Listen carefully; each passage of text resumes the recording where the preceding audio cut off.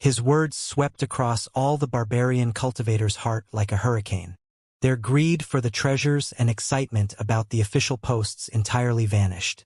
All the barbarian cultivators were dumbfounded, as if they had been struck by lightning. Attack Wuxia at night. Kill all of the ghost Qin people. That must be a joke. Liao, however, was applauding in his heart. So that was the real plan. Ling Shoujing had intentionally declared in public during the day that he would decree Wuxia the chieftain of the Southland, on behalf of the emperor tomorrow.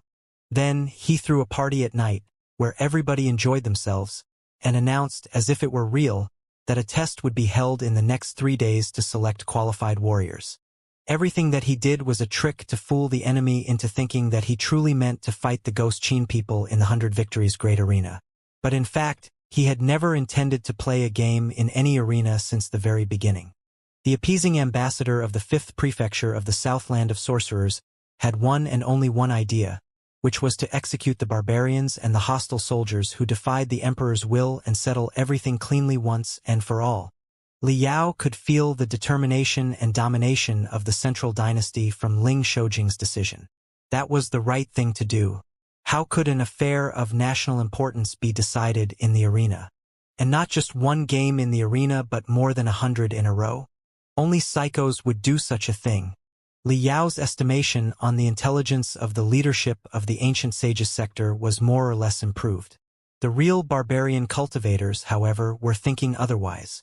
Many of them grew anxious after a brief silence. Well, for hundreds of years, it has been a tradition in the Southland of Sorcerers to settle scores through the 100 Victories Great Arena. It might pass if neither party agreed to resolve their conflict through the 100 Victories Great Arena.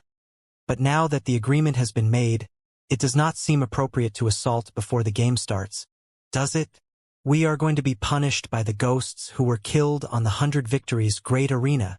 Master Black Moon is the host of the 100 Victories Great Arena this time. The 2 brothers of the Hua family only reached a truce for his sake. How do we explain it to Master Black Moon if we launch a reckless assault? Everybody's opinion differed, but the general idea was that they were not afraid of the tough soldiers from Ghost Qin, but the wrath of Master Black Moon. The peace negotiation was conducted because of Master Black Moon's facilitation. If the Great Qian dynasty was going to break the truce and assault the other side, how would Master Black Moon feel? The wrath of a nascent soul stage cultivator was never to be underestimated. Maybe Ling Shoujing would be able to resist it with his identity as the emperor's envoy of the Great Qian dynasty. However, the barbarian cultivators locally born and raised could never bear the consequences of slapping Master Black Moon's face blatantly like that. Ling Shoujing smiled confidently and clapped his hands. 2 people walked into the tent from the back. The first guy was Wuxia, the leader of barbarians who was close to the Great Qian dynasty. The second guy, however, turned out to be Master Black Moon, the greatest expert in the Southland of Sorcerers, the most respected sorcerer in the 100 tribes, the middleman of the negotiation, and the host of the 100 Victories Great Arena. For a moment, there was nothing but devastating gasps inside the tent. Thankfully, the tent was made of 9 layers of bull hide, and rune arrays to block waves were sewn in between every 2 layers. Therefore, however noisy it was inside the tent, nobody would hear anything outside. I was terribly deceived by Wuxia. Master Black Moon's pale, big face that looked like a full moon was packed with hatred that did not exist during the day. He put it straightforwardly. Wuxia told me that Wuxia and assassins from the Great Qian dynasty murdered the leader of the Fire Root clan, that he was merely avenging his father. In my carelessness, I believed his bullshit and promised him that the issue would be settled in the 100 Victories Great Arena under my name. However, I have discovered a lot of evidence that suggests it was the ruthless, despicable dog who killed his own father. Not only did he kill his own father, he had also betrayed the court, which has always given special privileges to the Southland of Sorcerers. He was planning to involve the entire Southland of Sorcerers in the flames of war. Such a man must have been possessed by the evil god. His qualification to participate in the 100 Victories Great Arena should be deprived. My identity is very special. Many tribes and villages that follow Wuxia are protected by me, too. Although they have joined Ghost Qin's side, I still can't bear to attack them in person. All in all, from this moment on to the morning, everything that will happen will be left aside. I will not question anyone for anything they do.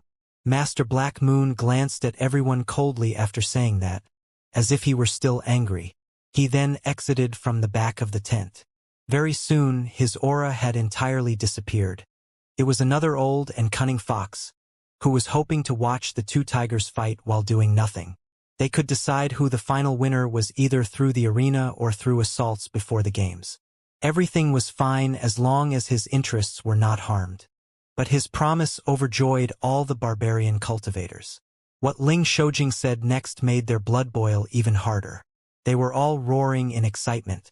In the battle to come, one hostile barbarian cultivator's head will be rewarded with 50 kilograms of gold and 5 kilograms of crystals, and one Ghost Qin cultivator's head will be rewarded with 150 kilograms of gold and 15 kilograms of crystals. Whoever kills Wuxia or the leader of the Ghost Qin soldiers will be rewarded with 50 kilograms of crystals. Liao was aware that the refinement and purification procedures in the ancient sages sector were not advanced yet.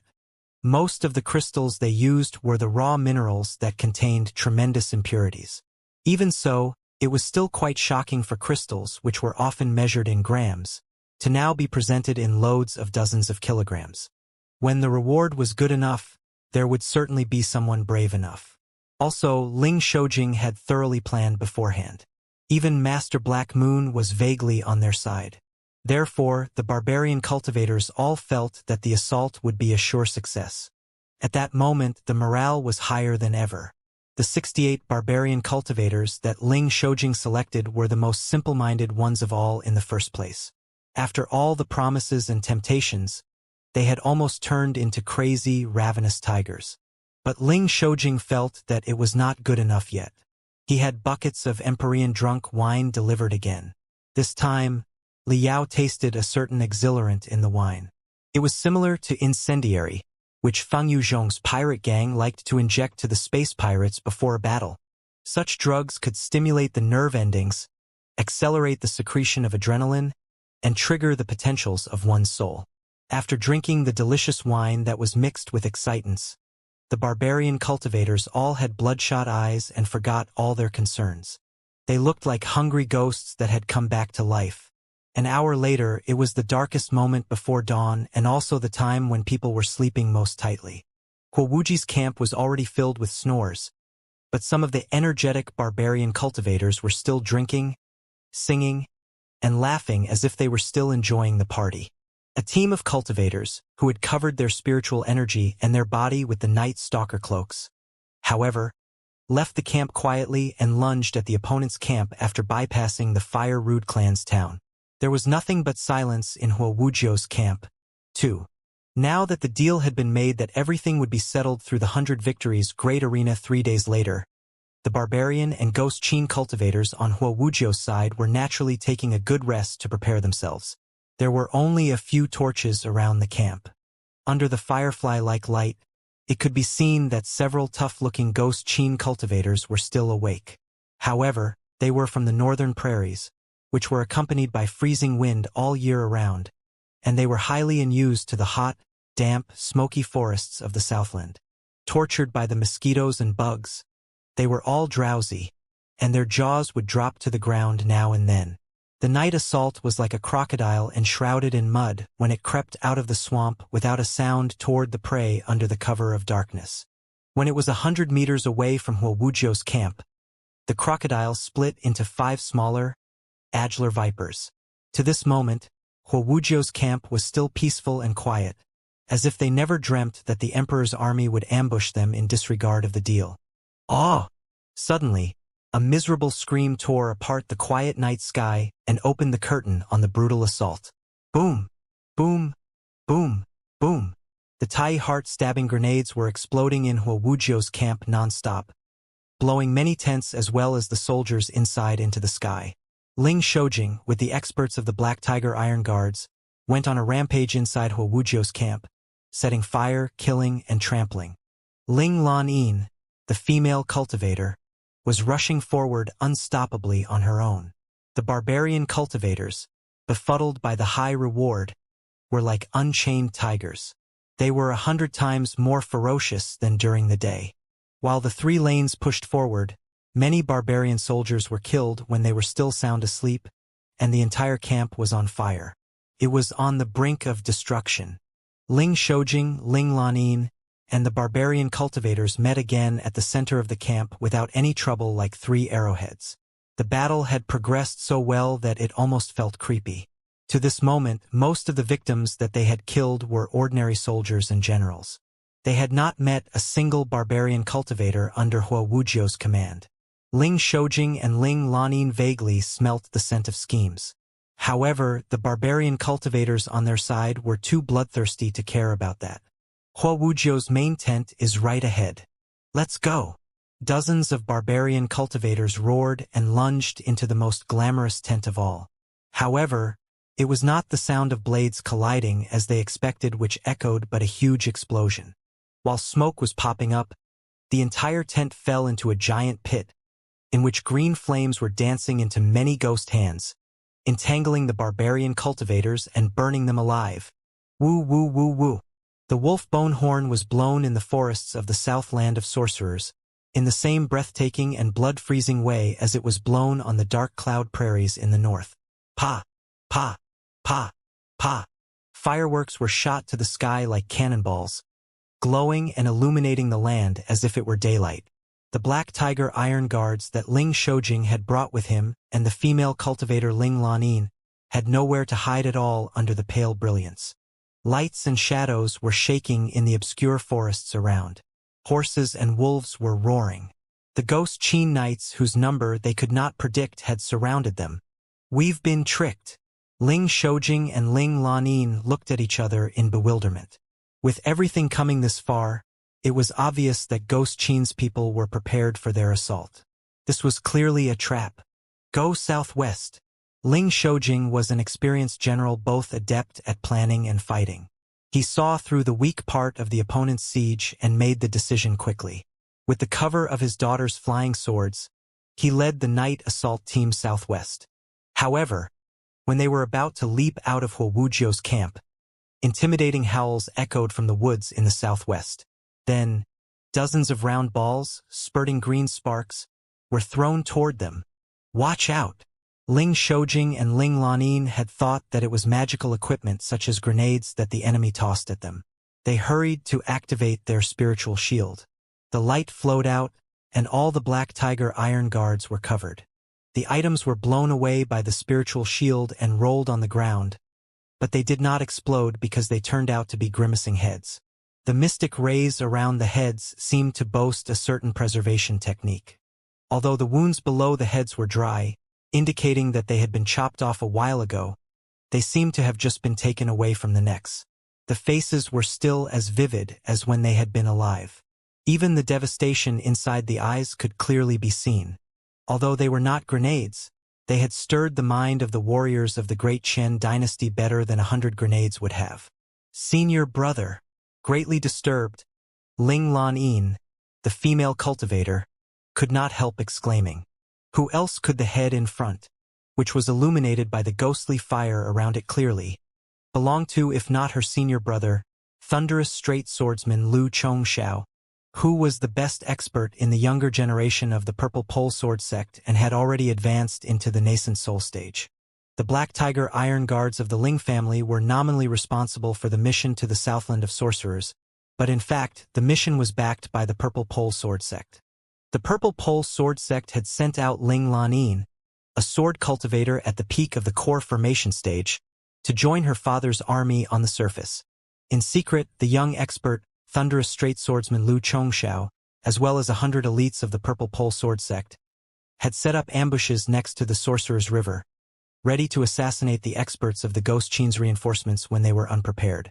If everything had gone well, Lu Chongxiao should have joined Ling Lanin a couple of days ago with the heads of the enemies before they worked together to clean up all the Ghost Qin survivors and the barbarians who defied the Great Qian dynasty in the woods.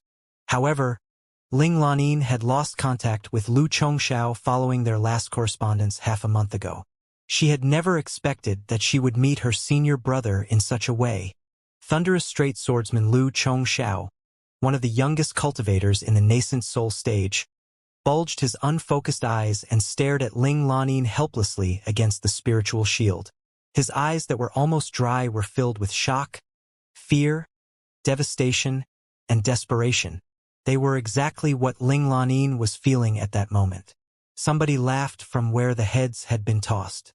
A dragon wolf with a body size larger than a rhino, surrounded by black spiritual energy, slowly paced out, leaving footprints of black fire behind.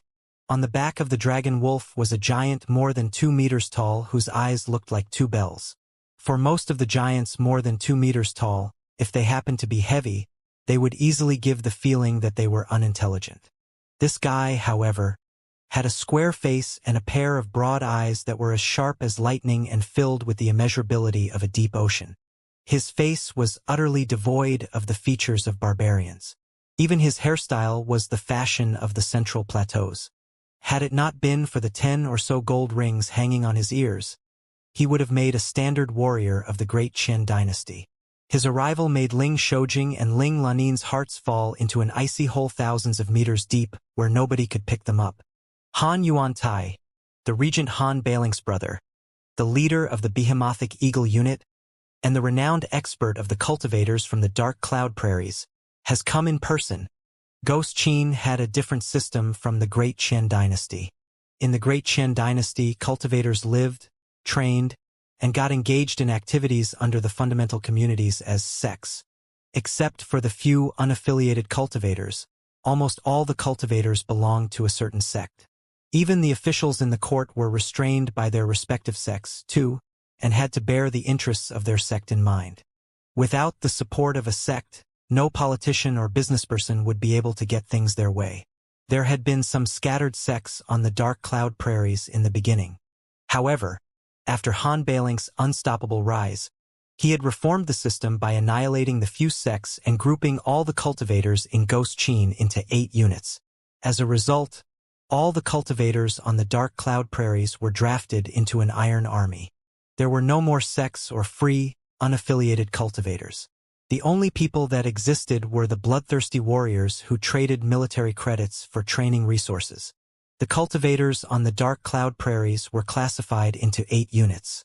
Han Yuantai became the leader of the Behemothtic Eagle unit, as one of the 8 most powerful persons, only second to Han Bailing, not based on his bloodline but because of his wisdom and his accomplishments.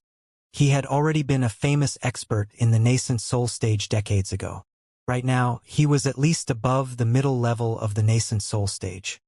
His hands were stained with the blood of the cultivators of the Great Qin dynasty, and he was one of the greatest headaches for Great Qin. Ling Shoujing had never expected that such a renowned noble of Ghost Qin would arrive in person to settle the trouble in the Southland of Sorcerers. No wonder even thunderous straight swordsman Lu Chongxiao was no match for him.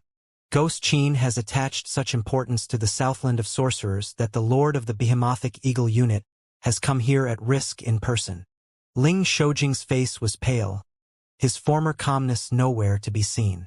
Even his hands were shivering uncontrollably. He knew that he had failed the moment Han Yuantai showed up. Moreover, who else could the smiling guy with a disgustingly big face that showed up together with Han Yuantai be if not Master Black Moon, who had been assuring him in the tent a moment ago? Master Black Moon, the top expert in the Southland of Sorcerers, had long joined Ghost Qin's side. Everything had been their scheme to concentrate the elites of the Great Qin dynasty and eliminate them once and for all. His heart in great pain, Ling Shoujing could not have regretted more that he launched the reckless night assault in his eagerness for victory. However, it was not exactly his fault. Although Master Black Moon was a barbarian cultivator, he was an avid embracer of the Great Qin dynasty's culture. Over the past few decades, he had traveled in the Central Plateaus a lot and maintained quite a good relationship with most of the noble sects, including the Purple Pole Sword sect, the Ling family's greatest reliance. Even though he had not visited the Purple Pole Sword sect in person for more than 10 years, he had asked someone to deliver the local specialties of the Southland of Sorcerers to the headquarters every year. With all the troubles that the Great Qin dynasty was mired in right now, could they complain about such an obedient vassal? Therefore, although Master Black Moon was based in the Southland of Sorcerers, The major sects were not biased against him, but considered him a member of the Great Qin dynasty. After the emperor's army arrived, it was quite understandable for Ling Shoujing and Ling Lanin that Master Black Moon could not stand on the Great Qin dynasty side openly because of the formidability of Ghost Qin. Therefore, when the two parties got engaged in secret, and Master Black Moon agreed to the night attack plan, the father and the daughter of the Ling family did not grow suspicious at all. It never occurred to them that the guy would betray them at the most crucial moment. Master Black Moon, you? Covering his chest, Ling Shoujing shook and almost fell off his horse. He did not hate Han Yuantai very much.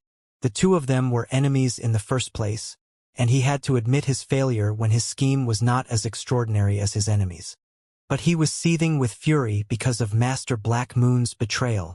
Master Black Moon smiled and said casually, "When fate dictates a change of dynasties, one must choose whom to follow wisely.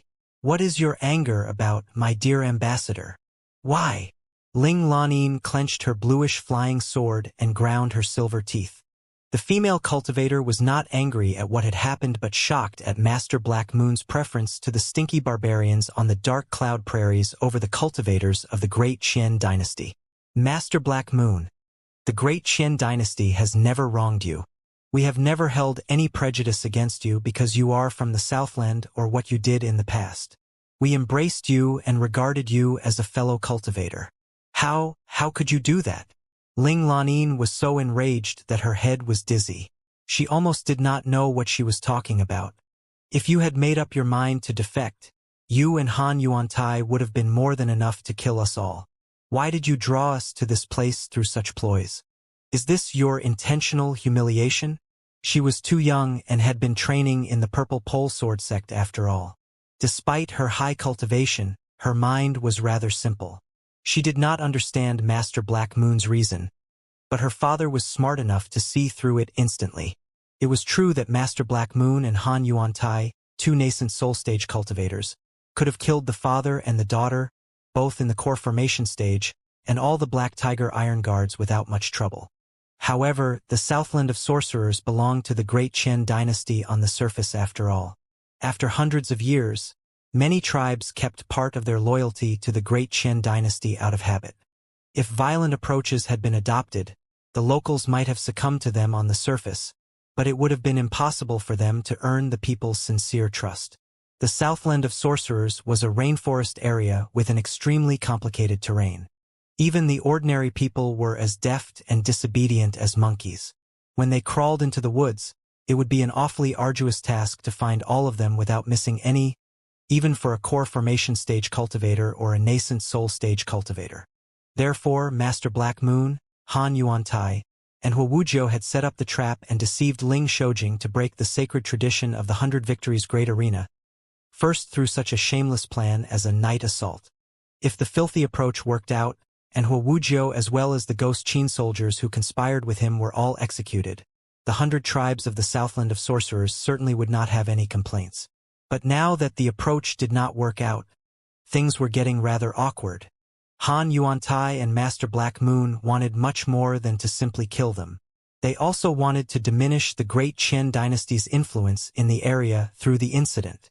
When Ling Shoujing recalled everything that he had done after he arrived at the Fire Root Clan's town, he realized that he had been doing exactly what his enemy wanted him to do in every step. The entire scheme was seamless and flawless. Despite Master Black Moon's cunningness, such a scheme was too much for him. Ling Shoujing had long known that Han Yuantai, Lord of Behemothik Eagle, was a general of both wisdom and courage and Han Bailink's right hand in Ghost Qin. The scheme was certainly his work. The guy truly deserved his name. If one appeasing ambassador was killed, the court could send out a second one, a third one, and even a 100th one. However, if the Great Qin dynasty's image was shattered and everybody lost their faith in it, it would be hopeless. Ling Shoujing smiled bitterly. He could see through everything right now, but what more could he do? As he expected, long snakes made of torches were zigzagging close from the Fire Root Clan's town. They were the chiefs, leaders, sorcerers, and other big shots in the Southland of Sorcerers. They had been invited by Master Black Moon to judge the 100 Victories Great Arena. But at this moment, They were the best eyewitnesses for the great Qian dynasty's shameless violation of the rules. In such a case, it did not seem very implausible that the previous leader of the Fire Root clan was actually assassinated by the court. The bank was collapsing, and nothing could stop the flood. Ling Shoujing was 100 times more desperate than his daughter. As he expected, Master Black Moon completely ignored Ling Lanin's question. He simply smiled at her and said in a voice that was barely audible, "I've long been told that the Purple Pole Sword sect is one of the most respected sects and has a secret technique for body build-up. My young friend, since you have advanced into the peak of the core formation stage at such an early age, you must have grasped the technique and built marvelous flesh on your body, right? I've remained stagnant in the beginning level of the nascent soul stage for decades and couldn't make any progress how much flesh and blood I devoured. With your body in the peak of the core formation stage, I may be able to break into the middle level of the nascent soul stage." Ha ha! Ha ha ha ha! Ling Lanin's face paled. Although she did not completely understand what he meant, the malicious aura of the nascent soul stage cultivator was too much for her to resist. At this moment, the morning glow had dyed the eastern sky red, and the chiefs and sorcerers of the tribes had arrived at Wuxio's camp in commotion. The fact that the father and the daughter of the Ling family and so many Black Tiger Iron Guards had appeared in Wuxio's camp, along with the broken limbs on the ground, were all undeniable proof. Warriors of the Southland, look at what the sordid people of Central Plateaus have done. Master Black Moon's evilness was suddenly concealed. When he slowly ascended to the sky, he was full of righteous fury. Changing to a tone of indignity, he bellowed, "We clearly made a deal and swore in front of all the deities and devils in the mountains that the leadership of the Fire Root clan shall be decided by the 100 Victories Great Arena, with the valor of the two parties. But the shameless and cowardly people of the great Qian dynasty turned a blind eye to the rules and ambushed Wuxio's camp while the night was dark. They have killed too many soldiers of the Southland of Sorcerers. They are scared. They do not have the courage to fight our warriors and the warriors of Cloud Qin in the arena and chose such vicious, clandestine methods. If I hadn't run into them in time, they certainly would have killed Wuxio. Our tradition that has been passed on for 1,000 years has been insulted. The dignity of all the warriors of the Southland of Sorcerers has been insulted. All the mountains in the Southland of Sorcerers have been insulted." Master Black Moon's every word was like thunder echoing next to the barbarian cultivators and chiefs' ears. Master Black Moon was well respected in the Southland of Sorcerers. The sorcerers of many tribes were deeply connected to him. Moreover, the proof was obvious. The Black Tiger Iron Guards there could not have been dragged to this place, could they? The court was too shameless. The barbarian cultivators on Wuxio's side were naturally roaring in fury. The wavering, neutral ones were also frowning, feeling that such an approach was too dishonorable for the emperor's army. Even the barbarian cultivators and chiefs on Ling Shoujing and Wuxi's side could not help but feel embarrassed, their stance slightly shifting. The barbarian cultivators who had been intoxicated by Ling Shoujing at the feast burst into even more fury after they woke up from their hangover. What was that supposed to mean? Hiding the night assault from them and making all of them drunk. It was obvious that they were not trusted, and they were merely camouflage. More importantly of all, they would have no share of the crystals and magical equipment at all. It was too sordid, shameless, and disgusting. For a moment, everybody was whispering. Few people were still firmly on the great Qian dynasty's side. After a momentary vicious smile, Master Black Moon slashed his right arm. "Kill them all!" Hundreds of ghost Qin knights above the refinement stage had been hiding inside the forests like ice melted into the water just now, showing absolutely no sign of their presence. But right now, they revealed themselves and charged at the Black Tiger Iron Guards in dozens of arrowheads. The barbarian cultivators loyal to Wuxio who were deployed at the periphery of the camp also jumped out to prevent the enemy from fleeing. Han Yuan Tai, riding the dragon wolf that was thicker than a rhino, faster than a leopard, and deadlier than a cobra, trampled upon Ling Shoujing. Master Black Moon, however, licked his lips and went to Ling Lanin. Voila! Ling Shoujing was blown almost 10 meters away, his spiritual shield and his armor both shattered. He threw out mouthfuls of blood and was obviously no match for Han Yuantai at all. If Han Yuantai had not intended to humiliate the emperor's envoy of the great Qian dynasty more, the attack alone would have blown him into smithereens. Hiu! Ling Lanin's orchid sword blossomed brilliantly in midair. Pooh!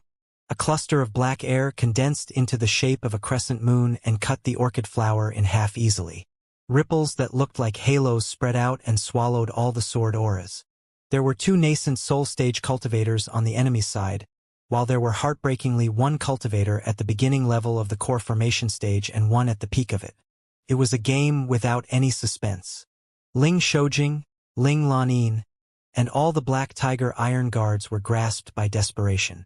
Their countenance was exactly like that of the cultivators of the Purple Pole Sword Sect whose heads were rolling on the ground. Death is our only destination today. Ling Shoujing struggled to his feet. He vomited blood while he roared, "Cultivators of the great Qian dynasty, die before retreating." The Black Tiger Iron Guards, each of whom had 3 to 5 sharp arrows stabbed into their body, roared too. "Warriors of the Ling family, die before retreating." The panic and confusion that flashed on Ling Lanin's face was soon replaced by determination and nonchalance. She pointed her long sword at Master Black Moon, the aura from her blade piercing through the morning sun that had just leapt out from the clouds.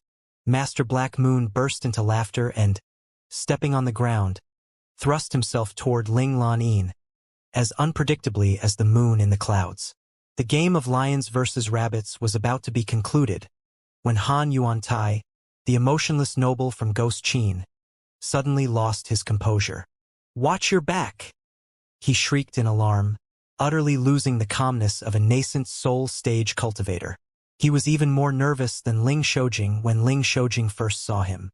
Abandoning Ling Shoujing, whom he could kill with a cough, he darted toward Master Black Moon like an arrow just released from a bow. At this moment, Master Black Moon was only 1 step away from Ling Lanin. But his back was right toward the enormous pit at the center of the camp where Wuxio's main tent had been standing. The giant pit was a trap that Han Yuantai and Master Black Moon had carefully prepared.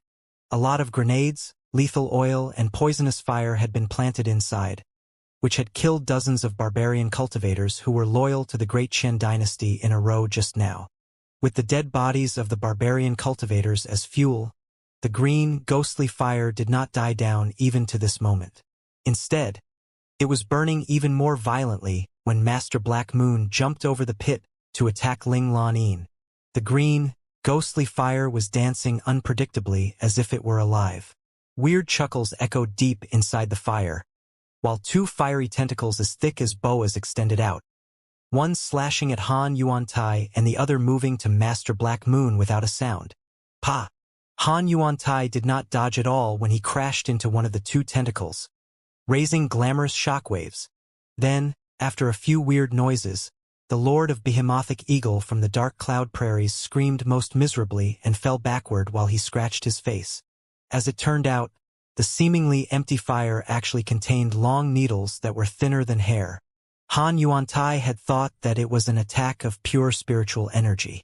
Confident in the abundance of the spiritual energy inside his body, he had not been scared of a head-on clash. But the weird existence hiding inside the pit was brazen enough to hide weapons inside the fire. There was no telling what the needles were made of and how long they were, but the needles were so thin that they seemed non-existent. They escaped his attention despite his senses in the nascent soul stage. As it happened, the needles were extremely hard, too. They pierced his spiritual shield easily into his mouth and nose. The long needles, through whatever uncanny techniques they entailed, were even squirming forward into his brain like caterpillars after they pierced into his face. What kind of evil arts are these? Greatly shocked, Han Yuantai quickly flew backward as if he had run into a ghost. He focused his whole attention on pushing out the long needles and could not have cared less about Master Black Moon anymore. Master Black Moon was merely in the beginning level of the nascent soul stage. He was weaker than Han Yuantai in the first place, and he was the main target of the tentacles of ghostly fire. Before he realized what was going on, his entire right thigh had been tied up. The dozens of venomous needles, Hidden inside the ghostly fire darted into his body and flowed throughout his body along his veins. Ah! Master Black Moon felt such excruciating pain that all his veins and nerves seemed to be gnawed by thousands of ants. The circulation of his spiritual energy was entirely blocked, too. Shwa! All the barbarian cultivators, the Black Tiger Iron Guards, and the Ghost Qin Knights watched Master Black Moon be snatched by the tentacles of ghostly fire into the seemingly bottomless pit, without putting up any resistance. Creak, creak, creak, creak. Evil, eccentric, and headache-causing sounds were immediately echoing inside the pit. Thousands of fiends seemed to be chuckling at the bottom level of hell at the same time, and infinite bugs seemed to be wiggling together. The barbarian cultivators, the Ghost Qin Knights, and the Black Tiger Iron Guards alike felt that their eardrums were being torn apart, and their heart was constricting while they were grasped by nausea. Even if they were summoning their spiritual energy to resist it, they could not suppress the shock and fear in their heart. The greenish, ghostly fire inside the pit, however, seemed to have just been added with oil. It suddenly soared to almost 100 meters tall like a raging, hideous fiery tree. Countless sparks were darting towards the audience randomly. They were growing and spluttering in the wind, making the scene even more chaotic. Everybody was covering their head and fleeing in utmost fear. Ah! Deep inside the pit, Master Black Moon was screaming most miserably, as if he were going through the cruelest suffering in the world. All the barbarian cultivators were looking at each other in bewilderment. They had to summon all their spiritual energy to stop their legs from shaking. It was the first time that they heard Master Black Moon, the top expert in the Southland of sorcerers, to cry in such a desperate way. What accompanied Master Black Moon's screams were hoots of derision, each louder than the last. A voice that was so sharp and high-pitched that it sounded from the gaps of rusted soil was shouting, "Yan Wenlong, take a look at who I am. Our grudge for decades can be settled once and for all today." Yan Wenlong was Master Black Moon's original name. But after he became a nascent soul stage cultivator who commanded dozens of villages, few people had the courage to call him by his name. Even Master Black Moon was not a title that general barbarians of the land dared to use. Most of them would kneel on the ground and call him Elder in the most respectful way upon meeting him. But right now their Elder was being publicly tortured. Many wrinkled, aged barbarian cultivators somehow found the weird sound familiar. It was not the sound itself but the arrogant, aggressive, and insolent tone in it. They all frowned and searched their memories. Suddenly, one of the old sorcerers shuddered, his face turning pale. His throat was uttering meaningless syllables, suggesting that he might have lost his mind in fear. Master Black Moon had absolutely no way to fight back while he was being savaged by the mysterious person. Even his loud and desperate screams turned into intermittent moans later. When the moans came to the feeblest moment, thousands of cracks were echoing at the same time, as if all the bones on Master Black Bone had been crushed in the second. In the next moment, the eccentric fire was even more brighter than before. Blood was spurting out from the bottom of the giant pit, only to be burnt up by the fire. The few bones and half-skull left was also burnt into ashes in the blink of an eye, too. Hiu! The greenish, ghostly fire immediately retreated to the pit. Not a single spark could be seen anymore. Green mist was rolling inside the pit and surging out into a hazy lake, as if it were competing with the morning glow. The hundreds of square meters nearby was all enveloped in the green mist. The green mist seemed to be made of countless fiends which boasted an evil life. It was hissing and extending out tentacles now and then, trying to drag the cultivators nearby into the mist. Even the barbarian cultivators born and raised in the Southland of sorcerers who were adept at the dark arts had never such a weird view before, not to mention the Black Tiger Iron Guards from the Central Plateaus and the Ghost Qin Knights from the Northland. Sensing the immense pressure from the depths of the mist, as if primeval beast was breaking out of the cocoon, all the cultivators felt their mouth was dry and their legs were shaking, not knowing what to do. At the center of the green mist, the waves were moving up and down, highlighting a cluster of air the size of a human being. At first look, the man was not very tall. He was rather slim, and his face was as young as a juvenile's. However, the tiny wrinkles at the corners of his eyes, which were as deep as the ocean and emitting brutality now and then, and his lips that were slightly pursed like a guillotine, made it impossible for anyone to tell his real age. He was wearing a broad, green robe which seemed to be made of ghostly fire. His hair was scattered behind his head like a waterfall, dancing crazily because of the boost of the ghostly fire. Floating in midair without support, he put his hands in his back and unleashed unparalleled spiritual energy blatantly. The waves tore apart the air and spread out in visible ripples, disintegrating a nascent soul stage cultivator into pus, and burning the pus into nothingness seemed to be an effortless triviality for him. He did not seem to be concerned about the hundreds of cultivators, including one in the nascent soul stage and several in the core formation stage at all, either. He was glancing at them so indifferently that they seemed to him nothing more than hens and dogs. Every cultivator he stared at felt that they were lying right below a guillotine at the mercy of the guy.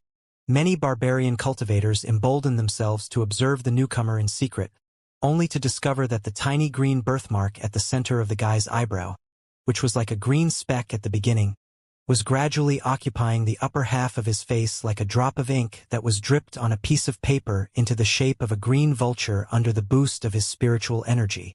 The green vulture seemed to be flying up at any second, taking up half of his face. It seemed to be adorning him with a mask, making him even more mysterious and unpredictable.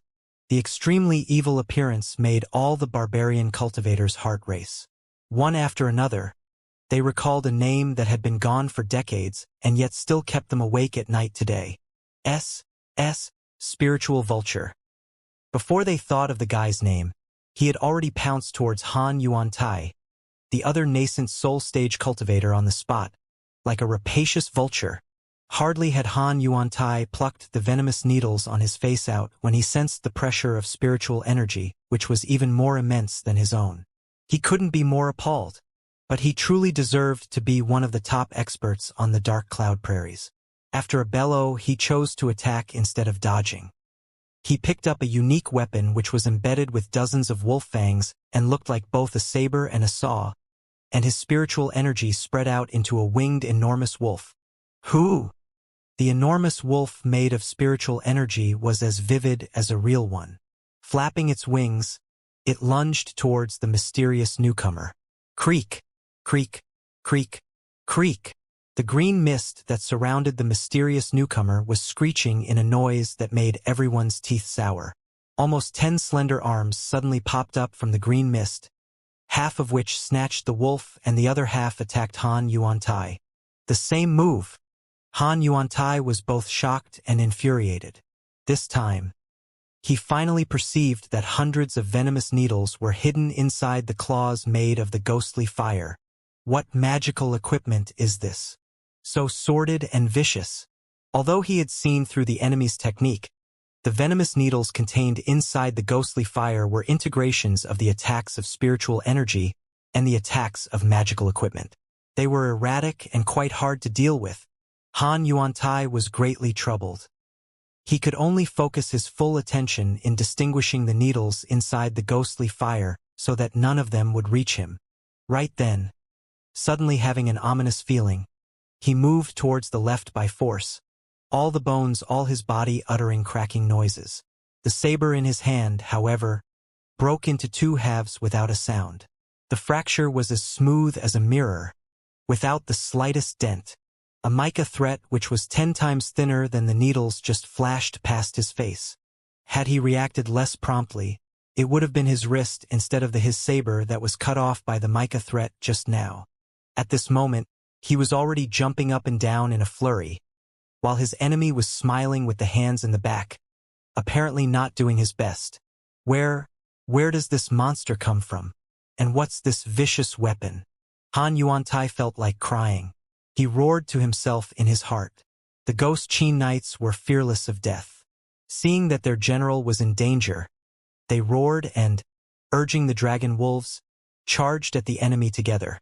The green-robed freak sniffed. He shook his sleeve, and dozens of glittering skulls flew out of his cuff and rotated in midair. The skulls were in fact made of metals and crystals. They were as vivid as natural. Green, ghostly fire was burning inside the hollow eyes and mouth. When they reached the ghost Qin Knights, they exploded after a few booms into thousands of skeletons of fire, blocking the riders from their general in a wall. Sensing the eccentric demonic energy contained inside the fiery wall, although the ghost Qin Knights intended to jump over it, the dragon wolves below them were all shrieking and howling, before they collapsed to the ground foaming and shivering, utterly intimidated. When the ghost Qin Knights who fell to the ground stood on their feet again, they saw the most unbelievable picture through the skeletons of ghostly fire. Han Yuantai, the invincible lord of Behemothic Eagle in their mind, a great expert in the middle level of the nascent soul stage, and a man of the time who had dominated the dark cloud prairies for decades, had been tied up by an enormous shackle which looked like the bones of a vulture. The vulture's two wings pierced deeply into his ribs, and his shoulder blades were grabbed by the vulture's claws. Its narrow, long neck that was full of sawtooth entangled Han Yuantai's neck, too. Han Yuantai was bound to the bizarre-looking shackle and unable to move at all. His countenance couldn't have been more weird. The green-robed freak opened his hand and grabbed Han Yuantai by his head like a falcon grabbing a chicken. There was not the slightest emotion in his deep, dark eyes while he glanced at the ghost Qin Knights casually. Within a breath, everything had been settled. One of the two nascent soul stage cultivators was as dead as anyone could ever be. The other nascent soul stage cultivator was alive, but he might be better off dead. To this moment, all the barbarian cultivators nearby finally realized what had happened and what was going on. They all knelt to the ground. There was no telling who started it, but everybody was crying in the loudest of their voice. Master Spiritual Vulture. Elder Spiritual Vulture. Everybody in Wolf Tail Village of the Silver Wolf Mountain welcomes Master Spiritual Vulture's return. Elder. We've been looking forward to today for 60 years. You have finally come back. Congratulations, Elder. You have finally perfected your techniques and become the real dominator of the Southland of Sorcerers. Elder Spiritual Vulture, you are truly invincible in the world. Everybody in the Silver Wolf Mountain is at your service. Elder. Ah! Ling Lanin suddenly woke up from a bizarre nightmare and moaned, only to discover that the adulations that she heard in her dream were actually happening in the town of the Fire Rude clan. She was shuddering coldly as if she had fallen into an icy cave. The golden core inside her abdomen was shaking like a candle in the blowing wind.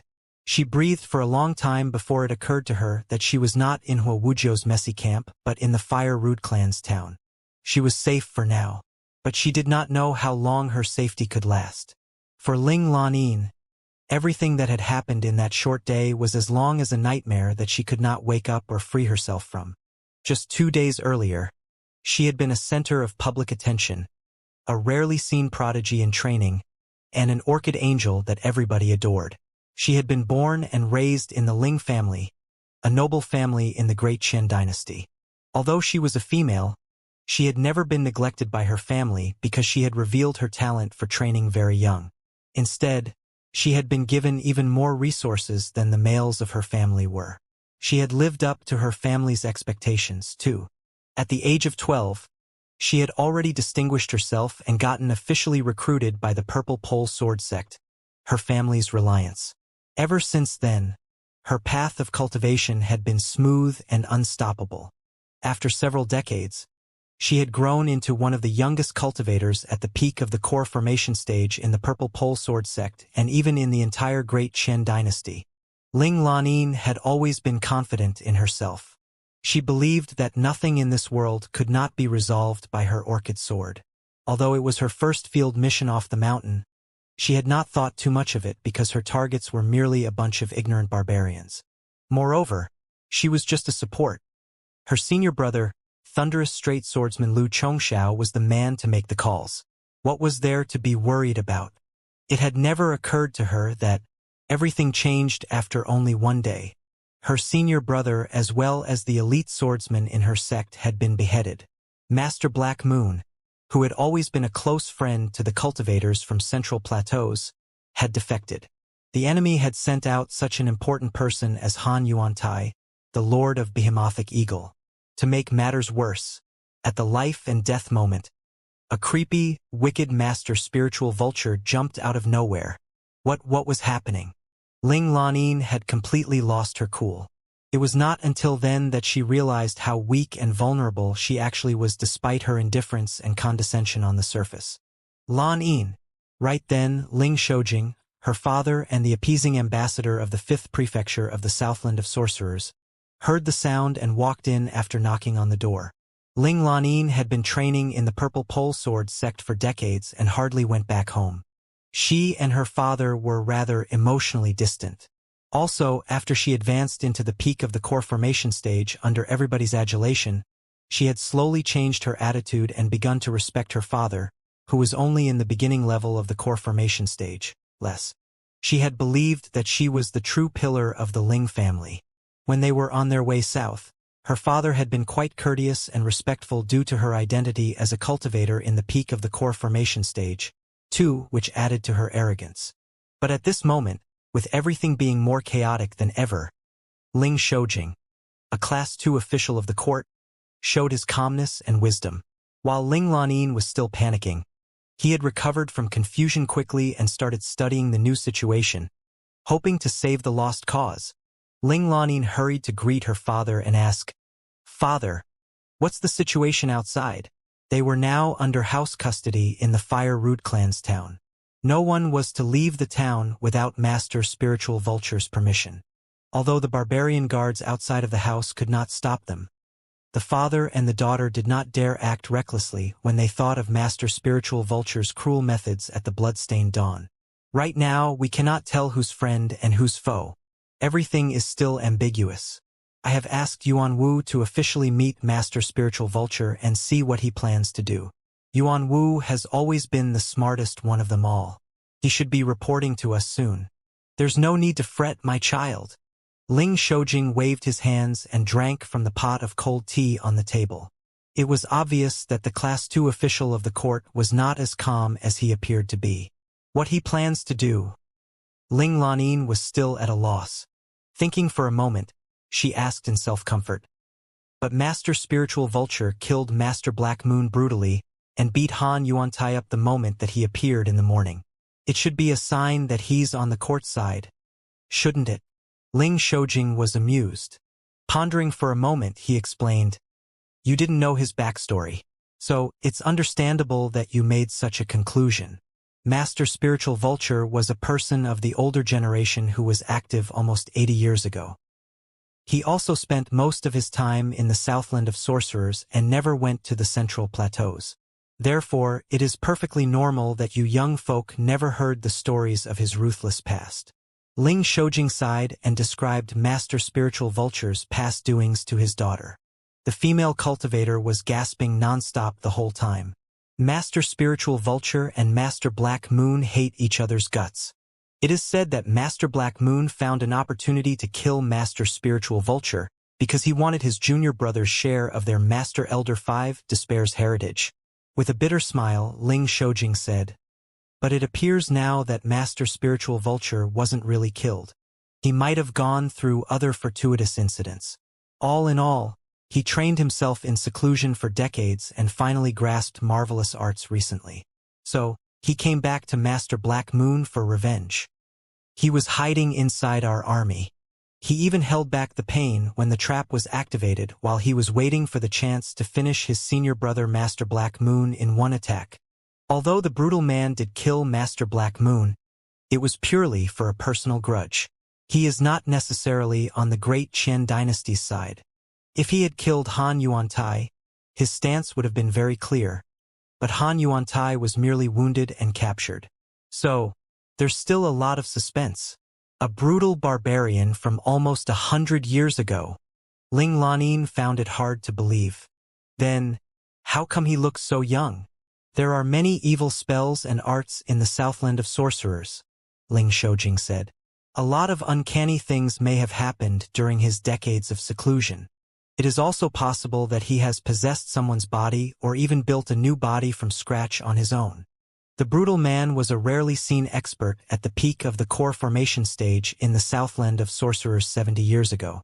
After decades of seclusion, He must have grasped certain amazing arts that allowed him to advance into the middle level or even high level of the nascent soul stage. He is one of the top experts in the world right now. Don't underestimate him because of his appearance, my child. He is definitely one of the most brutal men in the world. Ling Lanin quickly nodded. If anybody dared underestimate him after witnessing the brutal man's performance at dawn, they have felt that they had lived long enough. Well, Ling Lanin pondered for a moment and asked another question. Father, which side do you think this master spiritual vulture, who has just broken out of his decades of seclusion after grasping marvelous arts, will take? Great Qian or Ghost Qin? Ling Lanin was quite worried. She felt that the brutal man's cruelty was quite similar to the viciousness of the Ghost Qin people propagated in her sect. They could easily become conspirators. It's hard to say. Very hard. Ling Shoujing shook his head with that still bitter smile.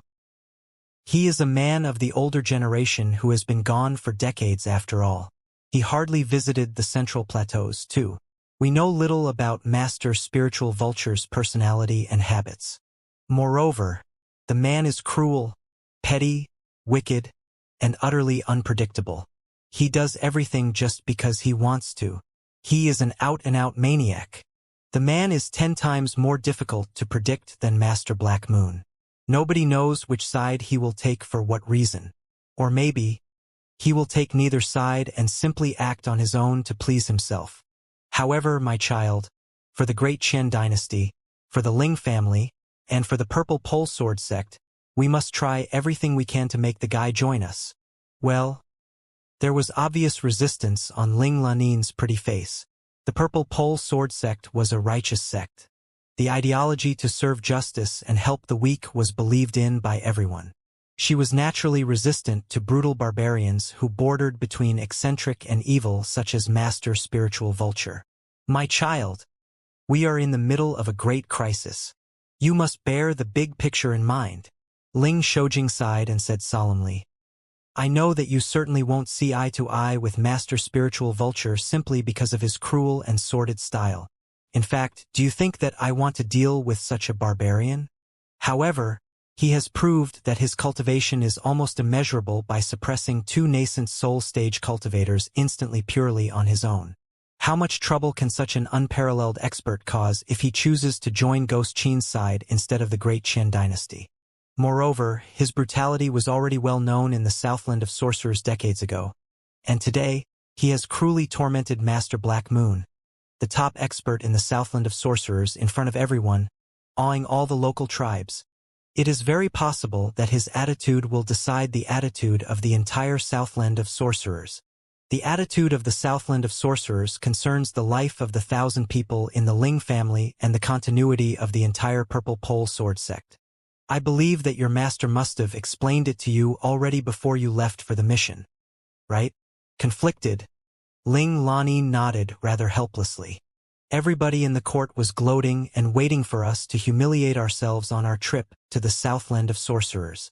Ling Shoujing sniffed and said, However, if we not only keep the Southland of Sorcerers stabilized but also bring a great expert above the middle level of the nascent soul stage back with us, what will the noble sirs in the court have to say?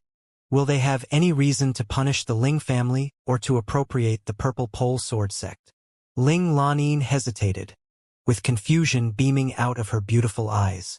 She had obviously thought of the dark cloud looming over her family and sect and was not as unwavering as before. Ling Shoujing coughed and said, My child, although Master Spiritual Vulture is extreme and cruel, he has never committed any crimes in the Central Plateaus. As a barbarian born and raised in a far-flung area, it is perfectly understandable that he is uncivilized and practices all kinds of terrible arts. We are in the middle of an unprecedented change right now, and the court needs every useful hand. The cultivators of the great Qian dynasty have more ferocious enemies to deal with, too. As long as he is willing to serve the court, I believe that the cultivators will not pursue what he did in the past. If we can edify him with the rules and courtesies of the Central Plateaus and make him abandon evilness for righteousness, we will be making even greater contribution. Her heart in a mess, Ling Lanin smiled bitterly. Her lips shivered for a long time, but she only sighed in depression in the end. This, this, this is very different from what I imagined before I left the mountain. It is indeed different. Ling Shoujing felt that he was somewhat shameless, too, considering that he was ignoring all the crimes that the guy had committed in the past.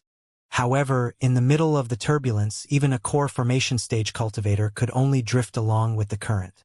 One moment of carelessness, and his entire family would be annihilated. What choice did he have except to struggle no matter what? My child, you will understand it better later. The appeasing ambassador of the 5th prefecture of the Southland of Sorcerers whined. Everybody says that cultivation is more difficult than leaping into the sky, but they don't know that struggling and surviving in the world of mortals is 100 times more difficult than cultivation. While the father and the daughter were sighing and concocting their plans, the servants outside reported that his 2 subordinates who went to visit Master Spiritual Vulture had returned. Yuan Wu, what did Master Spiritual Vulture say? Did he grant an audience? Because of the emergency, Ling Shoujing had no time to keep us his demeanor as the appeasing ambassador and degraded himself by saying grant an audience. The guy named Yuan Wu was a tough-looking young man who was close to the building foundation stage. But right now, he was like a frosted eggplant and replied lethargically, Your Lordship, I was pushed out by a bunch of barbarian cultivators before I had chance to meet Master Spiritual Vulture. According to them, Master Spiritual Vulture had gone to talk to Han Yuantai, and he would only have time to meet us after he decided what to do with Han Yuantai. What? Ling Shoujing and Ling Lanin both seemed to have been hit by lightning. They looked at each other, only to discover that they were both pale and sweating. Master Spiritual Vulture indeed did not kill the Ghost Qin captives. Moreover, he was meeting the Ghost Qin people before he met the envoy from the Great Qian dynasty. In a moment Master Spiritual Vulture became even more mysterious and unpredictable to them.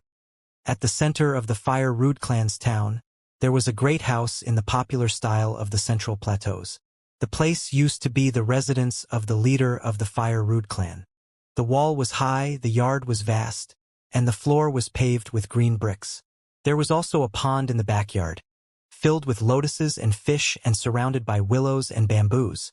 To maintain such an elegant and peaceful house in the Southland of Sorcerers was quite costly. It was also a sign of the Fire Rule Clan's immense wealth. At this moment, the fine cottage naturally became the temporary residence for Master Spiritual Vulture, the new, top expert of the Southland. However, the guy kneeling on the ground below the willows near the pond in the backyard was not Master Spiritual Vulture but Han Yuantai, the Lord of Behemothik Eagle, whose air did not befit the delicate environment at all. Bloody stains covered his body. Quite a few claw traces left by Master Spiritual Vulture were still lingering on his forehead. Dense scars caused by the venomous needles had marred his face. He was bruised and swollen and could not have looked more miserable. The weird shackle on him was not taken off, either, but sank even deeper, making him unable to summon his spiritual energy at all. He was almost a cripple, and even breathing was a painful task for him. The man from the north, however, was quite calm. He was even studying the shackle on his body with great interest instead of appreciating the lotus flowers inside the pond next to him. What a finely made piece of magical equipment. It is even more delicate than the shackles used in the prisons in the capital city. All my acupoints and critical veins have been locked, and I cannot break free from it however hard I try. I'm afraid that even the strongest expert will have to beg for mercy after they are caged by such magical equipment. There are also the unpredictable venomous needles and the sharp blade made of mica that was 10 times thinner and barely perceivable. All the weapons are the most vicious magical equipment. Master Spiritual Vulture is not much stronger than me in terms of spiritual energy reserve, but he waded deep inside the fiery pit for the best opportunity to launch thunderous attacks with all his marvelous weapons. His patience and determination are even 100 times scarier than his needles, blades, and shackle. The purpose of my mission to the south is to recruit the greatest heroes in the world. If such a distinguished man works for Cloud Qin, he will certainly be a great help for our cause. While Han Yuantai was pondering, he suddenly felt that the lotus flowers in the pond were shivering, and his heart was aching too as if it had been stung by needles. He raised his head, only to discover that the black-haired, green-robed, young-looking master spiritual vulture was standing right before him. The birthmark on the unparalleled brutal man's face had been restricted to a green spot at the center of his eyebrow again, making his face more agreeable than before. However, for Han Yuantai, who had experienced his cruelness in person, the agreeable face was even more terrifying than an angry one. Holding back his horror, Han Yuantai suddenly laughed aloud and said, "You are finally here, master." Liao showed no expression, but he added 0.5 points for Ghost Qin in his heart. He had intentionally ignored Ghost Qin and Great Qian for 2 hours and observed the reactions of the two sides. The Ghost Qin Knights and Han Bailing's right hand had behaved quite calmly. Even if they were merely pretending, they looked rather tough and showed barely any vulnerability on the surface. On the Great Qian dynasty's side, however, everybody was sighing in panic. Even the father and the daughter of the Ling family failed to respond to the crisis satisfactorily. In the meantime, when Han Yuantai saw him, the guy was still able to laugh confidently despite the unease in his heart, which alone would be evident enough that the guy deserved to be a notable man in the north. Liao looked at the shackle on Han Yuantai's body.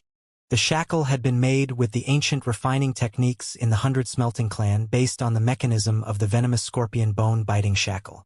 It was tailor-made for the nascent soul-stage cultivators of this sector. The fact that Han Yuantai was talking and laughing elegantly despite the shackle made Liao think more highly of him. Liao rolled his eyes and said creepily, "You seem delighted to see me, fellow cultivator Han. Why?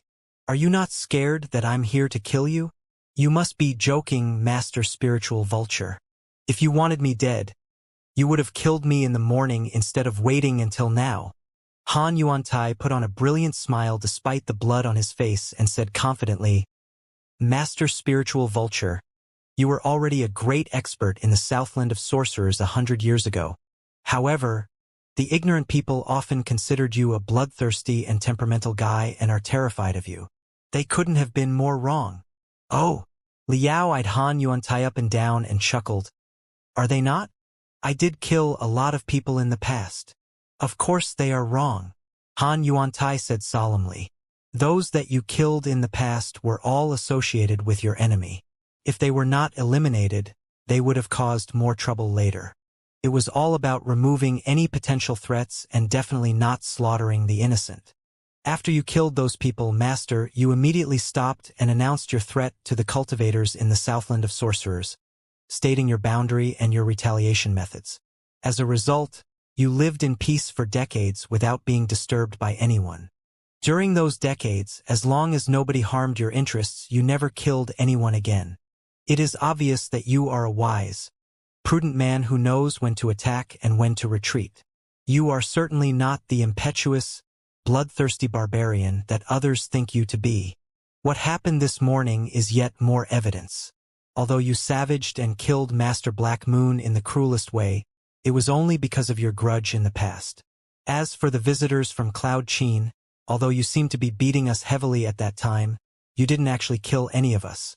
It is obvious that everything is within your control, and you want much more than to seek vengeance." "Hee hee." Liao sniffed angrily. Green brilliance suddenly shot out of his dark eyes and swirled around Han Yuantai's neck like a sharp blade. He was like an old monster who intended to kill the guy that had seen through his secret. Han Yuantai felt that somebody was stinging his back, and he almost grunted when Liao glanced at him. However, he knew that he could not give in to such an old monster. He had to raise the opponent's curiosity one way or another. Making up his mind, he laughed dryly. "I almost forgot. I must congratulate you on behalf of my brother Han Bailing, the regent of Cloud Qin. You must have experienced a lot of fortuitous incidents during your decades of seclusion. After such a long period of training, you have finally soared into the sky as one of the top experts in the world. With your amazing cultivation, a minor Master Black Moon is truly nothing worth mentioning. You are more than capable of competing with the great heroes of the world in the sky of the royal palace in the capital city in the central plateaus right now, master." Liao did not even bother to lift his eyes. He sneered. "Of course. Master Black Moon was just in the beginning level of the nascent soul stage and meant nothing to me. What I want to do most right now is go to the central plateaus and see what the Emperor's throne looks like in the royal palace, or go to the dark cloud prairies and see what a hot woman Ha Bailing's wife is. Ha ha. Ha ha ha ha. With a hint of fury flashing inside his eyes, Han Yuantai stood straight despite the shackles and replied toughly, Master, you may be one of the top 20 experts in the world with your incredible abilities. However, even the strongest expert has his limits. Fighting a nation, a people, or the unstoppable fate on your own is just a suicidal endeavor. You are truly not scared of death. Liao narrowed his eyes and blew Han Yuantai away into the mud heavily. Han Yuantai struggled to his feet from the mud and burst into laughter. I shall die without regret for the great cause of Cloud Qin. Liao's killing intent was soaring. He glared at Han Yuantai coldly as if his eyes were steel sabers. Han Yuantai gritted his teeth so hard that they were cracking. He craned his neck and stared back at Liao. He was overwhelmed by the brilliance in Liao's eyes many times and almost turned away his head to dodge it. But he persisted to the end with the fire in his chest. Around them, the lotus flowers in the pond were shivering and withering rapidly. The fish and the shrimps were jumping on the surface of the pond, only to be floating on the surface dead soon, as if it were not a pond but a pot that they were staying in. Right when Han Yuantai was about to collapse, the intimidating killing intent around Liao was suddenly gone, as if it had never appeared. He smiled casually. Very brave. Han Yuantai took a long breath in relief. The tough man from the north and the well-respected nascent soul stage cultivator in the dark cloud prairies almost burst into tears in front of the unpredictable old monster. At this moment, his legs were finally shaking beyond his control. Not even having the time to wipe off the sweat on his forehead, he breathed heavily before he managed to smile. You are flattering me, Master. I have noticed just now that I underestimated Master's level after all. With Master's cultivation today, it is possible that you are one of the top 10 experts, and you are capable of fighting a nation and a people with yourself and your sword. Forget it. We are all smart guys here. Let's put it more straightforwardly. Liao waved his hands and said, for a cultivator, especially those in the nascent soul stage such as us, to make progress, wealth, residence, arts, and partners are indispensable factors. We will consume astronomical resources on a daily basis, which can only be covered by a fixed base and a huge population. Fighting a nation on one's own might be possible if the purpose is short-time sabotage. But it is absolutely impossible to compete with the nation for long. Hehe. I don't need you to point out that the Southland of Sorcerers is too remote and ragged. Although the despicable pests are everywhere, heavenly materials and earthly treasures are extremely rare here. Also, this place has been quite desolate since ancient times. No powerful sects had ever been headquartered here. Therefore, it is very difficult to find a residence or a relic below the ground. In such a rough environment, it is already the limit for the cultivators in the Southland of Sorcerers to advance into the beginning level of the nascent soul stage with the peculiar arts. Although I have reached the level I'm in right now because of other fortuitous incidents, it will be the wildest dream if I want to pursue further and touch the mysterious divinity transformation stage. If we get to the bottom of it, the Southland of Sorcerers is too small a pond even for a tortoise. How can a high-level nascent soul stage cultivator be distinguished in such a place? To break into higher levels, I must have a higher population, more prosperous land, more residences and relics. How can I not understand such a simple logic? However, Liao suddenly sneered before he said unhurriedly, you can give me such things, but the great Qian dynasty can too. With my level, techniques, and magical equipment today after 60 years of hard training, I will be a well-respected guest and elder wherever I go, won't I? I don't know, nor am I interested in what Master Black Moon was thinking of. But why do I have to abandon the prosperous great Qian dynasty for your Cloud Qin? It's true that the dark cloud prairies are boundless, and that quite a few powerful dynasties have emerged in the past 10 of thousands of years. There must be quite a few relics and secret treasures below the ground. However, your population is too small. As a result, there are few cultivators and famous sections.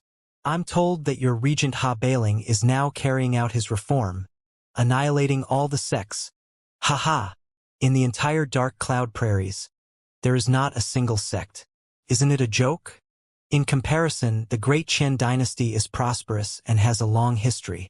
The 100 or so noble sects can be traced back to 1,000 years ago or even longer before to the previous dynasties. There are as many experts as raindrops in the sky. The cultivation arts and classics are too many to be counted. Of the 300 nascent soul stage cultivators in the world, the Great Qian dynasty boasts more than 200. I'm told that you had a minor victory against the Great Qian dynasty last year, and your vanguard almost reached the capital? What was the result? Did you not hurry to run away after plundering the resources? Were you bold enough to stay and fight against the nascent soul stage cultivators of the Great Qian dynasty the hard way? Hehe. Master Black Moon may have been bewildered by your fancy talks. But your bullshit is not going to persuade me to run errands for you so easily. Han Yuantai, do not think that I dare not kill you. You are merely in the middle level of the nascent soul stage, nothing more than a bug in my eyes. If I want to crush you, I will crush you. Does it really matter? I kept you alive because I want to see what you can say to encourage me to get on your boat. Come on. I've been training in seclusion for 60 years. Now that I'm out again, it's true that I'm not familiar with the situation of the world. Just try your best to enchant me. Tell me why Ghost Qin of the Dark Cloud Prairies is qualified to challenge the Great Qian dynasty. Hehe. You are free to brag about Ghost Qin however you want, because I will not be able to tell whether it is true or false at all. But in case you forget, I have 2 core formation stage cultivators of the Great Qian dynasty in my hands, too. Later, after I cross-check what you say, I will know exactly who is speaking the truth. If I find that you lied to me... Li Yao chuckled creepily again. Han Yuantai shuddered deeply, feeling that the coldest wind was blowing at his bones. His every joint seemed to have been stabbed with dozens of rusted nails, which made him feel sour and unable to move at all. Master, your eyes are too keen. I do not dare to say anything false. Taking a long breath, Han Yuantai was about to give a long speech, when Li Yao waved his hands and declared gravely, "Just abandon your rhetoric. Isn't it exhausting to talk in such a way all day long? I'm a barbarian from the wilderness, and I don't understand your empty words. So, just tell me in the most candid way what is strong about Ghost Qin, what is weak about the Great Qian dynasty, and why the cultivators of the Dark Cloud Prairies are confident to compete with the Great Qian dynasty, which boasts 1,000 sects large and small and countless cultivators, when you do not have a single sect." Han Yuantai took a long breath. He suddenly raised his neck and burst into a laughter. He didn't stop after a long time. Unsatisfied, Li Yao said gloomily, "Speak now. If you continue being pretentious, I'll pluck all your teeth from your wretched mouth." Han Yuantai knew that the man was brutal enough to fulfill what he had promised. He immediately stopped laughing and said solemnly, "You've mentioned many times that the Great Qian dynasty boasts a lot of sects and nascent soul stage cultivators. Master, do you believe that the more sects and cultivators, the stronger a nation will be?" Li Yao rolled his eyes, amused. "You are stating the obvious. Is it not the case?" "Of course not," Han Yuantai replied resolutely. "Although it is what the 100 dynasties in the ancient sages sector have believed, people of Cloud Qin are going exactly the opposite way. We believe that sects are the cancer of a nation. The more sects and nascent soul stage cultivators, the weaker a nation will be. Right now, the Great Qian dynasty has 3,725 sects large and small and 221 experts in the nascent soul stage. But they are the sign of the Great Qian dynasty's doom instead of the foundation of its prosperity. The more sects there are, the weaker a nation will be." "That's a fresh idea." Li Yao laughed and said lazily, "Do you care to explain it?" Han Yuantai struggled to his feet, but clattering noises were echoing from his body, because his excitement triggered the barrier. Han Yuantai finally grunted in pain. Li Yao curled his right little finger and snapped it. Then, the shackles suddenly took off from Han Yuantai's body and condensed into a skeleton vulture again. before it hovered above Han Yuantai's head and flew back to Liao. Liao extended his arm, allowing the skeleton vulture to land on his arm. Then, after a shake, he stored the shackle into his cosmos ring. Disbelief beamed out of Han Yuantai's face. He mumbled, "I'm told that there's an amazing artifact in the ancient times named Deity Tying Rope. The barrier of yours must be similar to the Deity Tying Rope Master." Liao said coldly, "I didn't relieve the shackle to hear your crap." Calming himself down, Han Yuantai immediately focused his attention on the topic. The idea that the more sects there are, the weaker a nation will be seems absurd. But it will make sense when you give it enough thought. A powerful and unified court is mandatory for any nation to grow strong. As the saying goes, there can never be two suns in the sky, and there can never be two monarchs on the earth. When the decrees from the emperor are carried out inviolably, the local prefectures will be stable, and the folks will live in peace. It is the everlasting law of history.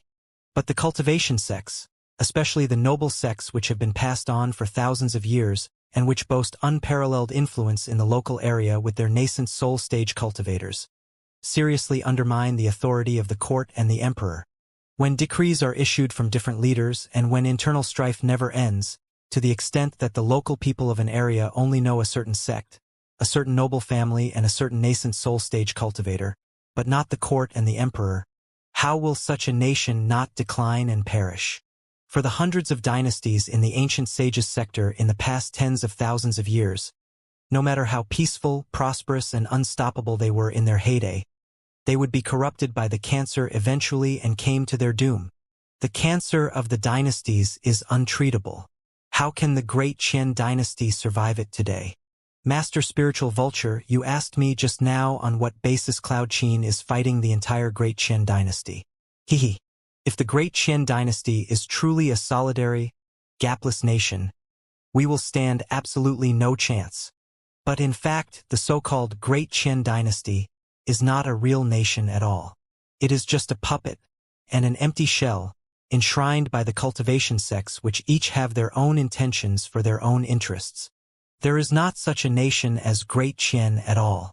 There are only the countless sects that are essentially loose sand below the fake title.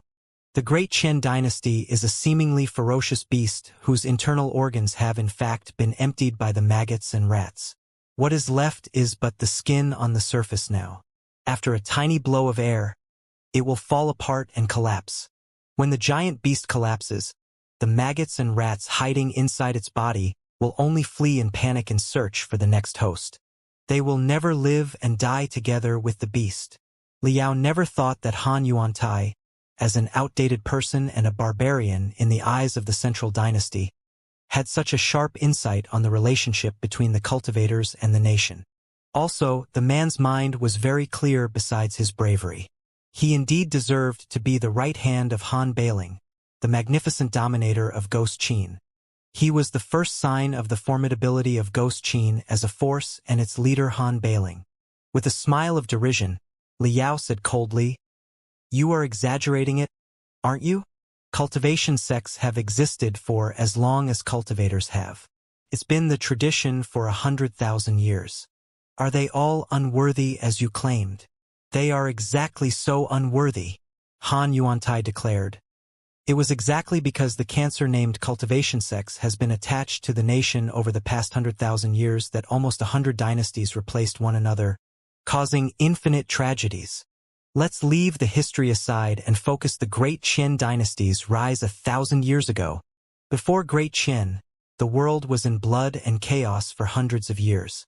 At that time, the thousands of sects of the ancient sages sector were kings in their own territory. The wars between them never ceased.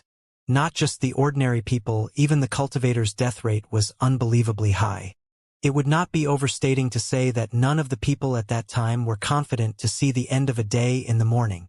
It was not until the thunderous Qian Hall, the predecessor of the Great Qian dynasty, rose unstoppably and unified the world-leading 80 sects, that the new dynasty was founded and the peace in the ancient sages sector was restored.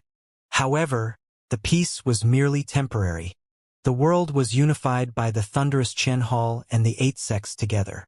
Naturally, the contributors must be properly rewarded.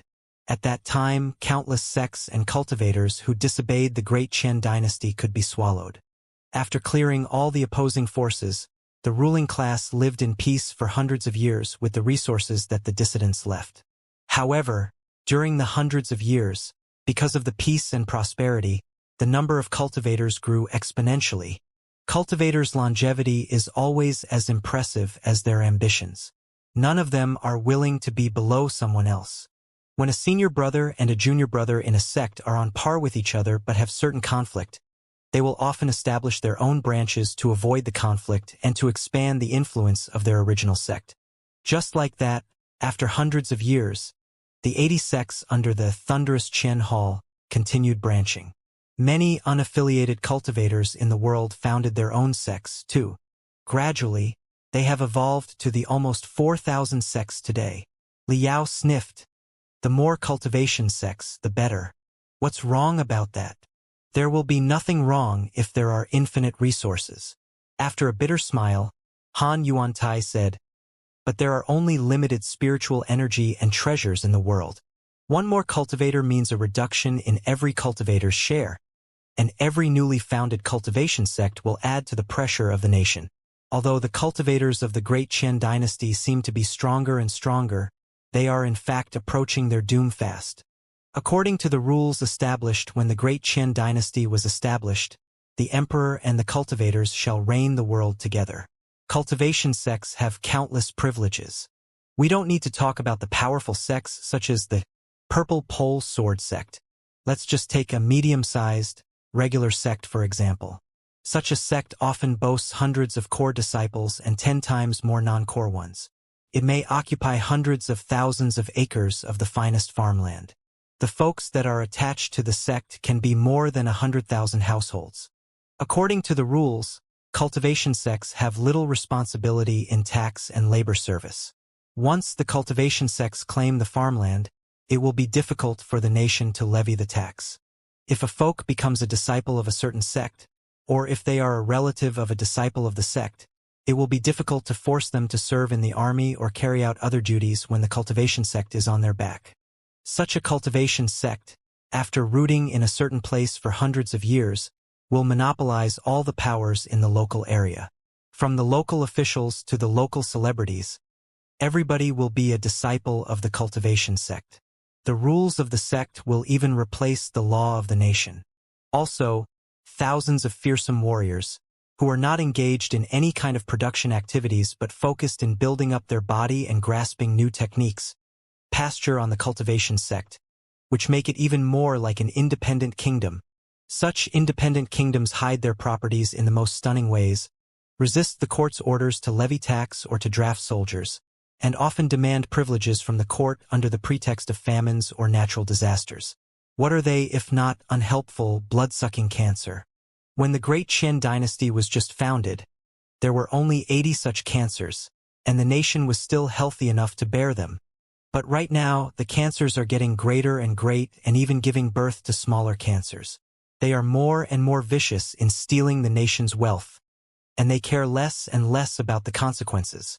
How can the great Qian dynasty not collapse when its emaciated body is burdened with such 4,000 cancers?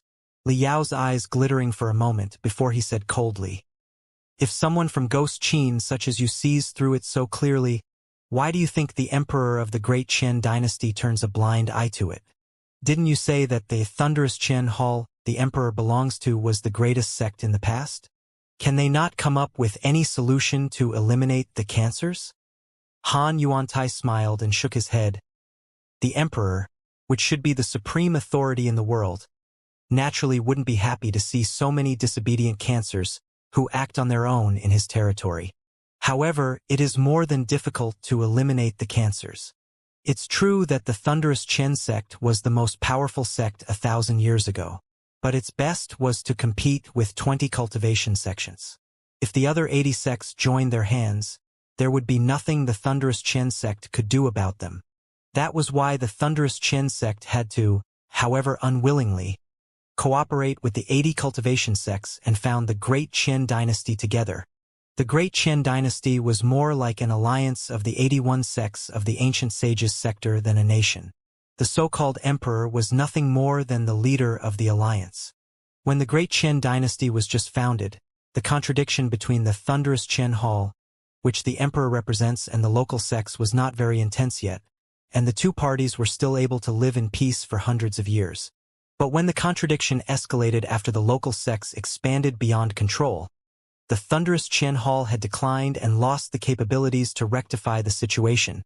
Pondering for a moment, Liao asked, "Now that the thunderous Qian Hall seized the power as the royal family of the Great Qian dynasty, they must have been entitled to the best resources, techniques, and magical equipment.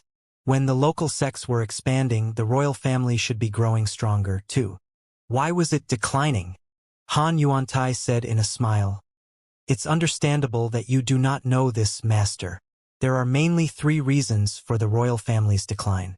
Firstly, every emperor is busy attending to the national affairs. They are often participating in various meetings every day and dealing one problem after another. If the emperor is diligent and works on everything in person, he will not have time for training at all. Even if their level is improving, their combat ability is often dropping. If the emperor entrusts the national affairs to the ministers and focuses on training himself, it will be an opportunity for the rise of the local sects, because most of the ministers come from other cultivation sects and not just the thunderous Qian Hall alone. Secondly, the emperor's throne is the seat of supreme authority. Even if the title is just the nominal leader of the world, many people are still coveting it, too. The political struggles within the royal family and the parasital tragedies have never ceased in the past 1,000 years. The emperor are not assured when he entrusts the national affairs to the cultivation sections.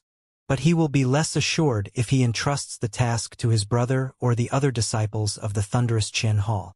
Ever since the Great Qian dynasty was founded, the thunderous Qian Hall and the entire royal family have been mired in the most cruel internal strife. Counting the new emperor who acceded to the throne last year, there have been 66 emperors in the Great Qian dynasty in the past 1,000 years. On average, every emperor passed away after they were in power for less than 20 years. Their longevity was unbelievably short for cultivators who can easily live up to 200 to 300 years old. It was hardly likely that they died of old age, right? Nobody could tell how many clandestine tales are behind their abrupt death. Thirdly, the world is the royal family of the Great Qian dynasty's world on the surface. Therefore, the emperor is a common foe for all the cultivation sects. No matter how contradictory the cultivation sects are amongst themselves, they will join their hands to compete with the emperor when they are challenged by the latter. The emperor lives inside the royal palace in the capital city. He does not know the real situation in the nation, and most of his army come from the local areas, too. If he ends up on bad terms with the cultivation sects, he does not even know for sure whose orders the soldiers will take. How can he expect to fight against the world? After 1,000 years of struggles, the Great Qian dynasty has reached a point where every place is brimming with cultivation sections. The folks only recognize the leaders of the sects but do not know the emperor. When they are in trouble, they will go to the cultivators, hoping that the cultivators will serve justice, instead of reporting the issues to the law enforcement. It is not strange at all that the emperor's orders cannot leave the capital city, or even the royal palace. Deep in thought, Liao said, "So to speak, for the emperor, the cultivation sects are truly the untreatable and obnoxious cancers? Not just for the emperor. They are cancers that are 100 times more cruel for folks, too." Han Yuantai said solemnly, "Most of the members of every sect are the aggressive, murderous soldiers. They do not work or have knowledge about any trade. What they do every day is to train themselves with the ways of killing. Besides, their appetite is shocking, too. The food they take are dozens times more than that of the ordinary folks.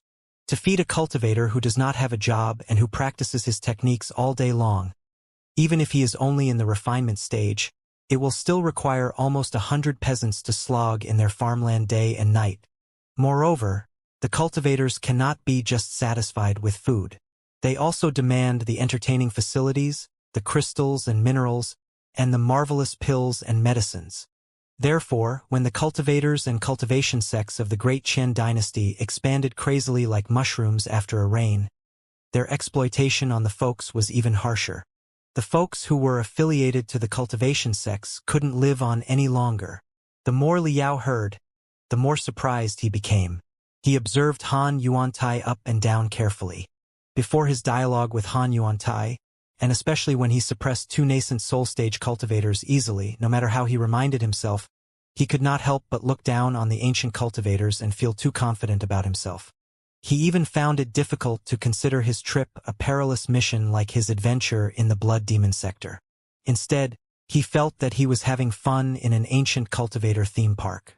It never occurred to him that a world of ancient cultivators that was entirely blocked from the universe could produce such an insightful man as Han Yuantai. Han Yuantai was already remarkable. What kind of great hero would Han Bailing, the magnificent leader of Ghost Qin, be? What amazing accomplishments would such people have achieved if they were born not in the ancient sage's sector, which was enshrouded in the dark nebula, but in the boundless sea of stars outside? But maybe it was not too late. Whether Liao was willing to or not, the ancient cultivators who dominated the ancient sage's sector would break out of the dark nebula and appear in the world of modern cultivators one way or another. What would happen when 300 ancient nascent soul-stage cultivators appeared in the Federation, the Imperium, or the Covenant Alliance? Liao calmed himself down and pretended that he did not buy it. He sneered, "You must be exaggerating. The cultivators in the Southland of Sorcerers have a long history, too. Why aren't such things happening here? The Southland of Sorcerers is different from the main territory of the Great Qin dynasty." Han Yuantai replied very peacefully.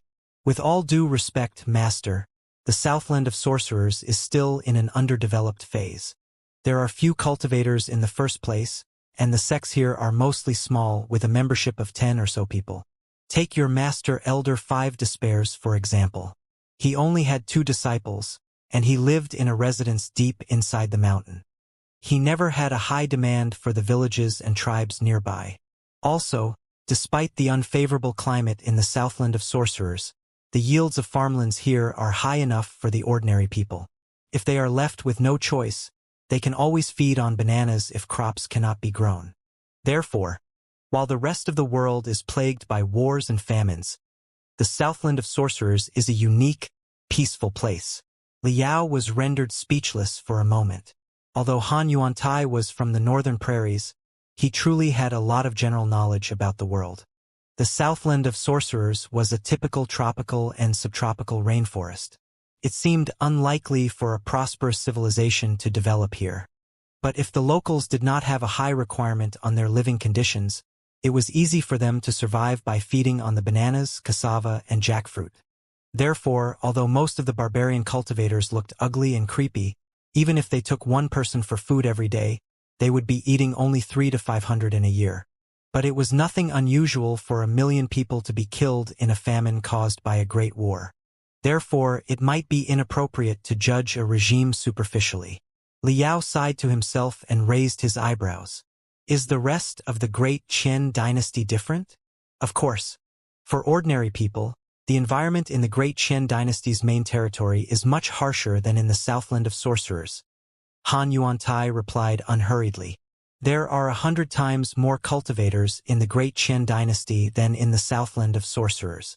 Also, they are highly organized, greedy, and manipulative. Their demands on the folks are 100 times higher than the barbarian cultivators.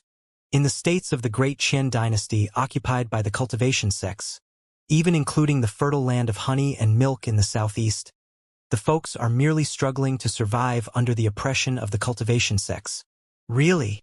Liao blinked and said, "I'm told that the southeast of Great Qin is the land with the most abundant spiritual energy. Of the 108 natural paradises in the ancient sages sector, more than half are in the southeast. How can the people's lives be difficult? You might not know the details, Master." After a chuckle, Han Yuantai said, "It is exactly because the land in the southeast is too fertile that people's lives are difficult." Oh, Liao was truly puzzled this time. How so? It's simple. Because of the land is brimming with spiritual energy. Naturally, the crops in the land belong to the cultivators. How can the ordinary folks deserve them? In the southeast, near the towns occupied by the cultivation sects, of every 15 acres of farmland, at least 7 are dedicated to the spiritual rice that is specially grown as food for the cultivators. Such rice grains are as large as pearls and contain bountiful spiritual energy. They are also known as jade crystal pellets. Because of food's contribution to the buildup of cultivation and the refill of spiritual energy, it is the most common food in the cultivation sects. Since the jade crystal pellet has so many merits, the ordinary folks who grow it are of course unqualified to enjoy it. All the cultivation sects forbid such folks from eating a single jade crystal pellet. Also, they are not able to eat such food even if they want to. The intense spiritual energy inside the food can only be dissolved with cultivation arts in order to provide nutrition. If the ordinary people eat the food accidentally, 1 grain of the rice will be enough to blow up their stomach and kill them. What about the other 8 acres? Liao asked. The cultivators can't just feed on rice. Han Yuantai smiled. The remaining land will be used to grow ingredients for pills, fodder for rare animals, and raw materials for the cultivators' robes. As a result, most of the produce of the 15 acres of land are for the cultivation sections. What the folks have is just half an acre. Liao was dazed. Only half an acre? Not half an acre, Han Yuantai said. For the local cultivation sects, however much they despise the emperor of the Great Qin dynasty, they have to submit taxes more or less. Most of the taxes, as you can imagine, are from the half-acre of land. The jade crystal pellet is a good thing. With the jade crystal pellet, the training will be very efficient. Also, together with the enhancement of the natural paradises, the cultivators in the southeast are larger in number and stronger on average. The more cultivators and the stronger they are, the higher the demand on jade crystal pellets. The more jade crystal pellets that they eat, the more cultivators. The more cultivators, the greater the consumption of the jade crystal pellets. When do you think such a vicious cycle will end, Master? Lost for words, Liao furrowed his brows. Therefore, even in the prosperous land in the southeast, where people can squeeze oil out of the soil, the folks are starved every year and can barely make ends meet. Why else do you think the riot of White Lotus broke out? His interest piqued. Liao craned his neck and asked, I've heard of the White Lotus cult recently. What is it exactly? I'm told that it was founded by a woman named Mother White Lotus Wan Mingzhu, who claimed to be mother of all ghosts. Is she really so tough? Han Yuantai nodded and said, Mother White Lotus Wan Mingzhu is certainly the troublesome leader of spectral cultivators in the ancient sages sector. She is definitely among the top 10 experts of the ancient sages sector. Even my brother Han Bailing thinks very highly of her. However, the rise of the mother was merely the doing of the cultivators in the southeast themselves. As I said earlier, the cultivation sects in the southeast, in order to raise more cultivators, expanded the coverage of the jade crystal pellet and the marvelous herbs in the farmland. 90% of the yields of the farmland were unenjoyable for the ordinary people. As a result, the folks in the southeast were hungry all year long. When there was anything wrong with the climate, famines would break out. During a famine, a person might resort to anything when they are too hungry. Although knowing that eating the jade crystal pellets meant death, a lot of folks still couldn't bear the temptation of a round, fragrant jade crystal pellet. They would die of starvation if they did not take the food, and they would be killed because their stomach was blown up if they did. Therefore, they might as well take the food and die with a full belly. Such things happened all the time, but however gory the situation was, the cultivators would not plant any crops edible for ordinary people on their precious land at the risk of starving themselves. However, it never occurred to the cultivators that the jade crystal pellet, as a supreme hybrid strain of rice only invented hundreds of years ago, had an expected feature. The jade crystal pellet boasts immense spiritual energy. Although the ordinary people would be killed because they could not digest the spiritual energy, it would nurture their soul when they were dying and make their souls purer and stronger. Their odds of being transformed into spectral cultivators was significantly higher. Haha! After a famine, it was common for countless folks to die because they stole the jade crystal pellet as food. Corpses whose guts were flowing on the ground were left everywhere. However, there were countless ghosts full of hatred, too. Those folks were harmless ants who posed absolutely no threat to the cultivators when they were alive. However, the jade crystal pellet had nourished their soul and endowed them with the capability of inhaling and exhaling natural spiritual energy.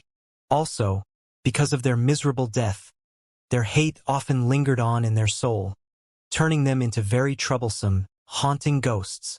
The White Lotus Cult is an organization made of the haunting ghosts and their families. Because the jade crystal pellet cleansed their soul, they were able to keep part of their memories when they were alive. Unlike the more common ghosts that kill anyone randomly they met, they still recognized their family, and they blamed the cultivation sects for their misfortune. Naturally, the haunting ghosts that transformed from the ordinary people were the spectral cultivators of the lowest level. Even the cultivators in the refinement stage could kill dozens of them easily. Therefore, the cultivation sects did not think much of it in the beginning. However, the famines in the southeast would never end as long as the coverage of the jade crystal pellet and marvelous herbs was not reduced. There would only be more and more haunting ghosts. 1 million haunting ghosts are savaging the southeast today. Even if the cultivation sects could eliminate 999,999 of them, the lucky survivor would absorb the hatred of their companions and grow even stronger. It is the same logic as how you raise the king of insects in the Southland of Sorcerers. When many insects are kept in the same cage for elimination, the last survivor will certainly be the strongest of all. Mother White Lotus Wanmingzhu is deservedly known as the mother of all ghosts. Born after absorbing the hatred of 1 million haunting ghosts, Liao was fascinated. On his way there, from the chit-chat between the father and the daughter of the Ling family and the conversation among the barbarian cultivators, he had heard the names of the top cultivators. Mother White Lotus Wanmingzhu was the one with the highest frequency. However, the barbarian cultivators did not know much about the outside world, and Ling Shoujing and Ling Lanin, because of their biased stance, decried Wanmingzhu as a brutal, hideous ghost queen while mentioning how exactly the ghost queen rose in the southeast where the cultivators were most powerful. It was the first time that Liao had heard the story from a different perspective. Whether it was true or not, it was refreshing enough. The White Lotus cult already thrived quietly in the southeast almost 80 years ago, Han Yuantai said. The cultivators labeled the White Lotus cult as unpardonable devils. Claiming that they were slaying evil and serving justice, they suppressed the White Lotus cult cruelly and broke into the headquarters of the White Lotus cult hundreds of times. However, soon after the cultivators announced that the White Lotus cult had been completely demolished, new haunting ghosts of the White Lotus cult were generated in the fertile land that was brimming with jade crystal pellets again. Mother White Lotus herself had been executed by multiple cultivators almost 100 times. However, before long, she would be reincarnated in the hatred of the public again. The southeast is of paramount importance to the Great Qian dynasty. As you have mentioned yourself, Master, half of the 108 natural paradises of the ancient sages sector are in the southeast. Almost all the powerful sects have established important branches, if not their headquarters, in the southeast. The southeast is the world of cultivators. Why has it been haunted by so many ghosts for decades? How has the Ghost Queen trained enough to become one of the top 10 experts in the world? Is it not a sign that the Great Qian dynasty is on the brink of its doom? Liao slightly nodded. Well? Observing his face, Han Yuantai thought that the old monster was changing his mind. Overjoyed and excited, he raised his voice and said, "The situation in the southeast is relatively better. 1,000 cultivation sects are there to suppress the enemy after all. The riot of the White Lotus cult often dies as quickly as it appears. The overall peace can be sustained for now. However, in the northwest of the Great Qian dynasty, heaven-battering King Qi Chongqing's bandits are utterly untamable." Liao nodded and said, "I've heard the name of heaven-battering King Qi Chongqing a lot, too. I'm told that he is also a super expert who rose to fame during my decades of seclusion. He is even more dominating than Mother White Lotus Wanmingzhu. What's his background exactly?" Han Yuantai burst into laughter. He doesn't have any background at all. He was just a soil rat. However, during such a world-shifting era, one's background is the least decisive factor for one's success. Everybody can achieve great things with bravery and determination.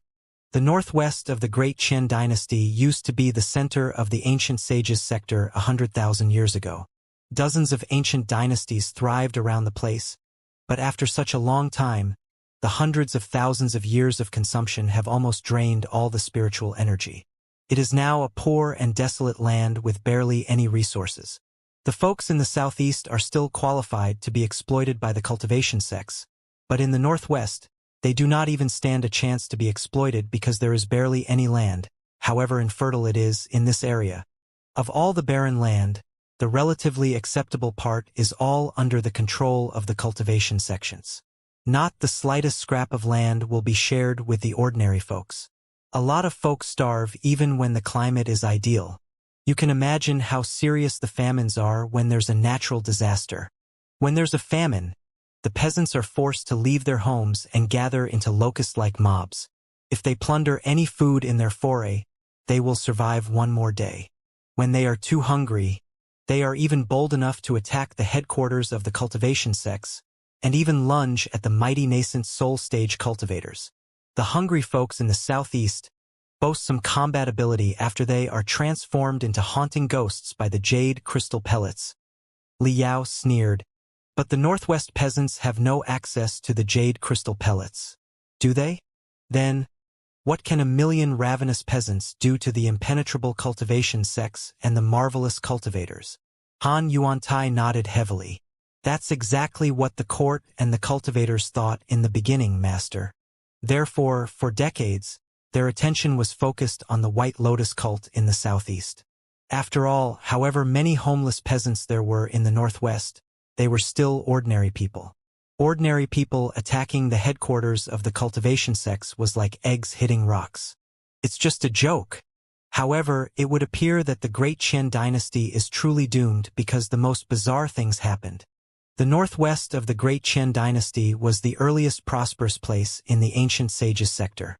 The Cloud Qin Empire, the first unified dynasty in the ancient sages sector, rose from the northwest 100,000 years ago.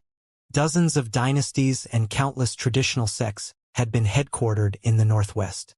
There were too many tombs, residences, relics, and secret treasures below the ground there, many of which escaped the explorers' attention after millenniums of excavation.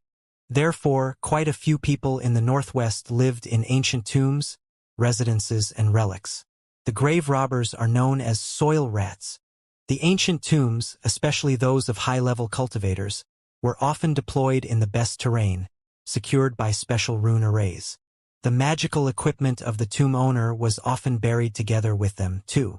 If you are fooling me again, Li Yao interrupted coldly. The tombs of the high-level cultivators must be protected by the most powerful barriers. Even a cultivator might be killed if they broke in recklessly.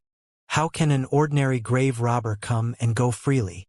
It is, of course, the case for the tombs in the recent 10,000 years, Han Yuantai explained. But even the strongest cultivator cannot resist the passage of time. Spiritual energy can be vaporized, and venom may go dry. The traps will decay and collapse. For the solidest tombs 100,000 years ago, one earthquake might have been enough to trigger and deactivate all the traps inside, exposing the central room inside the tomb. If fortunate enough, even an ordinary person can go into the tomb and return with full loads easily. Li Yao thought for a moment and realized that it did make sense. He had excavated quite a lot of ancient relics himself. The underground fortress of the Star Ocean Imperium on Spider Den, Chaos Ba Yinji's mausoleum, and even Kunlun had all been in serious states of disrepair. That was why the latecomers were able to enter easily and retreat in one piece. Even if the soil rats who robbed those tombs are ordinary people in the beginning, after activities in such tombs filled with spiritual energy for a long time, it is possible for them to become cultivators if they are lucky enough to survive. Heaven-battering King Qi Chongsheng was such a soil rat in the beginning. It was also one of the few professions that could provide enough food for a person in the northwest. Rumors among the cultivators have it that he accidentally discovered an ancient tomb from 90,000 years ago, whose owner had turned into a deadly wraith. Then, there's no telling what incidents Xianxia went through in the tomb, or maybe it was because something in him earned the deadly wraith's appreciation, but he was granted an indestructible body afterward. The profession of soil rat was certainly not intolerable for any cultivation sect. Exploring the relics is the cultivator's privilege. If the filthy ordinary people are qualified to claim the ancient relics, won't everything fall into disorder? Therefore, Xianxia soon became a brutal bandit wanted by almost 100 sects in the northwest. The guy truly deserved to be called a brutal bandit. Before he grasped the 1,000 miles of bare land technique, his most dominating technique, he was surrounded by hundreds of cultivators. However, he fought a bloody way out with a broken saber and escaped. It's said that the dry land in the dozens of square kilometers was dyed red after the battle. The bloody cloud soared up and did not fade away until 3 days later.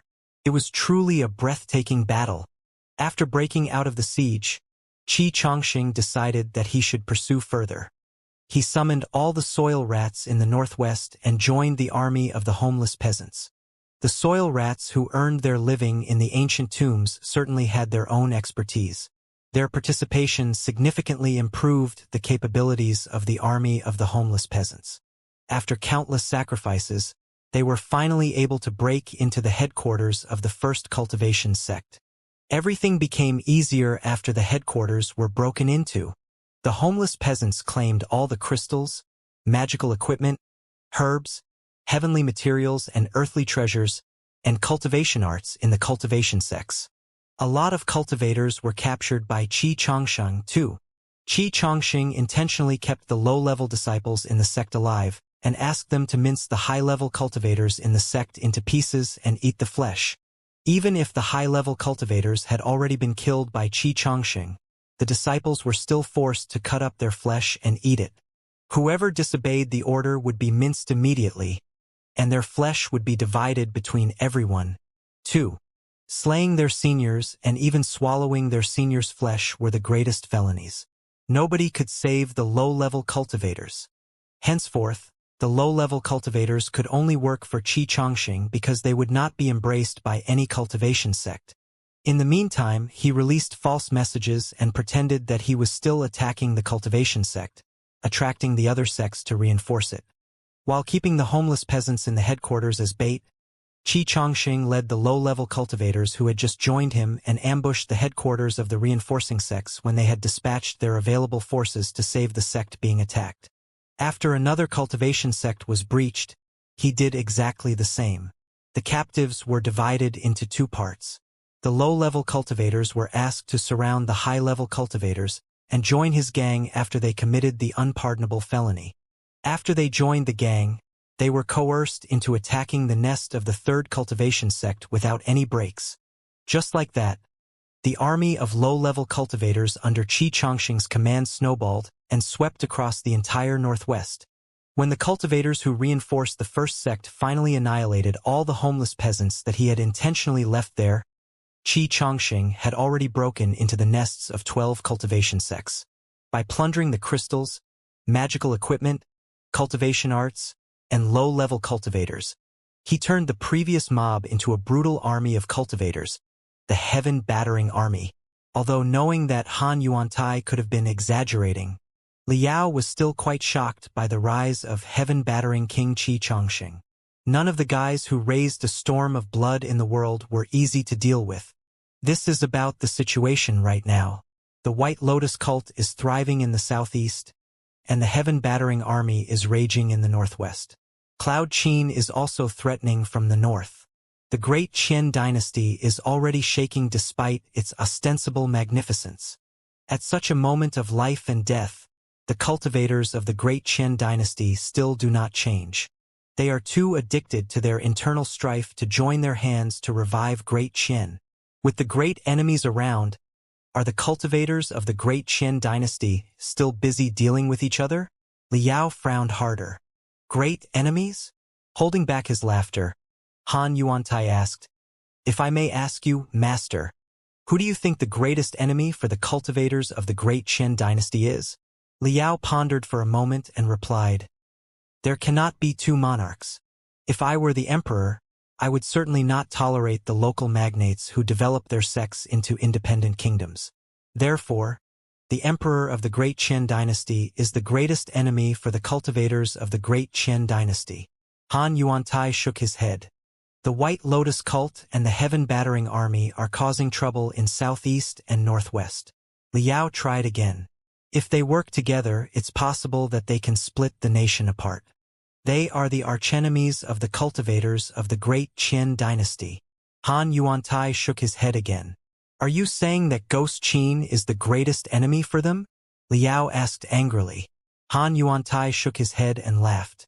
"Not the emperor, not the White Lotus cult or the heaven-battering army, not Cloud Qin. The greatest enemy for the cultivators of the great Qin dynasty is themselves." Liao stared at him coldly without blinking. Han Yuantai found it hard to breathe under Liao's gaze, but he gritted his teeth to explain. "As I recall, Master, you pointed it out earlier that the most important things for a cultivator are wealth, residence, arts, and partners, or in short, resources. One can only train oneself with spiritual energy, crystals, magical equipment, cultivation arts, and heavenly materials and earthly treasures. Without resources, even the highest aptitude will mean nothing. Therefore, for every cultivation sect, it is their natural instinct to defend the resources that they have and gain as many more resources as possible. Then, here comes the question. Where are most of the wealth, residence, arts, and partners concentrated? The whole world is the emperor's domain. Naturally, the royal family has tremendous resources. However, the royal family has been declining for hundreds of years now. All the resources are running dry. Also, the target is too obvious. Whoever dares to rob them may be attacked by everybody else. The White Lotus cult is just a bunch of ghosts who train themselves by absorbing other people's hatred, which is totally different from the prevailing methodology among the cultivators. They have also been eliminated dozens of times. How many resources can they have? The heaven-battering army is a horde of bandits. After every raid, they will consume all the resources on the spot. Then, they will be as poor as before. The situation is similar in Cloud Qin. The dark cloud prairies are a bitter cold land with barely any natural paradises. The cultivators from the dark cloud prairies are best known for their dearth of belongings. Other than the dragon wolves, few items here are worth hunting. Fighting the White Lotus cult, the heaven-battering army, and Cloud Qin will earn the cultivation sects little.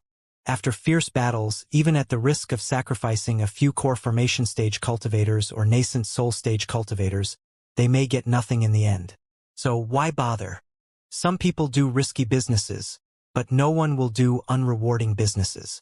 Waging a war upon the White Lotus cult, the heaven-battering army, or Cloud Qin is one such unrewarding business.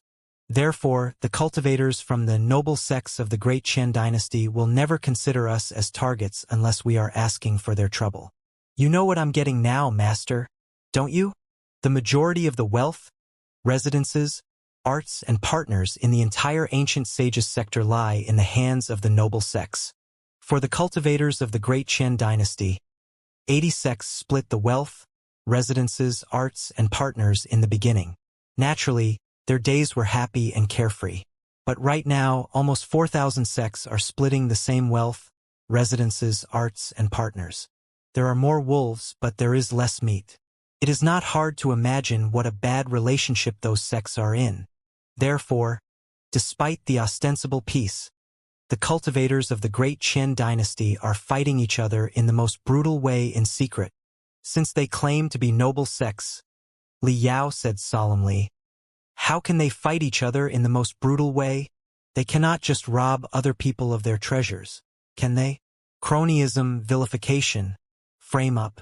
There are always approaches. Han Yuantai smiled. You may not believe my empty talk, so let me give you a real-life example. As you know, Master, I am the leader of the Behemothik unit, one of the 8 units of Cloud Qin. I am also Han Bailink's brother. I'm a famous guy in the dark cloud prairies. Then why was I bold enough to sneak into the southeast crossing such a long way? Was I not worried that the cultivators of the Great Qian dynasty would send out a lot of nascent soul stage cultivators to kill me? Liao narrowed his eyes. Right? My appearance was not within your expectations. So you were confident that you would return safe and sound. Why? Ha ha ha. Han Yuantai laughed and said, because I knew that nobody else except for the Ling family and the Purple Pole Sword Sect would carry out the appeasing mission, and even the Purple Pole Sword Sect would not deploy all its experts. It would be their best to send out a cultivator at the peak of the core formation stage and one in the beginning level of the nascent soul stage. That's because many people within the Great Qian dynasty did not want the mission to succeed, or rather, they intentionally wanted it to fail so that the Ling family would be crushed. Then, the Ling family's fall would be an opening for them to deal with the Purple Pole Sword Sect, the best sword sect in the world, allowing them to split the wealth, residences, arts, and partners under the Purple Pole Sword Sect's control. Oh! Li Yao's eyes shuddered, and he sniffed heavily. The Purple Pole Sword Sect has been passed on for almost 1,000 years. It is one of the most powerful sects in the world. Why is it hated by so many people? There must be a reason, mustn't there? Of course there is. After a mysterious smile, Han Yuantai said, it is because the Purple Pole Sword Sect, and the noble families under the Purple Pole Sword Sect's protection, including the Ling family, are all the eunuchs conspirators. The eunuchs conspirators? Li Yao's acting skills were being tested. He felt like vomiting blood. It all started with Emperor Qiyuan of the Great Qian dynasty, who passed away last year. Han Yuantai said unhurriedly. As I said just now, if the emperor is too busy handling the complicated national affairs, he will have no time to train himself, and his own strength will decline. Not only will he be unable to intimidate the nascent soul stage cultivators in the major sects, it will also be possible for them to die of natural causes without a good reason. On the other hand, if the emperor is ambitious enough to grow into a top expert to intimidate the local nascent soul stage cultivators, he will have to entrust national affairs to someone else. It is not an option to entrust them to the ministers because most of the ministers originate from the local sections. All they think of is how to earn benefits for their own sect. It is not an option to entrust them to the brothers, either, who can resist the temptation of the emperor's throne. If he raises his brother's ambitions, won't he be inviting trouble for himself? So, with everything in consideration, the emperor can only entrust the national affairs to one group of people, the eunuchs around him. Eunuchs do not belong to any sect. They are loyal to the emperor. They do not have offspring. It doesn't matter at all however ambitious they are. In the eyes of the emperor, they are more trustworthy than ministers and brothers. Therefore, of the 66 emperors of the Great Qian dynasty, those who set their life goal as grasping the extraordinary arts have almost all been assisted by the eunuchs, who seized great power. It was exactly the case when Emperor Qiyuan was on the throne. As a famous training maniac, he dedicated himself to the marvelous techniques. He considered Emperor Wu as his role model and intended to suppress all the sects with unstoppable personal strength by advancing into the divinity transformation stage. He would train himself day and night and had no time to deal with national affairs after all. Therefore, he raised a spokesperson for him in the court, Wang Shi, the lead eunuch. Wang Shi. Li Yao chewed on the name silently. The name sounded rather plain, but since Han Yuantai had brought up the name to waste his time, the guy must have been a formidable man on par with Mother White Lotus Wan Mingzhu and heaven-battering King Qi Changsheng. As he expected, Han Yuantai said, a lot of powerful eunuchs have appeared in the Great Qian dynasty before. The cultivation sects knew what the emperor was interested in and could not push him too far. Therefore, they simply conspired with the eunuchs and deceived the emperor together. Not much trouble was ever caused. So, after Wang Shi distinguished himself, the cultivation sects never thought too highly of him and coerced him in the old way, tempting him to stand on their side. However, Wang Shi was no ordinary eunuch. His wisdom, determination, planning, and cultivation were among the best. Pretending to be awed by the cultivation sects and greedy about fame and fortune, Wang Shi agreed to cooperate with them. He informed them of the emperor's every action and turned a blind eye to their unlawful doings in their territory. But in secret, he tried to intensify the conflict among multiple cultivation sects through his diplomacy skills, leading to quite a few clandestine competitions among the sects. He even established an agency of assassination and espionage known as Ghost Character, under the connivance of many cultivation sects to help those sects settle the troubles that were best kept a secret. Just like that, Wang Shi partly diminished the power of the major sects by forcing them into internal strife and partly built up an underground organization. He also grasped countless secrets of the famous sections. With his broken body, he manipulated the entire world. When the time was right and he finally revealed what he really was, the cultivation sects finally discovered that not only did the inconspicuous, ballless eunuch boast countless loyal subordinates, he was also an incredible swordsman himself with an unbelievably high cultivation. What? Liao finally could not help it and exclaimed, "A eunuch turned out to be an incredible swordsman?" Exactly. After a bitter smile, Han Yuantai said, "The wretched eunuch was in fact one of the strongest sword cultivators in the world. Even his enemies had to admit that, however unwillingly. That is the first facet of Wang Shi's formidability." Liao narrowed his eyes and said, "So to speak, Wang Shi is truly a rather remarkable man. Not only is he good at politics and has founded Ghost Character in secret, he also boasts extraordinary sword arts himself. After hearing what you've said, even I feel eager to meet the man. For the emperors of the great Qian dynasty, if they are focused on training, they will often handle the national affairs through their trusted eunuchs." Han Yuantai further explained. On the other hand, if the emperors dedicate themselves to national affairs, in case they die without a good reason, they will also recruit certain imperial bodyguards. Naturally, the eunuchs who tend to them day and night are the best candidates for the imperial bodyguards. Therefore, after 1,000 years, many powerful eunuchs who were adept at politics emerged in the great Qian dynasty. But many of the eunuchs boasted rather extraordinary personal strength themselves. When the thunderous Qian Hall rose and established the great Qian dynasty, almost 1,000 sects were demolished. Most of the secret treasures and magical equipment of those sects were accumulated in the royal family's private treasury. It was not wrong at all for the emperor to take out some of the techniques for the eunuchs around him to practice. Since those eunuchs had no sex or offspring, who else could they pass on their experience in training or their self-invented arts to but the younger eunuchs around them? Just like that, the older eunuchs taught the younger eunuchs, and the younger eunuchs taught the even younger eunuchs. After dozens of generations, they managed to combine the essence of training of hundreds of sects from previous dynasties and conclude a set of extremely mysterious arts that were particularly suitable for their broken bodies. That arts were known as apparitional night. Wang Shi possessed the experience that the imperial bodyguards had left for dozens of generations. He was a peak expert who had cultivated the apparitional night technique to the highest level and knew all the relevant techniques. Before Wang Shi, most of the eunuchs hid themselves inside the royal palace and hardly showed up in the world of cultivators. They merely worked as the emperor's bodyguards and helped the emperor train himself. Because of their bodies, they were mostly quite self-loathing. Their lineage was quite clandestine, too. No one from the outside world had ever learned of their existence.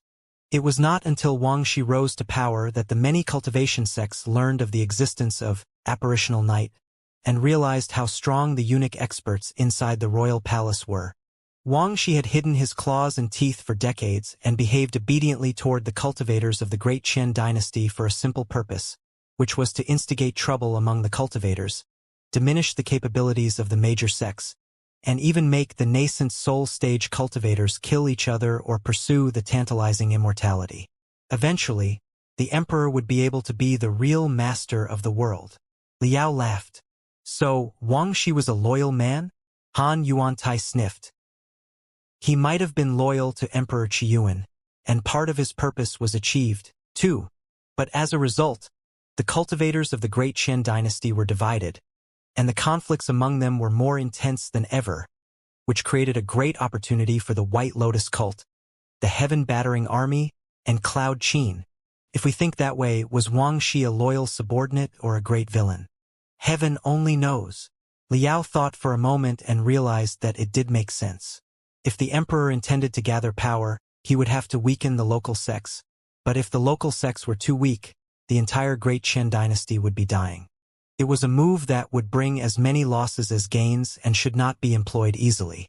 Did the major sects follow Wang Shi's words so obediently? Did they simply attack each other when Wang Shi asked them to? On one hand, Han Yuantai said, it was because Wang Shi's instigation was too thorough and flawless, but more importantly, it was because the conflict due to wealth, residences, arts, and partners among the major sects had already reached an extreme and become utterly unmitigable. The relationship among the major sects was like an unstoppable flood. What Wang Shi did was merely give it a push. I'm often told that the Southland of Sorcerers is an uncivilized place and the barbarian cultivators are primitive savages, while the cultivators from Central Plateaus value law and morals. I never know that this is the reality. Liao sneered. Law and morals? Ha ha ha ha. Han Yuantai slapped his thigh and laughed. Have you ever heard this saying before, master? When you have a marvelous weapon, you will be tempted to kill someone with it. Even an ordinary farmer will be eager to try his newly purchased saber after he buys one. Besides, every cultivation sect keeps a huge bunch of disciples who do not have jobs but are fully devoted to training. Those disciples can eat half a bull for a single meal, blow apart a rock with a single punch, and cut off a couple of heads the moment after they launch their flying swords. Yet, other than fighting and killing, they are capable of and interested in nothing. Do you want to release the young, disobedient disciples to fight outsiders or keep them within the sect to fight themselves? If law and morals are truly valued, why are they keeping so many disciples who don't work but only kill? Morals cannot feed anyone. All in all, it is the jade crystal pellet all over again. The more disciples a cultivation sect has, the more resources they will demand. In order to secure more resources, they will have to recruit even more ferocious disciples. It is an unending loop. All the sects have been caught in such a loop. Whoever jumps out of the loop will be swallowed by others because they are incapable of protecting themselves. Such a vicious cycle leads to the merciless, bloodless, and tearless years we are in. Their so-called morals are just bullshit. Liao was silent for a long time. Then, after a long sigh, he said, judging from your tone, Wang Shi lost his power in the end. Didn't he? Exactly. Han Yuantai nodded. Everything wanes after it waxes. After Wang Shi fully revealed his sharpness, he was able to suppress the sects in the world. But the divided cultivators of the Great Qin dynasty were unified again in secret. Also, as his cultivation and his power increased, and when he was flattered by countless sects, Wang Shi's own state of mind might have gone through subtle changes, too. He was no longer satisfied with being Emperor Qiyuan's puppet. There's no telling what kind of breathtaking drama happened among the cultivators of the Great Qin dynasty, Wang Shi, and Emperor Qiyuan later. But eventually, after Wang Shi intimidated the world for almost 10 years with his unparalleled power, Emperor Qiyuan, his greatest reliance, died abruptly at the beginning of last year. Wang Shi was perhaps really loyal to Emperor Qiyuan and never thought of betraying him, but he was not necessarily so loyal to the new emperor. He was even taking advantage of the new emperor's young age and regarded the new emperor as his puppet instead. This time, he made the same mistake as the cultivation sects did in the past. He underestimated the new emperor and never realized that the young monarch was as ambitious as him. Not a man who was content with being a puppet or below anyone. As powerful as Wang Shi was, his position had to be justified by his respect for the emperor. When the emperor and the cultivators of the Great Qin dynasty both opposed him, there was no way that he could resist it. His 10 years of hard work completely collapsed half a year after Emperor Qiyuan died abruptly. However, the man was a top-tier swordsman after all. He was also prudent and knew the importance of keeping retreats. After he was forced to resign, he vanished into thin air before the emperor and the cultivators hunted him. Not only did Wang Shi run away, he also stole tremendous magical equipment, secret arts, and medicines from the emperor's personal treasury, as well as all the wealth that he had accumulated in the past decade. More importantly, The secrets about the major sects that he had collected through the espionage agency Ghost character were still under his control. The magical equipment, secret arts, medicines, and wealth might not be important, but the stinky, clandestine secrets in Wang Shi's hands were like daggers pressed against the backs of the major cultivators. Therefore, Wang Shi is now the public enemy of every cultivator in the Great Qian dynasty. No sect does not want him dead. It's a shame that they do not even know where Wang Shi is hiding. Wang Shi, the lead eunuch, Wan Mingzhu, Mother White Lotus, Qi Changsheng, the heaven-battering king, and my brother Han Bailing, regent of Cloud Qin. They are the 4 greatest headaches for the Great Qian dynasty, known as the 4 rapscallions. In fact, if the cultivators of the Great Qian dynasty were not divided and asking for their own doom, what could the 4 rapscallions do, however brutal they were? Liao pondered to himself for a long time before he asked, "Are the Purple Pole Sword Sect and the Ling family really Wang Shi's subordinates?" Han Yuantai smiled. Too many things were involved in Wang Shi's fall. The cultivators of the Great Qian dynasty started their internal strife again with the court as their battlefield. They are accusing each other of being the eunuchs' conspirators, in exactly the same way as they barraged their dissidents before. If they are talking about the eunuchs' conspirators, which of the sects were absolutely not connected with him during the 10 years that Wang Shi was in power? The sects that were determined to go against him have long been annihilated by the sects that were working with him. As for the Purple Pole Sword Sect, they are just not very lucky. Wang Shi was an extraordinary swordsman. Naturally, he was interested in the mysteries of the sword. The Purple Pole Sword Sect is the best sword sect in the world. Naturally, there are countless sword art classics and famous sword cultivators in the sect. Therefore, when Wang Shi was in power, he often visited the Purple Pole Sword Sect to discuss sword arts with them. With his power and cultivation at that time, could the Purple Pole Sword Sect turn him down? Therefore, on the surface, the Purple Pole Sword Sect was more intimate with Wang Shi than other sects were. But after Wang Shi's fall, it became the Purple Pole Sword Sect's greatest sin. Han Yuantai paused for a moment and observed, only to discover that the old monster was deep in thought, apparently hooked by what he was talking about. Excited, he grew even more confident. As the saying goes, if a man falls once, all will tread on him. The major sects went through all the trouble to crush the eunuch and his conspirators. But before they split the gains left by the eunuch and his conspirators, Wang Shi had packed up all the treasures, leaving absolutely nothing for them. At this moment, if they did not kill a scapegoat and enjoy its blood and meat, everybody would be starving. If we get to the bottom of it, it doesn't matter whether or not the Purple Pole Sword Sect is Wang Shi's conspirator. What matters is that it boasts astronomical resources as the best sword sect in the world. If the Purple Pole Sword Sect is defeated, its body will sustain the other major sects for quite a long while. It's just like after a blizzard on the northern prairies. The cold, hungry wolves warm each other in a pack while observing their companions. If any of their companions show any weakness, they will attack them immediately and feed on their flesh and blood until the next companion shows weakness. However, the Purple Pole Sword Sect is the best sword sect in the world after all. It is not so easy to deal with. That's why the major sects began with the Ling family, a family affiliated with the Purple Pole Sword Sect. They gave the Ling family a mission that was barely accomplishable. If the Ling family did fail and even raise a riot in the Southland of Sorcerers, it would have been a great excuse to attack the Purple Pole Sword Sect. They could even blame the Purple Pole Sword Sect for conspiring with Wang Shi and rebelling in the Southland of Sorcerers. In that case, the Purple Pole Sword Sect would certainly be doomed. The Purple Pole Sword Sect understood the situation clearly. However, most of the experts of the sect had to stay in the headquarters to keep an eye on the covetous sects nearby. Therefore, they could only spare 2 young, inexperienced cultivators, one at the peak of the core formation stage and the other in the beginning level of the nascent soul stage, for the mission. Their arrangement was within my brother Han Bailing's expectations. That is why he was bold enough to ask me to infiltrate the Great Qian dynasty's territory and reach the Southland of Sorcerers. Liao bulged his eyes and asked in disbelief.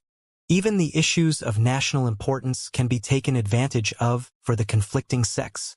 Han Yuantai burst into laughter. You may not know this, master, but what I spoke about was just the first clue of the shameless deeds of the cultivators of the great Qian dynasty. If I elaborate on them, 3 days and 3 nights will not be enough.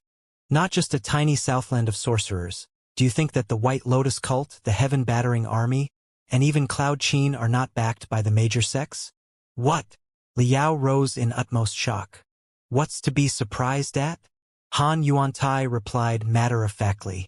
You will understand everything very quickly if you consider it carefully, master. Assuming that the White Lotus cult, the heaven-battering army, or Cloud Qin takes down a certain sect, who will get the greatest gains? The White Lotus cult is made of wandering ghosts, and the heaven-battering army consists of homeless peasants. Cloud Qin is based on the dark cloud prairies and cannot stay in the central plateaus for long. Even if we truly break into a sect, the only thing that we can do is run away after we plunder something. How much can we plunder in a hurry? Also, no matter how much we plunder, it is impossible to bring the sect's natural paradise away with us. After we evacuate or after we are eliminated by the coalition army of the major sects, whom will the natural paradise and the remaining resources of the broken sect belong to? If you understand the question, you will understand why the White Lotus cult, the heaven-battering army, and Cloud Qin have never been eliminated and are growing stronger after every elimination. Honestly speaking, many noble sects in the great Qian dynasty regard us as knives and hungry dogs. They're worried that we are not sharp and voracious enough. Hehe. Last year, the light cavalry of Cloud Qin crushed the heavy cavalry of the court of 300,000 soldiers. We swept across the north and marched toward the capital city, trampling upon the headquarters of more than 50 cultivation sects in the north on our way. If I tell you that certain southern sects were behind the battle and that it was an extension of the conflicts between the northern sects and the southern sects in the great Qian dynasty, would you believe it, master? Liao felt chilly. He mumbled. Are the cultivators of the great Qian dynasty not scared that the tigers will grow uncontrollable after they are fed too much? Ha ha ha ha. Han Yuantai laughed aloud. In the eyes of the spectacular cultivators, people of Cloud Qin and people in the southland of sorcerers are just a bunch of wild dogs. They throw a few bones to us and ask us to bite someone, and we will.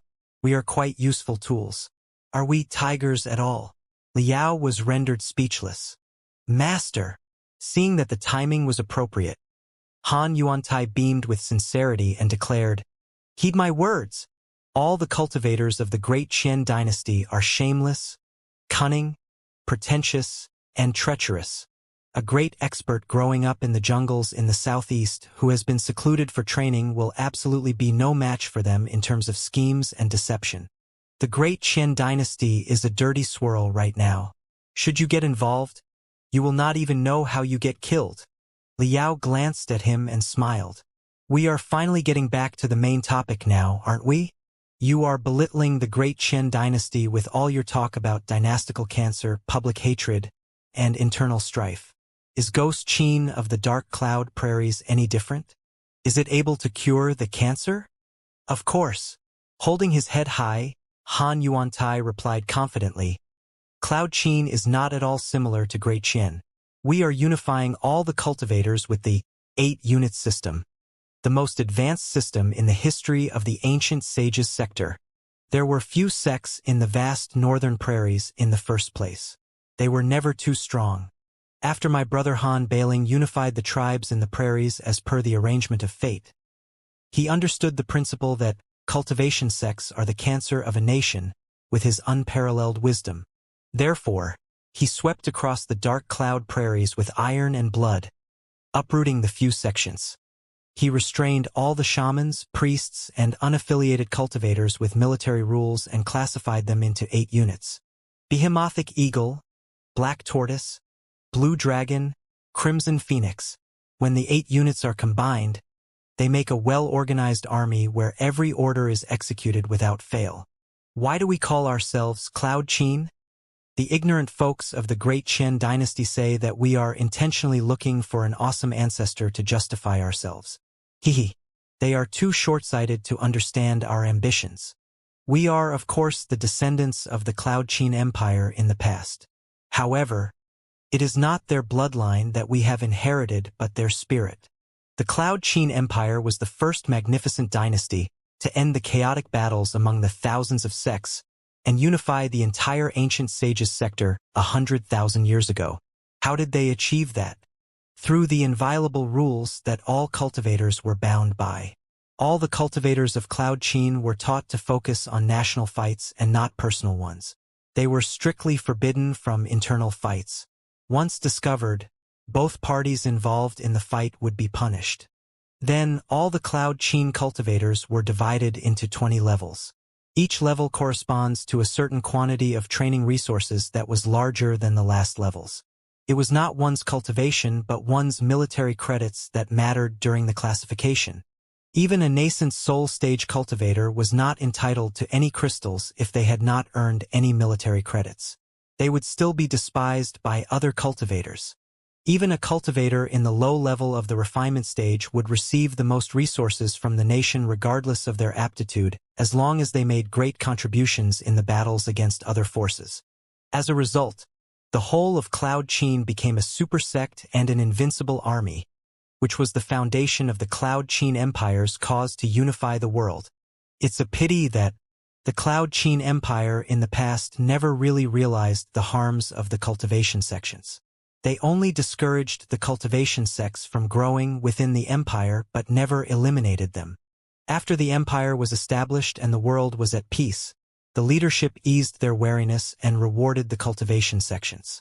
As a result, the cultivation sects were rekindled, which eventually led to the doom of the empire. The 100,000 years that followed were the age of cultivation sections. The magnates in the nascent soul stage decided the national affairs and manipulated the emperor. Not a single dynasty was able to eclipse the cultivation sects. After 100,000 years, we, the younger generation of Cloud Qin, are going to finish the cause that the Cloud Qin Empire failed to accomplish in the past. We will eliminate the cancer named sects forever and establish an everlasting, supreme nation. Right now, all the cultivators of Cloud Qin know only the nation but not the sections. Or rather, the whole of Cloud Qin is a great sect and a super army. The Cloud Qin cultivators live in peace against common, external foes. Private fights are strictly forbidden, but healthy competition among the 8 units is encouraged. Also, like the ancient Cloud Qin, we have established 20 levels. The training resources are allocated according to the level that the cultivators are in, and the level is determined based on military credits earned in battle. Therefore, although the Cloud Qin cultivators are smaller in number and weaker in general, everything is clean and well-functioning. The dozens of nascent soul stage cultivators are united as one. We are not nearly as filthy and stinky as the great Qian dynasty, which is nothing more than an apple of Sodom. That's just your side of the story, Li Yao said coldly. Is the so-called 8-unit system an elixir to all diseases? Are the lives of ordinary people in Cloud Qin any better than those in Great Qian? Han Yuantai put it straightforwardly. It is the law of nature that common folk must provide resources for cultivators. However, there is no internal strife among cultivation sects in Cloud Qin. The valuable resources will not be wasted in vain. Also, we consider the ordinary folk to be our property, and we would hardly kill the goose that lays eggs. When a shepherd is herding livestock on the prairies, he can only get enough food by treating the livestock well and making them gain weight, right? The cultivators are wolves, and ordinary people are sheep. First of all, there can't be too many wolves, and the pack cannot expand infinitely. The ratio of wolves to sheep to grass must be kept within an appropriate range. Secondly, the wolves cannot be too greedy. If all the fat sheep are devoured to satisfy the momentary desire, and the only things left are the lambs and the sick sheep, it won't be long before the extinction of the entire wolf pack. They are the ultimate laws of nature that my brother Han Bailing perceived on the vast prairies in the north. Wolves, sheep, grass. Liao chewed on Han Yuantai's words. The relationship between cultivators, ordinary people, and resources implied in his words, despite the simplicity and crudeness, was already much more advanced than the traditional cultivator's attitude of regarding ordinary people as pure ants. Master! Han Yuantai suddenly grew excited. He waved his hands and exclaimed, Do you think that I risked my life visiting the Southland of Sorcerers for the simple purpose of overturning the Great Qin dynasty and replacing it with Cloud Qin? If so, you've underestimated the Cloud Qin people's ambitions again. My brother Han Bailing often says that, if this was just a regular change of dynasties, we might as well save ourselves the trouble. That's because such changes of dynasties have happened in the ancient sages' dynasty hundreds of times in the past 100,000 years, but none of the new dynasties ever lasted more than 3,000 years.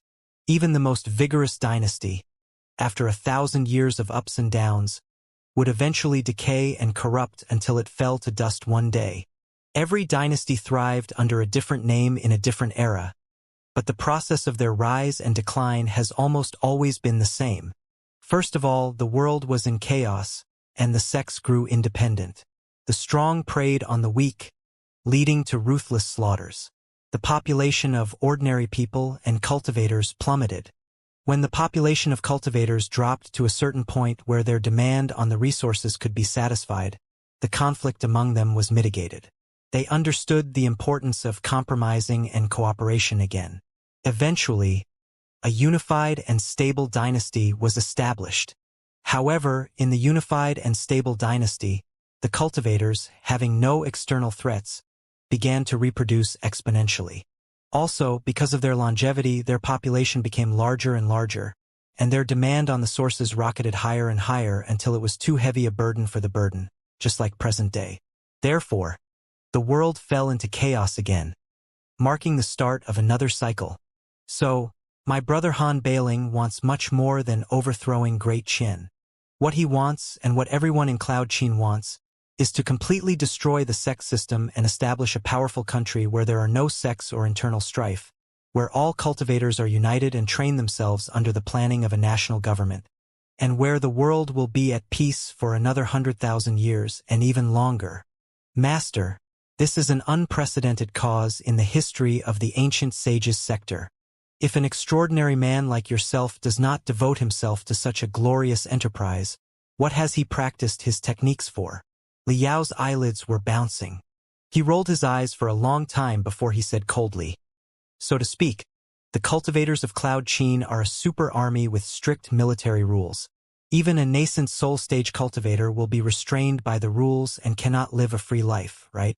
"Exactly," Han Yuantai said resolutely. "In Cloud Qin, military rules top everything else. The nascent soul stage cultivators will be punished on equal terms as ordinary folk when they commit crimes." "Hee. Ridiculous," Liao sneered. "I'm a barbarian who's lived a carefree life for too long, and I hate restraints more than anything else. Why would I go to Cloud Qin and be bridled by your military rules when I can live an enjoyable life in the Southland of Sorcerers and even in the Great Qin dynasty?" Han Yuantai looked Liao in the eye, with aggressiveness beaming out of his eyes. "As a high-level nascent soul stage cultivator, of course you are free to choose to do whatever you want and live an enjoyable life. But as a result, you will certainly be no match for the nascent soul stage cultivators who are bound by military rules and have maximized their combat ability and fighting will because of their firm belief. You can seize the day right now, but later, our Iron Legion of nascent soul stage cultivators will crush all the other nascent soul stage cultivators who are enjoying their life, including you. This is the power of organization. This is the power of discipline. This is the power of a country. This is the trend of the universe that is now in our hands. We are the nascent soul stage cultivators of a highly united country that is as tough as iron, whereas you are loose sand, acting purely on your own. No matter how formidable you look right now, you are destined to be killed one day if you don't join us. How dare you?" Gnashing his teeth, Liao opened his hand and snatched the air. Invisible ripples immediately ripped apart the air and formed what appeared to be a skinny ghost hand that grabbed Han Yuantai's head. Crack, crack, crack, crack, crack, crack. Han Yuantai's skull and facial bones were emitting appalling sounds.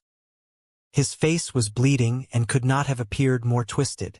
"It is unknown yet if I will die for sure, but the high and mighty lord of Behemothic Eagle will kick the bucket shortly." Liao grinned hideously. "Ha ha, ha ha ha ha." Han Yuantai was shuddering in pain because of Liao's suppression. His face was pale, but he burst into laughter. I have raged on the dark cloud prairies for more than 100 years. When I was young, I rode my horse for 4,000 kilometers and executed the 145 infamous quick wind bandits on the prairies in 33 days. I also went to the north end of the continent, which was covered in eternal night but illuminated by the brilliant auroras, and jumped into the icy ocean, fighting against the giant whales hundreds of meters long. Last year, together with my brother Han Bailing and countless other men from the prairies, I marched south unstoppably into the central plateaus, crushing the 300,000 heavy cavalry of the great Qian dynasty. Our army trampled the headquarters of countless cultivation sects of the great Qian dynasty. Our vanguard even approached the capital city. I saw the top of the royal palace with my own eyes. In my life, I have waved the sharpest sabers. I have ridden the fastest swords. I have made friends with the most trustworthy brothers, and I have executed the toughest enemies. I have enjoyed enough of the beauties of the world. Even if I die right now, what's there to feel regretful about? What about you, Master? After all the trouble you've been through, after decades of seclusion in the wilderness, you have finally grasped unparalleled techniques and announced your return. Yet, you will only be crushed by the iron army of Cloud Qin when you defy the heavens before accomplishing anything and before tasting the feeling of being admired, worshipped, and hated by others. I truly feel sorry for you. I truly do. You. Liao burst into fury. The ghost hand was even more brutal and hideous. It pierced into Han Yuantai's head so deeply that green smoke was popping up. Han Yuantai's eyes were bloodshot because of the agony. His tears were rolling inside his eyes, but he kept them back and simply laughed. Angrily, Liao bluffed for a long time, only to discover that the guy was unwilling to give in at all. He was finally frustrated. He stopped his technique and gritted his teeth gloomily. Han Yuantai collapsed to the ground. Finally, he could not help but grunt. He said, Thank you for not killing me, Master. Save it." Liao waved his hands lethargically. "I'll have your subordinates freed later. Take Wuxia with you and get back to the dark cloud prairies as fast as possible." Han Yuantai blinked and immediately understood what Liao was thinking. He agreed quickly. "All right. I know that a few words of mine are certainly not enough to convince you, Master. You have only just broken out of seclusion and do not know much about the latest situation of the world. It is only reasonable that you choose to be prudent. I'll leave a channel to convey secret messages later. The gate of Cloud Qin will always be open to you, Master. My brother Han Bailing and I look forward to meeting you on the dark cloud prairies and working on the great cause together. I believe that the day won't be far after you have witnessed the grubbiness of the great Qian dynasty. Get lost." Liao sniffed. "Before I change my mind." Han Yuantai crossed his hands and bowed deeply to Liao before he left the room. It was not a courtesy of the barbarians but the military courtesy of the Cloud Qin Empire 100,000 years ago. After the guy finally disappeared out of the garden, the brutality and frustration on Liao's face instantly disappeared, replaced by deep excitement and admiration. He was so thrilled that he could not calm himself down for a long time. He knew that he was witnessing the birth of a real country of cultivators. Han Yuantai was not wrong. In the early years of the age of ancient cultivators, the sects and the experts had the loudest voice.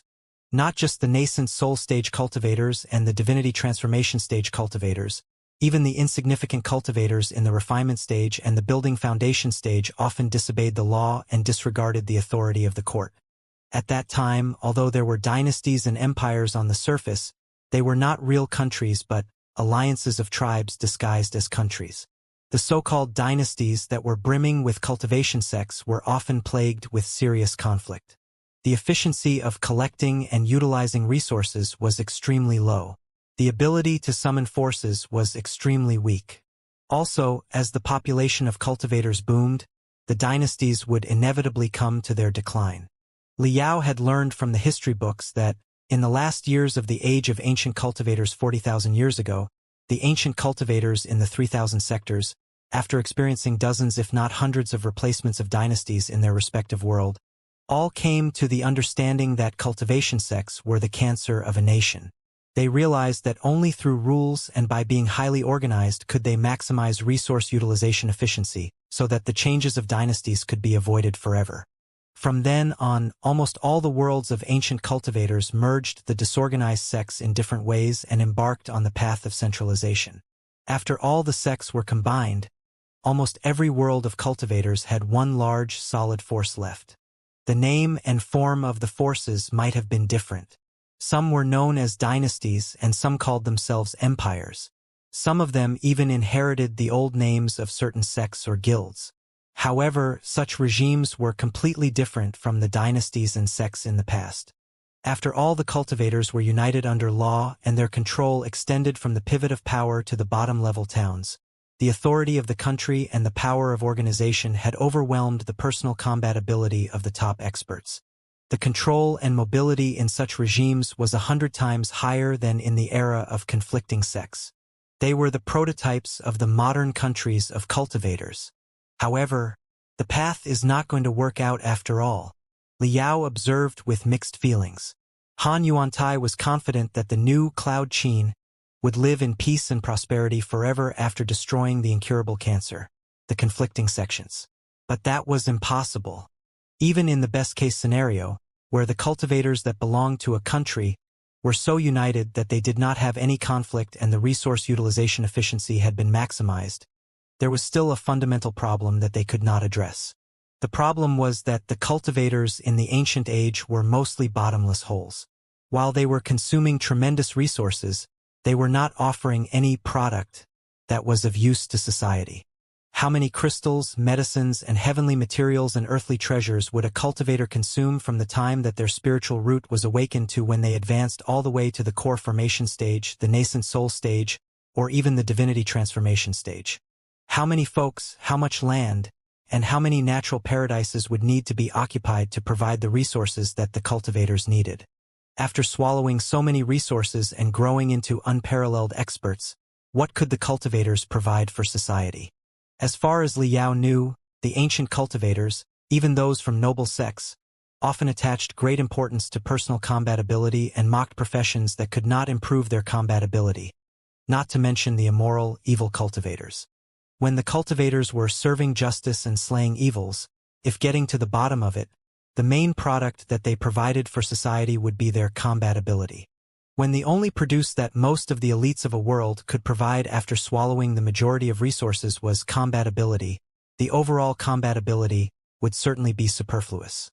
To set such a society on a path of healthy, sustainable development, and to prevent it from collapsing because of the overly expanding combatability, there was only one solution, which was to expand and plunder more resources from the outside world with this superfluous combatability. Therefore, in the last years of the age of ancient cultivators, the faster sectors that had eliminated the mayhem of contradictory sects inside and concentrated the power in advance all embarked on the path of militarization and expansion when their aggressiveness and combatability were bursting out. The historians of the Federation defined such a path as classic militarism. At first, the path seemed to be a successful one. Faced with the army of cultivators who were united under the notion of country, and were guided by classic militarism, the cultivators who were still in the medieval age were too disorganized and mired in their own trouble to put up any resistance. They were all demolished unstoppably without any exception. However, the good days did not last long. Expansion had its limits. When most of the medieval worlds of the 3,000 sectors were annihilated, and the only regimes left were the ferocious worlds where classic militarism prevailed, the collisions of the superpowers were unavoidable. That was the first civil war of cultivators as described in the history books. It was also at the last phase of the super civil war that consumed all the 3,000 sectors when demons were created on a large scale. Then, taking advantage of the weakness of the worlds of cultivators that had been exhausted in the war, the demons counterattacked and dominated the Sea of Stars, ushering in the great dark age of 30,000 years. Getting to the bottom of it, the greatest problem of classic militarism was that it could not fix the contradiction that the cultivators took in all the resources but offered nothing in return. Such a methodology was merely covering the contradiction time and time again through continuous invasions and conquests. However, during the invasions and conquests, the cultivators would only desire more combat ability. When the invasions and conquests suffered setbacks, even the most powerful countries would collapse all of a sudden. The ancient sages' sector, on the other hand, would only be more tragic. Because the star beacons and the space teleportation arrays left by the Pangu civilization in the 3000 sectors in the outside world had not yet been damaged in the age of ancient cultivators 40,000 years ago, the 3000 sectors were still in a network, and the transportation system was quite convenient. Even the ancient cultivators could launch expeditions across the sea of stars despite their underdeveloped technologies. Therefore, after a world of ancient cultivators finished the transformation from medieval sects to classic militarism, it would be easy for the world to launch invasions on other worlds, thereby transferring the internal contradiction. If the world was lucky, it could swallow multiple underdeveloped worlds of cultivators in the hundreds of years to come and grow into a giant that spanned the sea of stars, surviving for yet another 1,000 years. The ancient sages' sector, in comparison, was enshrouded in the thick, dark nebula. It was extremely tricky to jump out. Also, everything was different today. After tens of thousands of years of wars, the space transportation network outside had been mostly wrecked. Launching a universal expedition was much more difficult than before. Moreover, the outside world would be dangerous. There was not a single pushover in the sea of stars out there. Not just the monsters such as the Imperium of True Human Beings and the Covenant Alliance, even the Star Glory Federation 100 years ago would not have been scared of the Ancient Sages sector at all. Even if the Ancient Sages sector truly developed to the stage of classic militarism, who could it conquer? Without new targets to conquer, such an untenable system would never last long. Liao believed in Han Yuantai's sincerity and the ambitions of Han Bailing, the regent of Cloud Qin. He also believed that the cultivators of Cloud Qin were in the most united and organized state right now. But that was because they were faced with a powerful external threat, and they had a whole world waiting to be conquered. What would happen after they overthrew the great Qian dynasty and unified the world? If they could not find a new vent for the superfluous combat ability, Liao did not think that the so-called Cloud Qin dynasty could survive 500 years. This is an unresolvable, fundamental contradiction. Only when cultivators follow the ideology of serve the people and return the resources they swallow to the public in forms including but not limited to combat ability, so that the resources will flow and circulate between the cultivators and the ordinary people, will a society embark on the path of sustainable development with a virtuous cycle. If we get to the bottom of it, the so-called cancer is not the sex, not militarism, but the cultivators who take everything but give nothing, who swallow resources like a black hole but are in fact utterly useless. How many resources must be consumed for the birth of a nascent soul stage cultivator? How much labor and material have been spent without anyone knowing? The nascent soul stage cultivator could flaunt their techniques and violate the existing social order without respect for the law. But even if the nascent soul stage cultivator prefers a carefree and enjoyable life and focuses on his own training without caring about anything else, he will still make absolutely no contribution to society. Eventually, he might be struck by a minor apocalypse when he is advancing into a higher stage. Won't the resources that he has consumed be wasted? Moreover, even if he occasionally comes out to serve justice and slay evils, will the contributions he makes be proportionate to the resources he has consumed? Such an abnormal system will never persevere for long, even if it evolves to the form of a modern country under the armor of classic militarism. Cloud Qin was walking on the wrong path. Liao was well aware of that. However, he did not despise Cloud Qin, Han Yuantai, or Han Bailing, one of the 4 rapscallions who must have been even more spectacular than his brother because of that. Liao knew himself very well. He understood the logic not because he was smart enough, but because he was standing on the shoulders of countless seniors. The conclusions had been made by the historians and sociologists. The cultivators of the ancient sages sector did not know the first thing about the outside world. They had to learn everything on their own. Like a blind person riding a blind horse, they groped in the eternal darkness. It was already extremely remarkable that they had walked this far. Then, was it possible to work with the cultivators from Cloud Qin? It depended on several factors. On one hand, Cloud Qin was walking on the path of classic militarism, which was similar to the imperium of true human beings' modern militarism. The two of them might find each other very agreeable. However, judging from Han Yuantai's demeanor and resolution, his brother Han Bailing was surely an ambitious, superb person who lived beyond his era. If such a person could be brought to the Federation and allowed to study the history of the outside world, would he draw a lesson from the gory outcome of the first civil war of cultivators and realize that it was not a path that was going to work out, thereby choosing a new approach? It's getting tricky now. The most critical question right now is whether or not the Imperium of true human beings is involved in all this. If the Federation can't find a way to embrace those ancient cultivators, they will certainly be bemused by the Imperium.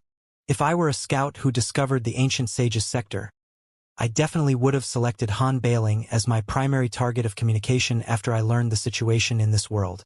Then, is it possible that the immortal cultivators from the Imperium of true human beings are already hiding next to Han Bailing and engaged in certain underground activities in secret? Liao felt a headache coming on. Thinking for a moment, he coughed and summoned Meng Duo and Gu Sidwa, the two barbarian cultivators.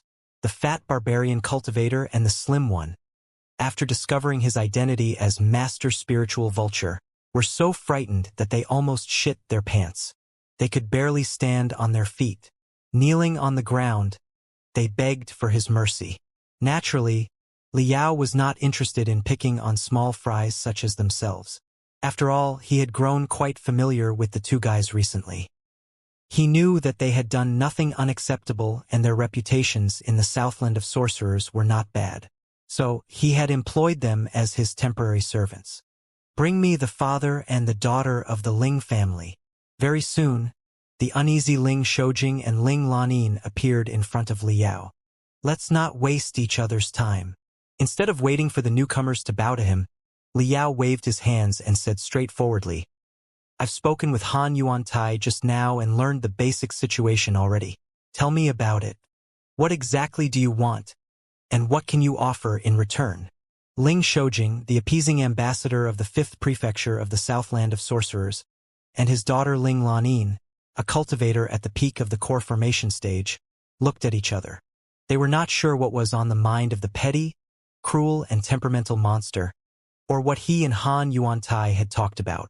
Observing Liao's young, emotionless face, where a green birthmark was shining at the center of the eyebrow, the two of them grew more and more ill at ease. Ling Shoujing thought that such a nascent soul-stage cultivator from a barbarian certainly couldn't be convinced with morals, ethics, or lofty ideals. Therefore, he might as well directly go to the more concrete stuff. After a cough, he said, Master, I have arrived at the Southland of Sorcerers to decree Huawuji as the chieftain of the Southland. Moreover, I have brought 5,000 kilograms of high-quality crystals, 15,000 kilograms of fine steel which can be used to forge marvelous weapons, and 25,000 kilograms of the ingredients of the pills that are of great use for training. Right now, Master is the best expert in the Southland of Sorcerers. All the barbarian cultivators here revere you and listen to your command.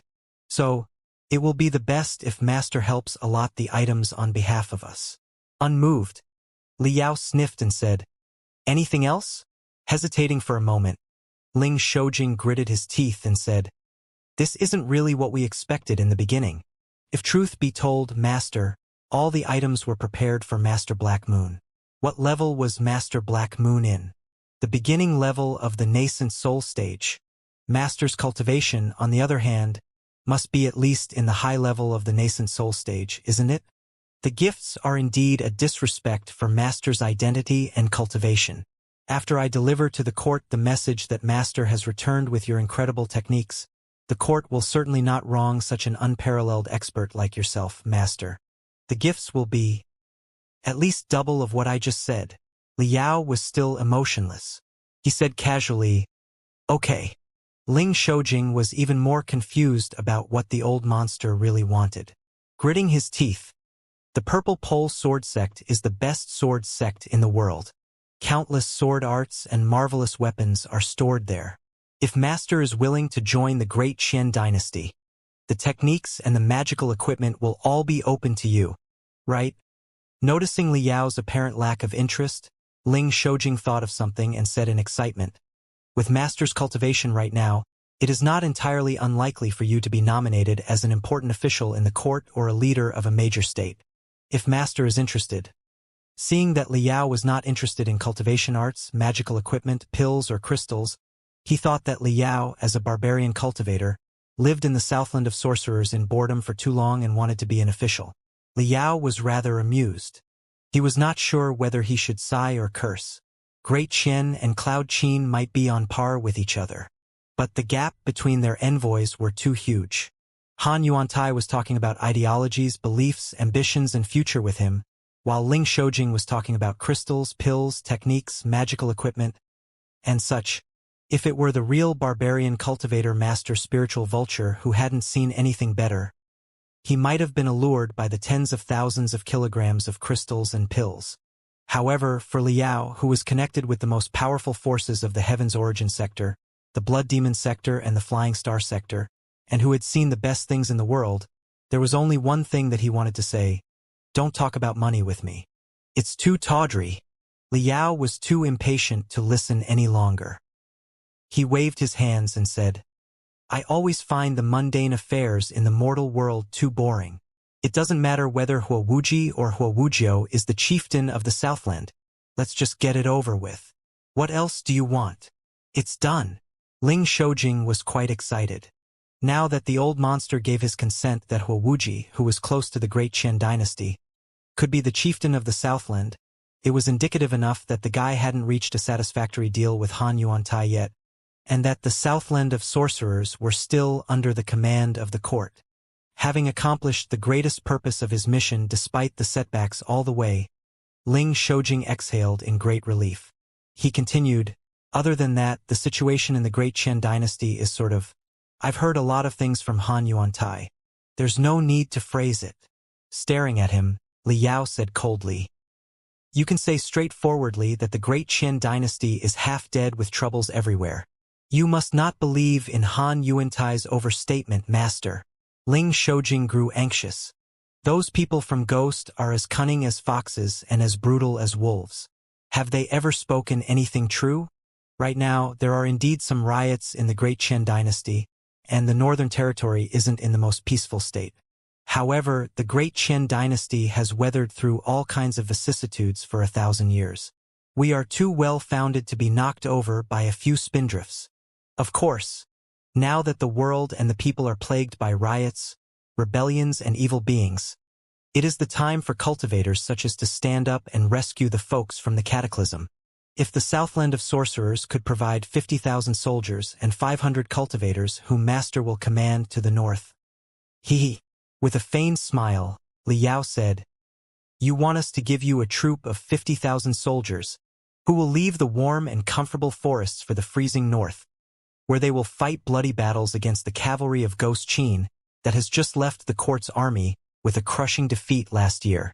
That is not what I was going to say. Master. Ling Shoujing had thought of it earlier. None of the nascent soul stage cultivators were idiots, including such a barbarian like Master Spiritual Vulture. Naturally, they wouldn't agree to such an outrageous request. Ling Shoujing in fact had other plans. He said confidently, Master, rest assured. Everybody knows that the northern people are not good at battles on water, while the southern people are not good at battles on horses. I do not mean to ask the tough soldiers of the Southland of Sorcerers to march north to the dark prairies to be killed in vain at all. Honestly speaking, despite the valiance and brutality of the Ghost Qin soldiers, they will still be more than vulnerable when faced with the elite forces of the court. However, the inland of the Great Qian dynasty is in fact beleaguered by vermin. Most of the elite forces and high-level cultivators of the court are now stalled by the vermin and can't move around. That is why the Ghost Qin people had their shot. If we mobilize the elite troops and the main forces to the north, the vermin inland will be out of control and further expand. Eventually, it will be the common folks who suffer most. Therefore, I am hoping that the warriors and cultivators of the Southland of Sorcerers could be mobilized to the southeast where they would suppress the local riot of the White Lotus cult. Then, the forces and troops in the southeast will be able to be spared to annihilate Ghost Qin in the north. Liao was dazed for a moment. He didn't see the coming of such a proposal. Ling Shoujing continued colloquially. The southeast of the Great Qian dynasty is brimming with rivers and lakes. There are hills everywhere. The weather is warm and damp, very similar to that of the Southland of Sorcerers. The non-acclimatization which may happen if marching to the dark cloud prairies will not be a problem. Besides, the southeast is the most prosperous part of the Great Qian dynasty with the most abundant spiritual energy. Are there any warriors in the Southland of Sorcerers who do not want to appreciate it? I wonder, how did Han Yuantai interpret the White Lotus cult to you just now? The members of the White Lotus cult are all the most violent ghouls. Their leader Wan Mingzhu was the most notorious mother of all ghosts who fed on other people's vitality and flesh. It is said that even grass wouldn't grow anymore after the members' White Lotus cult pass. When the ghouls of the White Lotus cult congregate into an army and sweep across an area, the dozens of towns in the range might be emptied. Not just the living people, even the hens and dogs will be transformed into deadly ghosts. They are tragedies that happened before. It is the responsibility of us cultivators to slay the evils. This is also a great endeavor to serve the justice for the heavens. Moreover, you have lived in seclusion for decades, Master. Now that you have returned with your marvelous techniques, you wouldn't want to age and die in this remote land unknown. Even if you don't want to be famous, right? Seeing Ling Shoujing's self-righteousness, Liao suddenly had a lot of mixed feelings. From the perspective of modern history view of the Star Glory Federation, if Han Yuantai was speaking the truth, the riot of the White Lotus could be classified as peasant rebellion. Dispatching the barbarian soldiers to suppress a peasant rebellion wasn't something Liao could tolerate. He felt that Ling Shoujing's mindset was too different from his. Their gap was much huger than that between him and Han Yuantai. Further communication would only be a waste of his time. I've got it now. You may leave now. Liao snapped his fingers and said casually.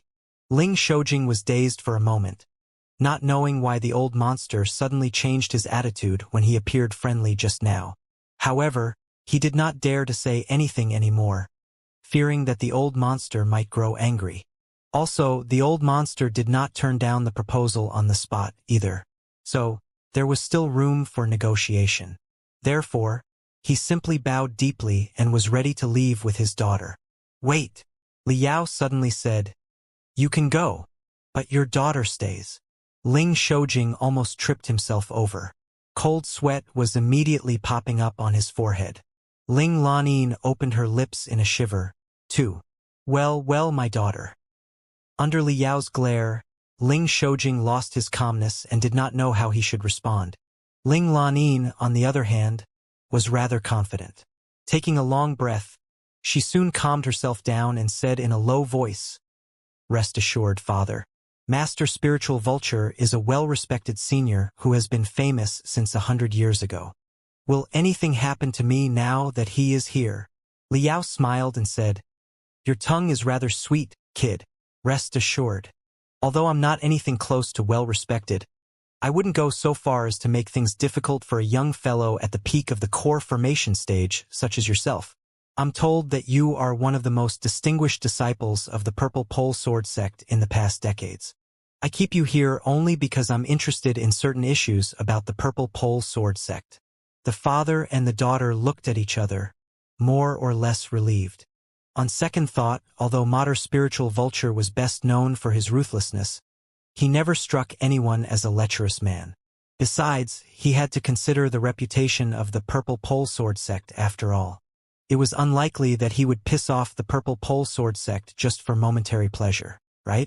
The Purple Pole Sword sect, the greatest reliance for the Ling family, was now in great trouble because of its relationship with Wang Shi.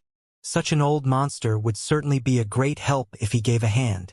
Thinking about that, Ling Shoujing reminded his daughter of something and left the garden uneasily.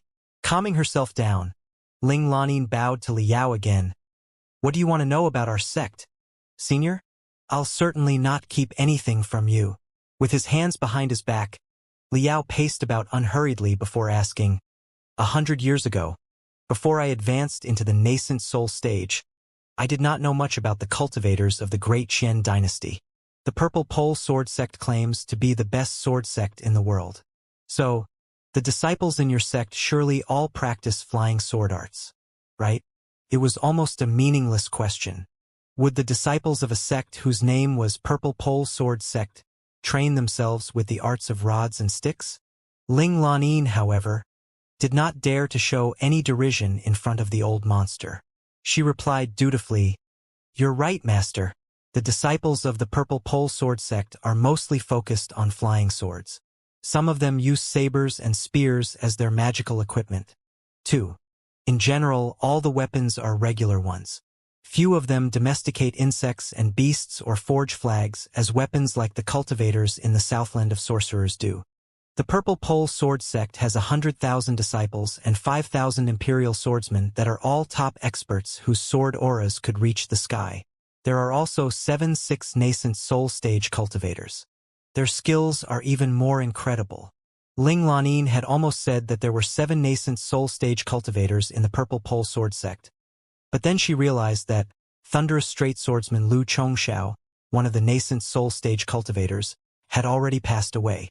She could not help but feel depressed, and her tone became rather flat. Of them, fearing that the old monster would underestimate her sect, she bit her lip and stressed, "My senior uncle Yen Liren has reached the peak of the nascent soul stage. He is so crazy about swords art that he is known as the Sword Maniac by the cultivators. He is one of the well-acknowledged 3 saints. He can frighten a troop of 1,000,000 soldiers with just himself and his sword. Peak of the nascent soul stage, Yen Liren, the Sword Maniac." Li Yao chewed on the name slowly.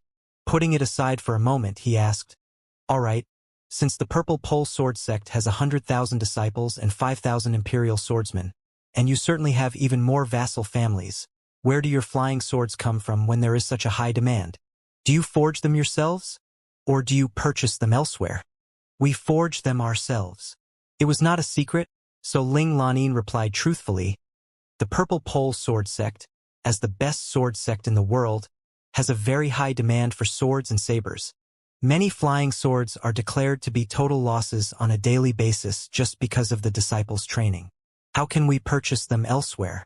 The Purple Pole Sword Sect boasts the 100-Blade Mountain, which is an intersection of the mother lodes in the world. Thousands of rare materials are stored inside the mines. Countless heavenly materials and earthly treasures are excavated every year. Also, within the territory of the Purple Pole Sword Sect, there are 9 springs that contain abundant spiritual energy and many amazing materials. With the spring water and the undying eccentric fire deep inside the 100-Blade Mountain, we are able to forge unparalleled weapons. Furthermore, the Purple Pole Sword Sect has collected the notes of the predecessors for hundreds of years. Through the traces on the notes, we have excavated a lot of the relics that belonged to the great swordsmen of the past. We have retrieved many marvelous weapons of the ancient era. The experts in the nascent soul stage often use those treasures as their weapons." Li Yao's eyes suddenly shone. "Therefore, the Purple Pole Sword Sect certainly boasts a very spacious place for refining. And you must have a reserve of many rarely seen materials, right?" Ling Lanin nodded. Yes, it was a fact that everybody knew. Ling Lanin could not lie about that. "All right." Li Yao nodded and said straightforwardly, "There's no need for me to hide the truth from you. I have indeed experienced certain fortuitous incidents in the past few decades before I reached the level I'm at right now. As for exactly what the fortuitous incidents are, you don't need to know. It will do you no good if you know too much. Right now, I have grasped the most incredible arts, but I still need some convenient magical equipment and blades." Ling Lanin's eyes glittered. She said in a hurry, "The Purple Pole Sword Sect has the best magical equipment and blades." Li Yao shook his hands and said, "The magical equipment I use is deeply connected with my essential techniques, and I have to forge them on my own. However, the Southland of Sorcerers is too far-flung with barely any resources. The metal materials here are particularly rare and of an astoundingly low quality. There are no appropriate springs, fire, and furnaces for refining, either.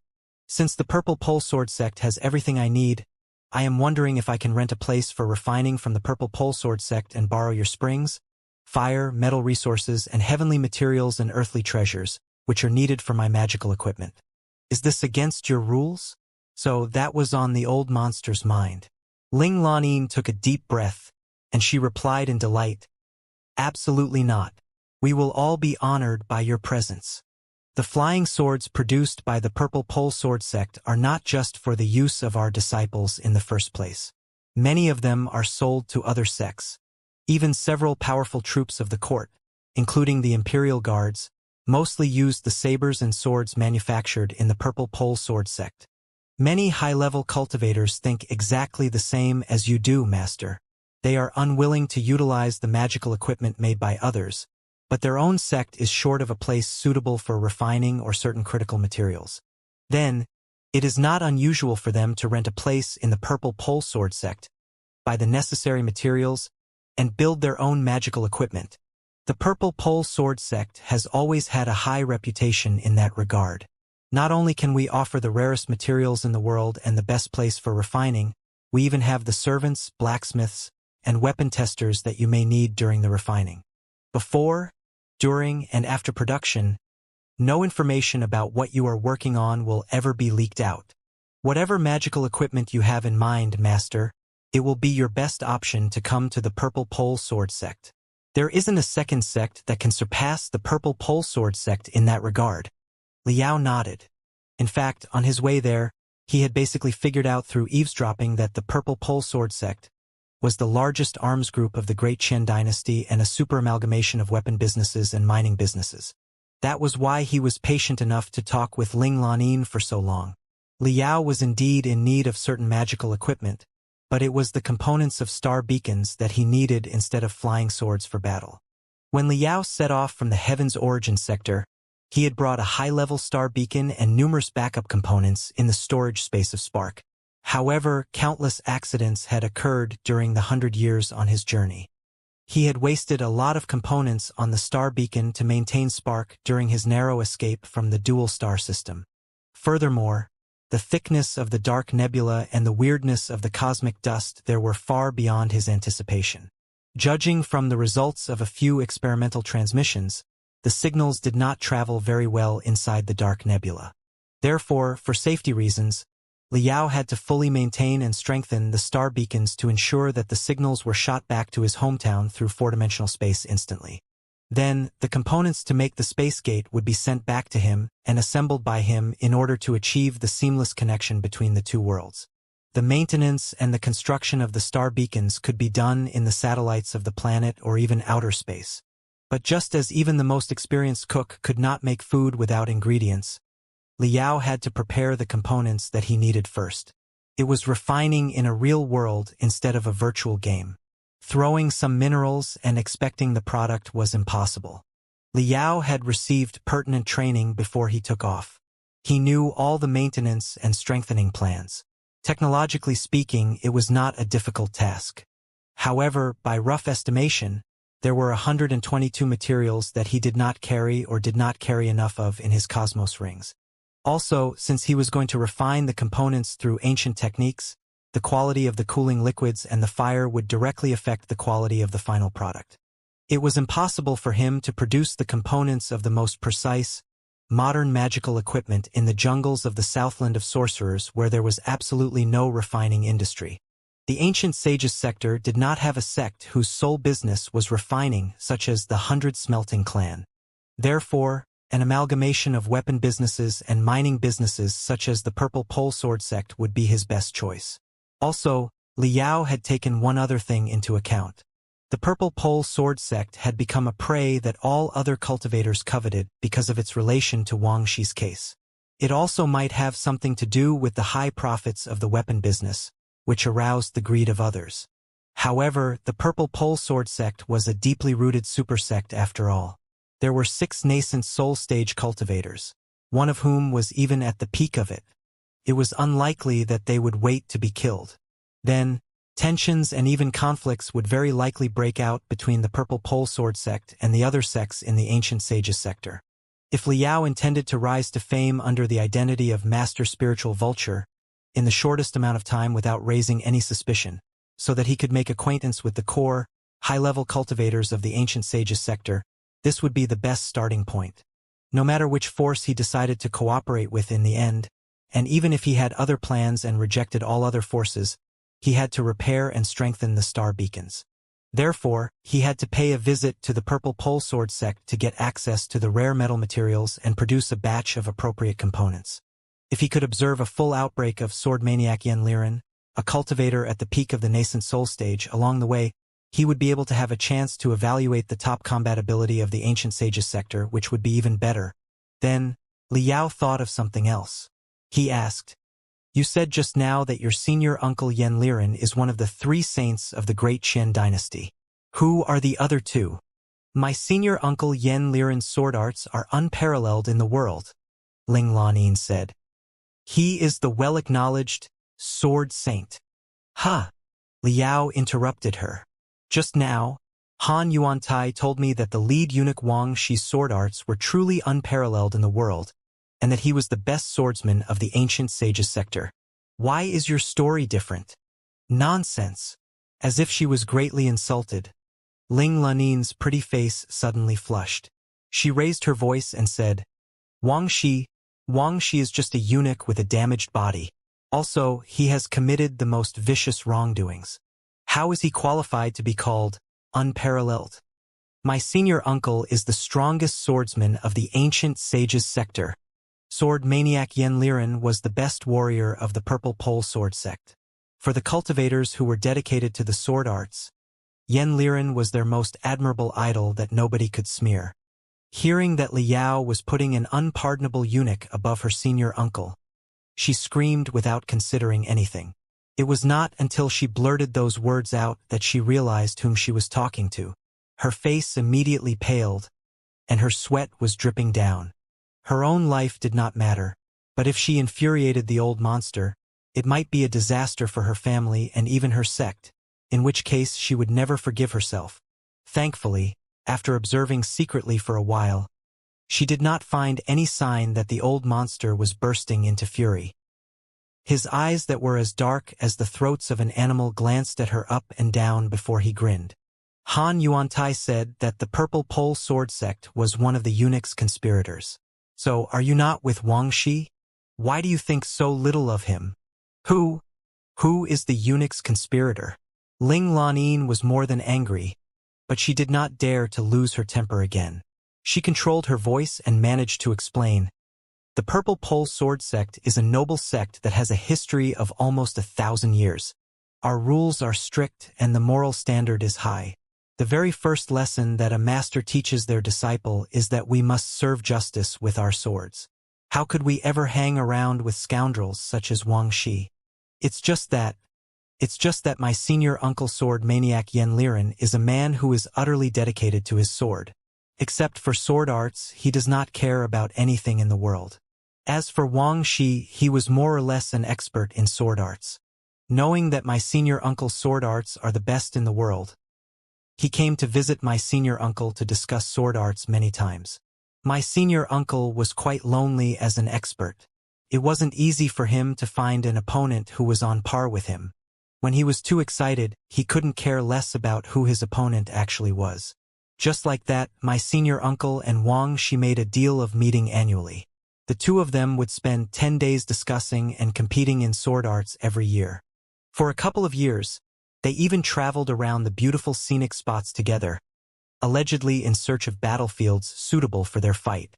They went to the depths of the mountains covered in mist, the oceans with surging waves, and the sunless bottom of the underground holes. In fact, nobody in our sect was in favor of getting too close with such an ambitious person, even including my master and the few other nascent soul stage cultivators. However, my senior uncle is a maniac, and he is at the unreachable peak of the nascent soul stage. Who can stop him from making friends when he wants to?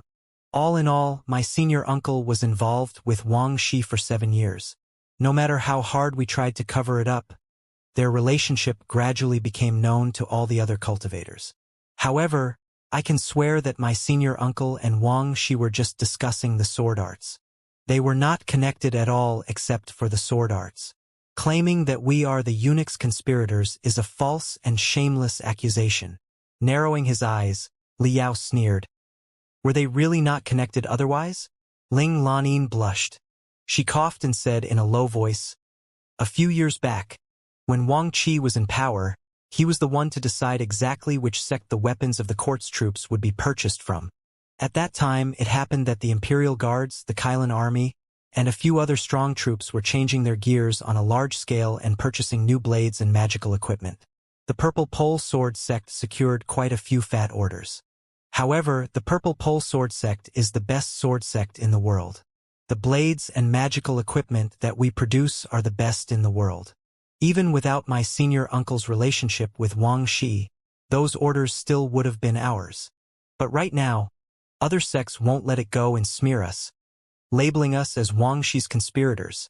Seeing that the girl was seething with indignation, Liao could not help but feel amused. She was truly a silly girl who did not know how the world functioned. Had it not been for the connection between her senior uncle and Wang Xi, why would the super fat orders have been given to them? Were they the only sword forgers in the entire ancient sages sector?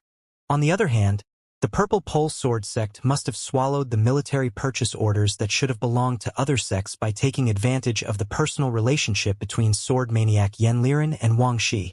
It monopolized the whole market and thereby successfully enraged everyone else. Now that Wang Xi had fallen, it would be highly unusual if the sects did not take the opportunity to counterattack and force the Purple Pole Sword sect to throw out what it had swallowed in the past. Judging from Han Yuantai and Ling Lanin's words, Ling Lanin's senior uncle sword maniac, Yanliren, was the well-acknowledged sword saint in the Great Qian dynasty and the best expert in sword arts. But Wang Xi had been qualified to compete with him for 7 years in a row. There was still room for both of them to make progress. It was indicative enough of Wang Xi's own extraordinary sword arts. He could ask about more details on Wang Xi and Yanliren later. Liao did not want to waste any more time on those questions and changed the topic. Who are the other 2 people of the 3 saints of the Great Qian dynasty? When she thought of the second saint, Ling Lanin put on an indescribable smile and said, "The second guy that is on par with my senior uncle is Weird Saint. Ba Xiaoyu the beggar." Ba Xiaoyu the beggar? Liao was dazed for a moment. What kind of name was that? The guy was a super nascent soul stage cultivator after all. Calling him a beggar seemed rather disrespectful. Liao coughed violently and tried to hold back his laughter. "That's an interesting name." "Exactly," Ling Lanin said. Senior Ba's self-given nickname is the very first clue to his casualness and disregard of rules. He was the son of the leader of the Fulua Island in the Eastern Ocean. He boasted unbelievable wealth accumulated through overseas trade and training resources collected from the natural paradises on the ocean. His family was one of the richest ones in the world of cultivators, and he used to be a son living a carefree and comfortable life. However, when he was young, Fulua Island was demolished by 37 pirate gangs together. It is said that after the collapse of his family, Senior Ba had an epiphany and went to the world of mortals. He trained himself in the dirtiest places amid the most common of people. For some reason, he indeed perceived unparalleled techniques and became the most famous unaffiliated cultivator of the ancient sages sector. The senior nicknamed himself Beggar, so he often shows up in front of everyone as a scrounger or a homeless person. His cultivation and his seniority are both very impressive, but his personality is very weird. He despises nobles and high-level cultivators and even often pranks those people. However, he is extremely kind to the poor people and always tried his best to help common folks. Whenever there's a natural disaster, Senior Ba is normally around to help. His reputation is very high among the folks. He is truly regarded as a deity walking on the earth by the people of the Great Qian dynasty. It is not exaggerating to call him a saint. Liao nodded slowly. Ba Xiaoyu the beggar? There finally seemed to be someone whom he could try to make friends with and recruit. The third saint is Iron Saint Qi Zhongdao, Master Righteous One, Ling Lanin said. He was already the leader of the cultivators when you went into seclusion. I don't think I need to introduce him further, right? Liao secretly frowned. He thought to himself, why don't you just give him an introduction? But he gave up the idea after thinking for a moment. Since the guy was a leader of the cultivators, he must be a very famous person, and Liao could uncover his past by asking anyone randomly later. It was unnecessary to risk asking too much about him right now. Of course I've heard the name of Qi Zhongdao before. You don't need to talk more about him. Pondering for a moment, Liao said slowly, just now Han Yuantai told me about the 4 rapscallions of the world, and then you told me about the 3 saints. I wonder, are the 4 rapscallions and 3 saints qualified to be listed among the top 10 experts today? Ling Lanin hesitated for a moment but still nodded. My senior uncle, sword maniac, Yan Liren, boasts the most extraordinary sword arts. Ba Xiaoyu the beggar has his own bizarre, unpredictable techniques. Master Righteous One Qi Zhongdao has the heaven-flipping seal, a primordial treasure, in his possession. The 3 of them are the top 3 experts on the side of justice. Mother White Lotus Wan Mingzhu is the mother of all ghosts, and her expertise in dark arts is incomparable. Heaven-battering King Qi Chongqing has an indestructible body and practices the most dominating 1,000 miles of bare land technique. Wang Shi, with his apparitional night technique, was able to fight with my senior uncle for 7 years without being crushed. There's also Han Bailing, the magnificent monarch in the north who has created the dragon wolf arts himself. The 4 rapscallions deserve to be called top 10 experts. 2. Very good. Brilliance flashing inside Liao's eyes. He released the daunting aura of a nascent soul stage cultivator non-stop. All the grass and trees in the garden were shivering. 3 saints and 4 rapscallions make 7 people. Little kid, if you were asked to make a list of top 10 experts, who would be the last 3? There is not a fixed answer. After all, many super experts will never fight with their best abilities until they are left with no choice. Ling Lanin paused for a moment and thought for a while. In the end, she answered reluctantly, Master Bitter Cicada of the Stupa Temple might be capable enough of fighting against the 3 saints and the 4 rapscallions, but he is a monk who focuses most of his attention on rescuing people. He is not often involved in the conflicts among sects, so he is not counted as one of the 3 saints. Also, my master said that, despite the young age of the emperor, it is quite possible that he has received all the heritages of the founding emperor of the Great Qin dynasty. He is commonly believed to be a wise monarch who will reverse the situation and revive the Great Qin dynasty. His cultivation is immeasurable, too. Taking the 2 of them into account, that's only 9. Who's the last one? Liao asked scarily. Ling Lanin's face became flushed. She was obviously not a person who was familiar with adulation. Before she began her flattery, she was feeling rather embarrassed herself. The 3 saints, the 4 rapscallions, Master Bitter Cicada, and His Majesty are the 9 most extraordinary nascent soul stage cultivators in the world today. They are mostly in the high level or even the peak of the nascent soul stage. The rest of the nascent soul stage cultivators all have a certain gap from them. If I must propose a name, I think that you can be compared to them and listed as one of the top 10 invincible experts, 2 senior. Really? Liao sneered. He suddenly burst into fury and cried, You are lying! Are you trying to fool me? Liao's saliva burst out, and Ling Lanin felt like she had just been crushed by a storm. She gritted her teeth so hard that they almost turned sour before she managed to reply, I dare not. I was not saying that because I meant to cajole you, Senior. Master Black Moon was the top expert in the Southland of Sorcerers, but he was merely at the beginning level of the nascent soul stage. Let's leave him aside. Han Yuantai, the Lord of Behemothic Eagle, is a famous expert from the Dark Cloud Prairies at the middle level of the nascent soul stage.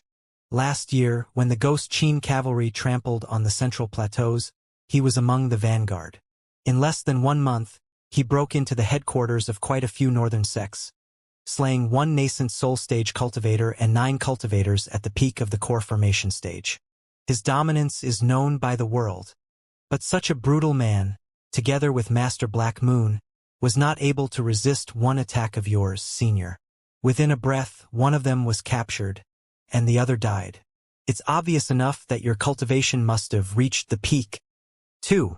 Before I left for the mission, My master told me the basic criteria to determine one's capabilities. The three saints, four rapscallions, His Majesty, and Master Bitter Cicada belong to the level of super experts.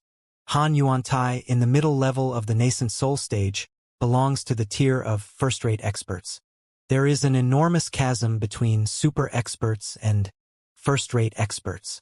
Without rarely seen opportunities, and without extraordinary personal aptitude, the chasm is barely crossable. Now that you can suppress a first-rate expert easily, senior, you must belong to the tier of super experts too. You are absolutely qualified as one of the top 10 experts in the world.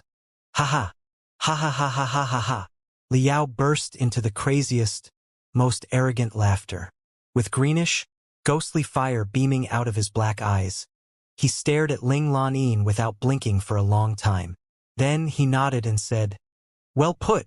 I picked up the greatest treasures that nobody could ever imagine in that place by accident, and I trained myself in seclusion for decades, holding back the pain of being skinned and reborn as many times as I narrowly escaped the dangers of becoming mentally deranged. Finally, I have grasped the best techniques in the world, which shall not be wasted in the Southland of sorcerers. Top 10 experts? Hee hee. It's fine that I'm not on the rank, but if I am, I will be the top one. Kid, I don't need to hide my ambitions from anyone. I'm not interested in dealing with the messy trivia in the Southland of sorcerers at all. Your father, Wuxia, and the chiefs, priests, and sorcerers from the 100 tribes here can make arrangements however you see fit. For me personally, I'm going to travel the world and meet the great heroes of the present day, including the super experts in your eyes, the three saints and the four rapscallions and such. Let's begin my journey from the Purple Pole Sword Sect. What do you think?" Ling Lanyin thought quickly.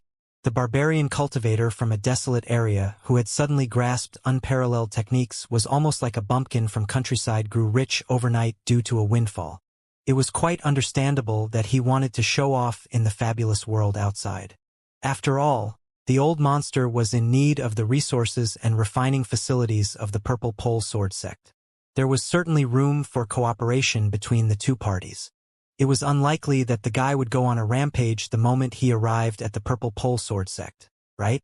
Since he had consented that Wuxia would be appointed as the new chieftain of the Southland and was not stopping her father's actions in the Southland of sorcerers, it was obvious that he was still vaguely on the Great Qian dynasty side. If that was the case, everything was simple. The Purple Pole Sword Sect had been in peril over the past few months. If such a tough and brutal old monster came to visit, other people who did not know that he was there to rent a place for refining would inevitably think that he had been invited by the Purple Pole Sword Sect to help the situation. They would certainly have more concerns if they wanted to start more trouble.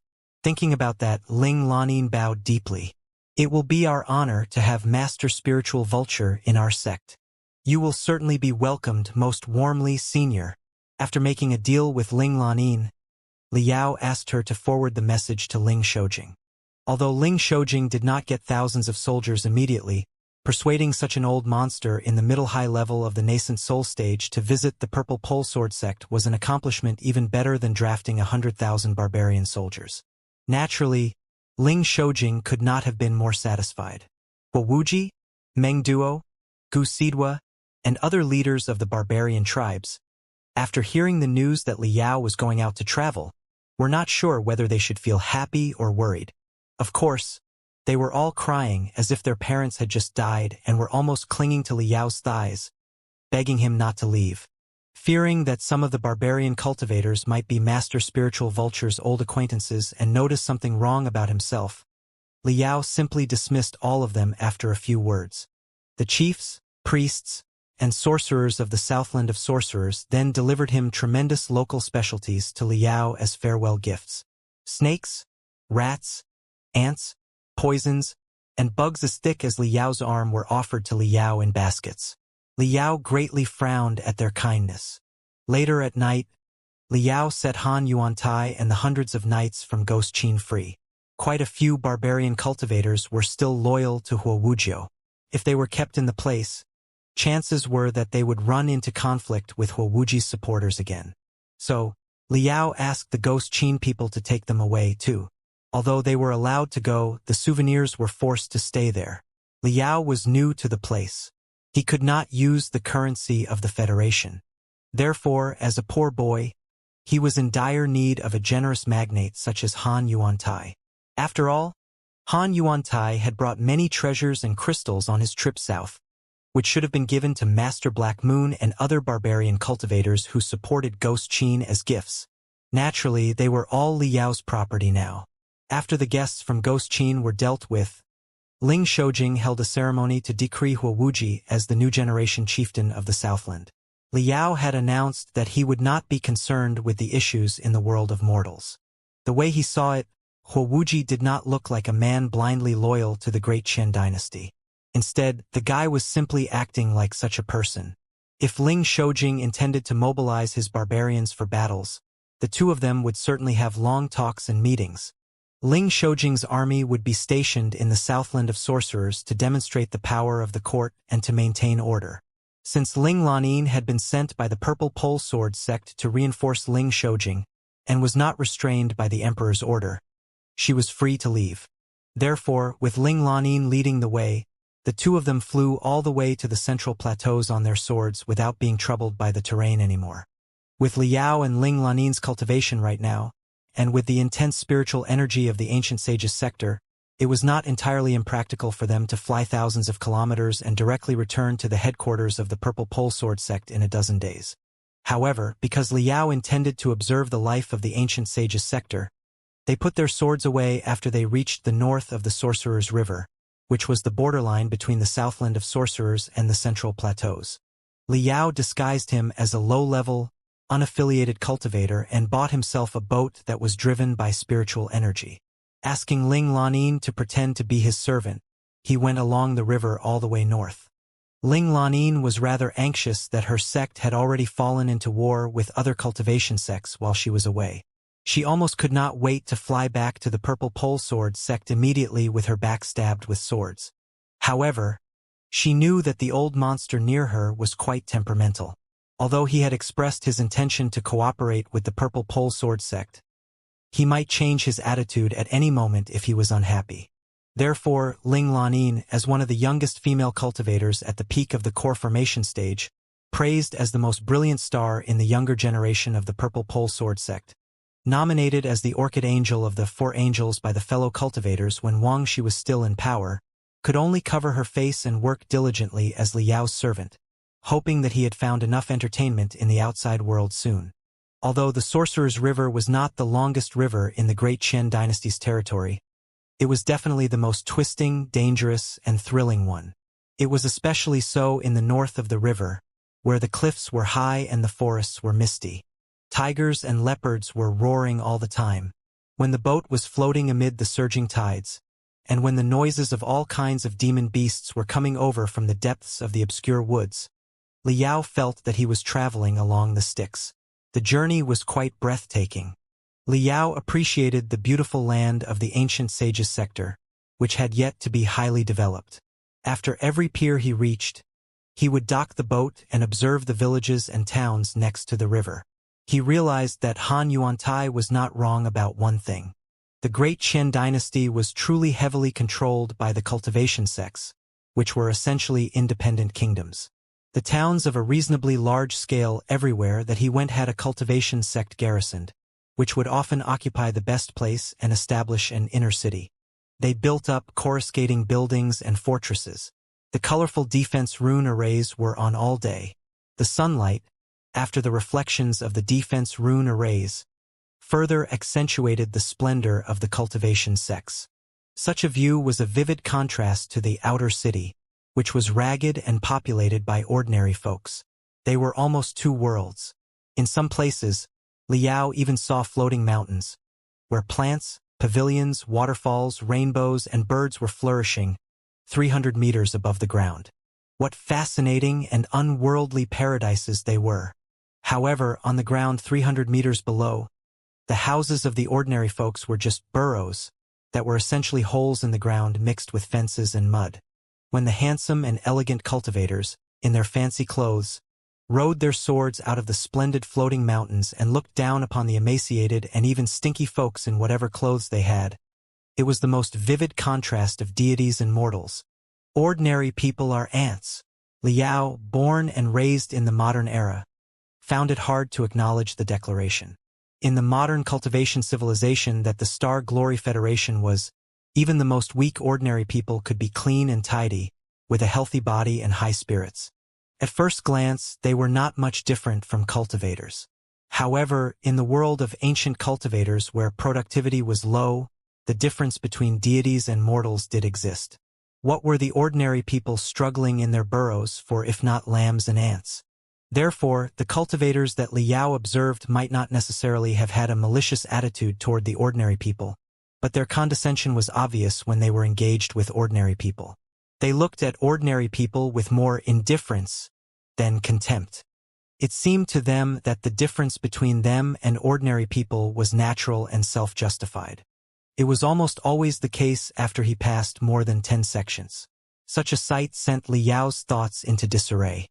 He was going to criticize the ancient cultivators who despised ordinary people with the glorious theory that cultivators are fish, ordinary people are water, and cultivators are the sabers of humanity from the Star Glory Federation, when the words of some locals of the ancient sages sector slapped him in the face. It happened when he stopped by a town named Stone Marshall Town. Seeing that the headquarters of the Stone Marshall Hall was particularly spectacular, and the houses of the ordinary people nearby were more dilapidated than usual, he was quite interested and decided to stop to investigate. He found an excuse to get Ling Lanin away before he entered Stone Marshall Town disguised as a traveler on the road. As he expected, the cultivators in this place was more arrogant than usual and simply viewed ordinary people as nothing. When he caught the casual conversation of a few customers in a tea shop below the mountain outside of the city, Liao could not help but feel infuriated. As it turned out, the Stone Marshall Hall had been acting on its own in the place. Not only was it blocking the food and tax that was supposed to be submitted to the court, they were even demanding servitude in the name of the court. The households of ordinary people within the Stone Marshall Hall's territory had to provide labor service for the Stone Marshall sect for 3 to 5 years, during which time they were paid little to nothing. The youngest son of this customer was at service in the Stone Marshall Hall in the beginning. He had been toiling for 3 years for the cultivators and was about to be free to go back home. But one day, the Stone Marshall Hall threw his cold body out, claiming that he had died abruptly because of exhaustion. Judging from the body, it was indeed skinny, with veins bulging out. He had obviously borne too much work for too long. More importantly, when the customer was talking about his youngest son's death, despite his sorrow, there was no dissatisfaction about the Stone Marshall Hall at all. The fellow customers were also merely sighing about the fact that he was unfortunate, and that his youngest son must have been fated to a short life. However, they did not dare to complain about the Stone Marshall Hall at all. They did not even realize the Stone Marshall Hall's responsibility. Liao could not take it anymore. With all kinds of thoughts rolling in his mind, he could not help but scorn the customers. But as it turned out, his words raised public fury, and he was lambasted by everyone. Even the customer whose youngest son had passed away due to overworking for the Stone Marshall Hall also spat on him. The attitude of the customers dumbfounded Liao at first and then rendered him speechless. Eventually, he blushed in embarrassment. As it turned out, the area around the Stone Marshall sect was the most mountainous area with the densest forests in the basin of the Sorcerer's River. The tiny basin was surrounded by the highest mountains, which were mired in mist all year long. In many places inside the mountains, there were exceedingly few days with sunshine. The rest of the year was continuous rain. Such a desolate area was naturally packed with wildlife and demon beasts, which would not only swallow the villagers who accidentally trespassed into the forests but also sweep across the towns below the mountains in hordes, leaving nothing but bones behind. Despite such a harsh environment, one city, almost 10 towns, and dozens of villages had been developed. It was all thanks to the cultivators of the Stone Marshall Hall.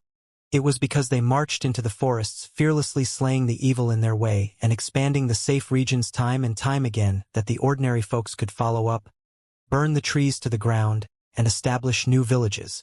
Over the 200 years since the Stone Marshall Hall was founded, they have eliminated the dens of fiends and demon beasts in the forests more than 10 times every year. 20 to 50 deities perish every year. That's right. In recent decades, to slay the evil, even 2 leaders of the Stone Martial Hall have sacrificed themselves. Without the deities from the Stone Martial Hall, the settlements within hundreds of square kilometers would have been savaged by the monsters. That is exactly why this place is named Stone Martial Town, in honor of the great help of the deities. You should thank others when gratitude is due. How can you be a guy who forgets what a great favor other people have done you? Even 2 of their magnificent leaders have passed away. 20 or so regular disciples are killed every year, too. Almost 10 disciples can be killed in a single trial. What's there to complain about when one individual from our household dies? Liao did not expect that the numb and ignorant victims would say that. He stammered for a while but insisted that, regardless, the Stone Martial Hall should not block the court's tax or initiate servitude without permission, which was a complete disrespect for the authority of the court. If every sect did what the Stone Martial Hall did, they would be independent kingdoms. Then what would happen to the great Qian dynasty which was shaking in the storm? His words raised even merrier laughter. At this moment, all the customers regarded Liao as a pedant who had read too many books and stopped bothering about him. A civilized-looking local, who appeared to be a teacher, counted his fingers and did the math for him. First of all, theoretically speaking, the Stone Martial Hall certainly did not have the right to block the food and tax that should have been submitted to the court. But then again, for ordinary folks, they had to pay taxes either way. If the food and tax was handed over to the court, God knew what they would be spent on. Or rather, they might take a few turns among the high officials in the court, only to be pocketed somewhere in between. In comparison, if they submitted the food and tax to the Stone Martial Hall, which was a local sect after all, most of the earnings would be devoted to the local area, even if some of it was squandered. So, the local people would rather not give their belongings to people from elsewhere. Moreover, annihilating the monsters in the forests in order to collect the rare materials and the heavenly materials and earthly treasures in the forests was greatly beneficial for the Stone Martial Hall itself. It was even the fundamental approach to sustain the Stone Martial Hall's development. Without the motivation of the folks, the Stone Martial Hall would still try to slay the monsters. Most of the resources that they demanded from the folks would be dedicated to that end, too. To some extent, it was also kind of from the people and for the people. Therefore, the Stone Martial Hall had the full support of the locals. Every year, when the tax was filed, they would work together with the Stone Martial Hall to block the food and the money. The same went for servitude. For most folks, they had to take servitude either way, either in the Stone Martial Hall or for the court. But serving the Stone Martial Hall had a lot of merits. First of all, the Stone Martial Hall was a local sect. Even the high and mighty cultivators were mostly distant family members to them. Could the cultivators turn a blind eye to all their family members and even regard their father and mother as aunts? Naturally, it was impossible. At least, for most of the low-level cultivators, they were not cold-hearted enough to ignore their 70-year-old mother's begging. Therefore, to the servants that their 70-year-old mother introduced, they might be rather indifferent on the surface, but it was unlikely that they would intentionally torture the servants. So, over the years, some ordinary people did die of exhaustion while serving the Stone Martial Hall, but few of them were killed in torment. Even if some of them were killed on purpose, it was mainly because they had violated the rules of the sect and were used to set an example for others. Moreover, if they served the Stone Martial Hall and worked harder, the cultivators of the sect would have more time for training to be stronger, and if the cultivators were stronger, they would be able to kill more demon beasts. Would the local villages not be more peaceful? Also, by serving a cultivation sect, if the folks were smart and lucky enough, they might be able to pick up some fundamental martial arts. With enough luck, they might even become cultivators someday. Although the odds were little to none, for the folks who tilled their land throughout their life, it was the only channel to change the life of their children. Even if the path did not work out, as long as they were dutiful enough and won the favor of a certain deity, they would have a great reliance when they walked among their fellows in the future. Serving the court, on the other hand, carried none of those benefits. First of all, servitude of the court often demanded that the folks be moved to a foreign place thousands of kilometers away. It was not unusual for them to be bullied, beaten, and exploited without anyone to turn to. Honestly speaking, if the folks died in the stone martial hall, their body was at least left intact. If they joined the army of the court and got killed on a battlefield thousands of kilometers away, it would be a blessing of their ancestors if an urn of their ashes was sent back. Also, the troops made of ordinary people were the lowliest professions. They had barely any chance to get in touch with the cultivators, receive their tutelage, or find support. Lastly, if the young and strong people were drafted too far away, who was going to deal with the monsters in the forests nearby? The deities could not do the chores while slaying the monsters at the same time, right? What? The court needed troops to fight Ghost Qin? What the fuck did Ghost Qin have to do with those citizens? It was not Ghost Qin who caused trouble in the local area, but the monsters in the forests. It was the northerners' business that the Ghost Qin knights were trampling on their land. Why should the southerners bleed for them in vain? Court? In our place, the court is just shit. The stone martial hall is the heaven. The teacher-like local declared to Liao as such both profanely and proudly. When the monsters go on a rampage, all the deities from the stone martial hall attack them together. Where's the army of the court? Nowhere. But when harvest season comes, they come pretty fast to requisition the grain, only to be beaten back by the deities of the stone martial hall. The remark raised yet another round of laughter.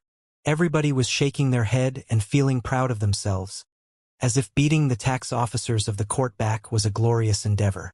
While laughing, they were still eyeing Liao the same way people usually eyed a retard.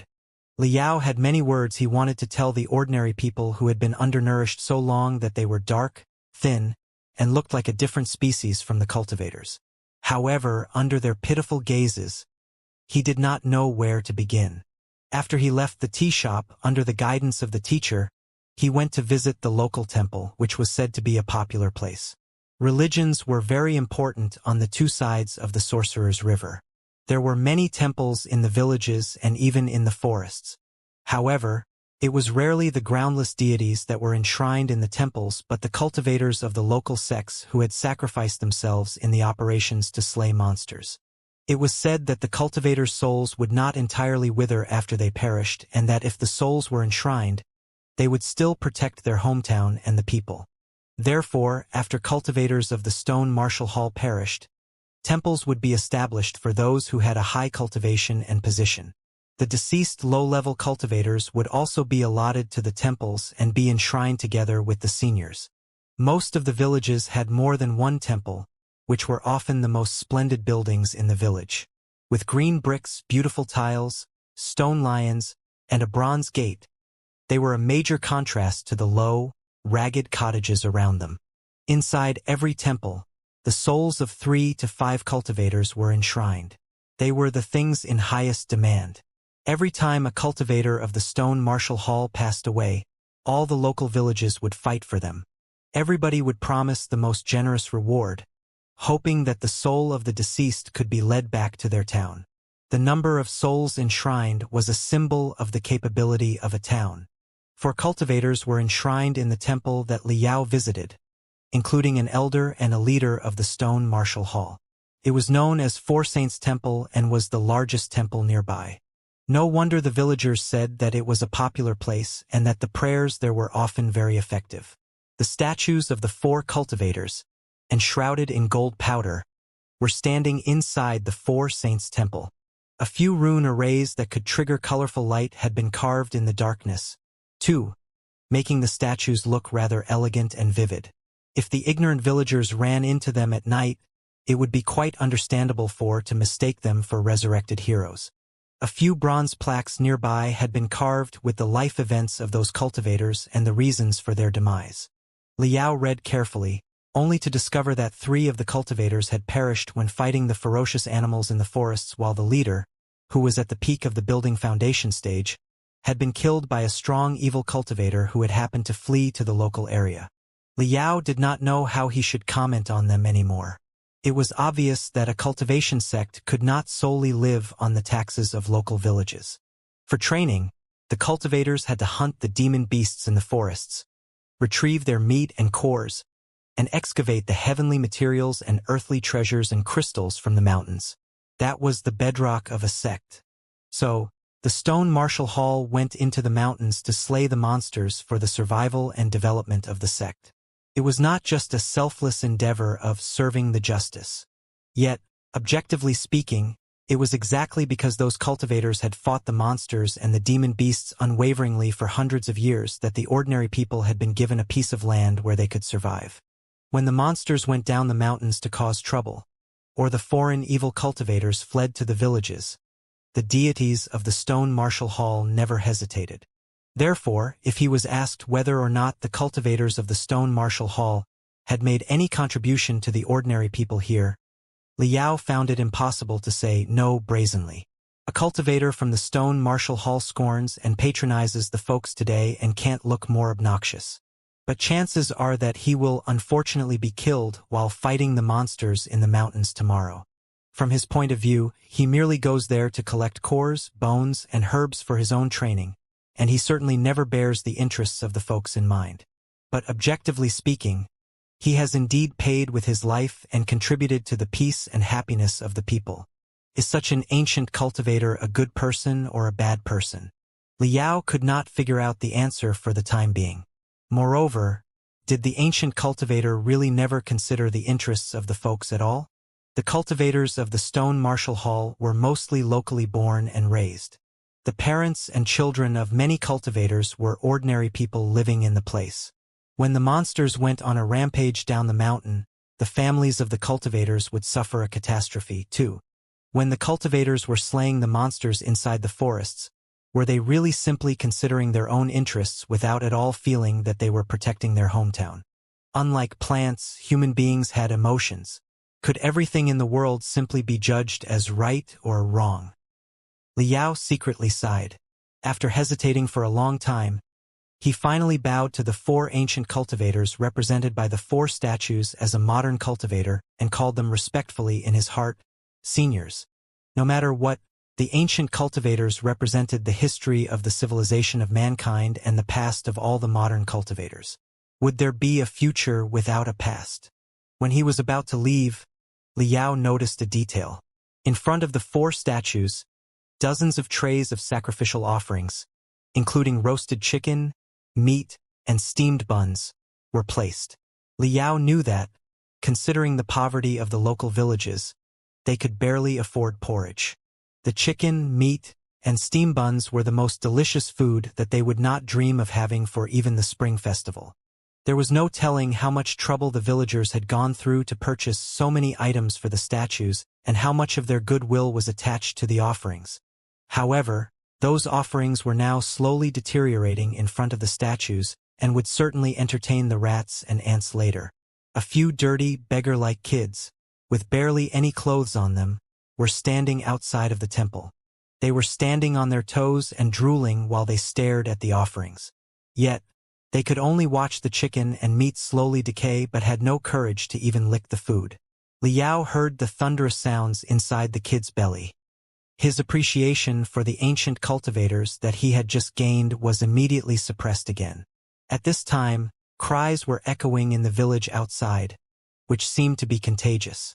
Very soon, the entire village, and even a few villages nearby, were drowned by tears. Liao exited the temple to see what happened, only to discover that almost 100 white flags had been raised in the village. Many folks were already in white one, apparently quite familiar with the situation. The other day, Elder Lei of the Stone Martial Hall led 20 new deities into the mountain for a trial. They unfortunately alarmed an eccentric boa that had lurked below the ground for decades and was about to evolve into a dragon. Elder Lei and 6 new deities perished. Perished! Cries and moans were echoing everywhere within the range of Stone Martial Town.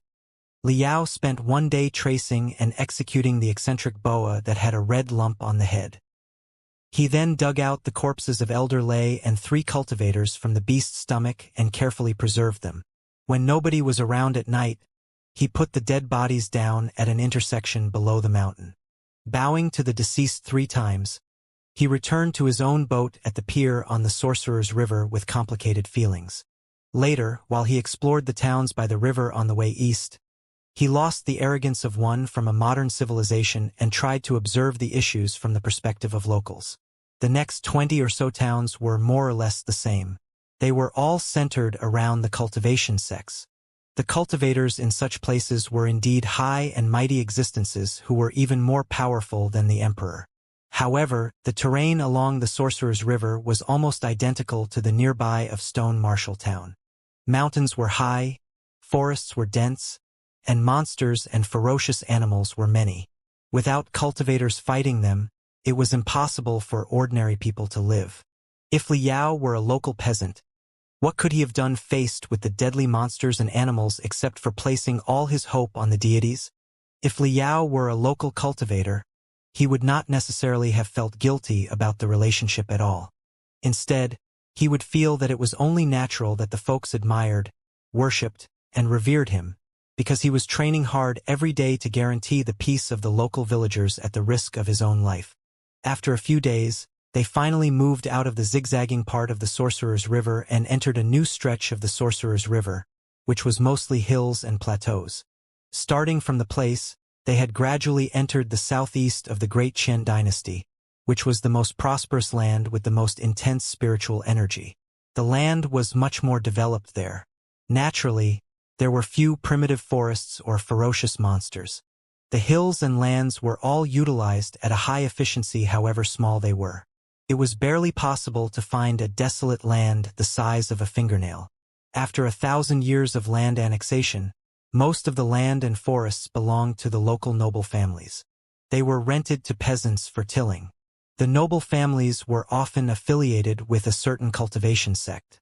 So, some of the best lands were the cultivation sect's property, and there was no way that ordinary people could lay their hands on it. The population there was too large for the usable land. The territories of most of the cultivation sects were right next to each other. Therefore, the threats around this stretch of the Sorcerer's River were no longer wildlife but other cultivation sects. Here, Liao witnessed a fight between two cultivation sects for the first time. Under the lead of almost 10 building foundation stage cultivators, almost 100 cultivators in the refinement stage, holding the banners of their respective sects, crashed into each other like two throngs of tigers. They were attacking each other so cruelly that they did not seem to care that they were of the same kind. After fighting for less than an hour, 3 building foundation stage cultivators and more than 20 refinement stage cultivators had been killed. The reason of the fight, however, was not for an unparalleled technique or any heavenly materials and earthly treasures but simply a cow. A regular cow. The case was actually quite simple. A from village B lost a cow, only to find it again with C from village D. A went to question C. C said, "Would the cow reply to your call?" A said, "There was a mark on the cow's body." Then, C simply asked his fellow villagers to beat A out. A was not only bruised and swollen but also broke a leg. As a result, a large fight between village B and village D began. In the poor and uncivilized area, such village-wide fights were nothing unusual. For cows, for water sources, for land, for women, or for grudges accumulated through all kinds of trivia, 2 villages might be fighting hard, each dropping a few dead bodies. It was rather a common practice. However, Village B and Village D happened to be at the border of the territories of 2 cultivation sects, and they were under the protection of the 2 cultivation sections. The souls of the cultivators from the 2 cultivation sects were also enshrined in the 2 villages. The incense was burning inside the 2 temples all year long. During the fights, the villagers often invited the statues inside the temples with them. Covering the statues in fancy garments and lighting up firecrackers, a few muscled men would carry the statues to the front, hoping that the deities would watch over them and guarantee their victory. However, it was often unavoidable that the statues of the deities on one side were broken. Some of the villagers even intentionally tarnished them with dog blood or the cloth women used during their menstrual period. For the cultivation sect that was the supporter of the losing side, how could they watch the souls of the cultivators of their own sect be insulted like that? If the rumor spread that a certain cultivator of a certain sect could not even help the believers on his side win a battle despite the amazing techniques that he had when he was alive, and a bunch of peasants even broke his halo easily with a basin of dog blood, would the cultivation sect have any reputation among the cultivators? Therefore, It was necessary that the cultivation sect should stand up for the peasants within its territory. To stand up for the peasants, they would not demean themselves by troubling the hostile peasants but simply go to their protector. Because the two sects bordered, a lot of friction had certainly developed during the long history. They had long developed grudges with each other, not to mention that there were certainly conflicts of interests too. Now that one party had challenged the other openly, would the other party simply give in? The fight that caused the death of 3 building foundation stage cultivators and more than 20 refinement stage cultivators in the 2 cultivation sects was thus initiated hilariously. The cause of the fight seemed to be a cow, but it was actually more than a cow. They were fighting to prove their capabilities. Proving their capabilities was, of course, for the full-scale battles of living space. According to what Liao had learned later, street fights were quite popular in places that had been highly developed and could not expand further. In rural areas, the villages fought each other for farmland, wells, irrigation issues, and the like.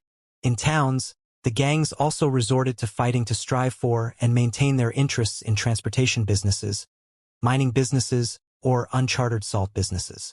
Most of the land in every village belonged to a cultivation sect.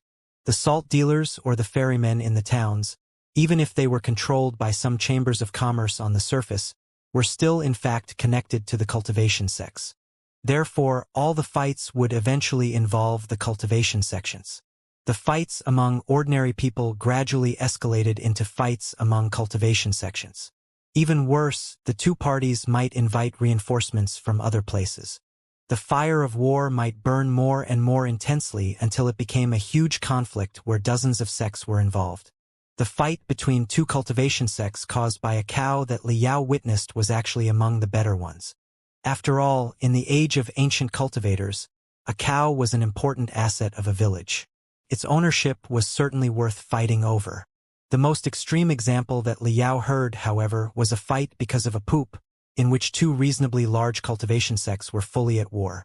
They continued inviting their friendly sects for help, and their friendly sects had relatives who had established their own branches and returned to give their family a hand upon hearing that the situation was not good. More and more forces joined. After half a year of battles, except for other casualties, even 2 cultivators at the peak of the core formation stage were killed. One crap cost the lives of 2 core formation stage experts. It indeed sounded ridiculous. However, after Liao's careful analysis, he found that it was a truly indestructible loop. Whoever was caught in the loop, from the ignorant farmers to the high and mighty core formation stage cultivators, would not get away from it.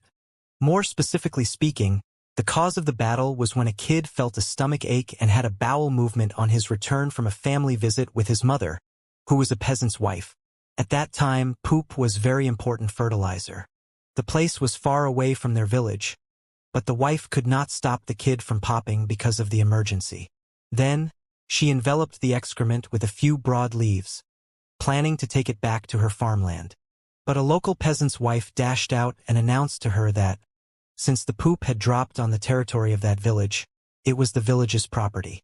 She demanded that the stranger leave the poop. The 2 women thus began a fight over a poop. The woman from elsewhere, naturally, did not win the fight. Not only did she fail to secure the poop, some of her hair was even torn out.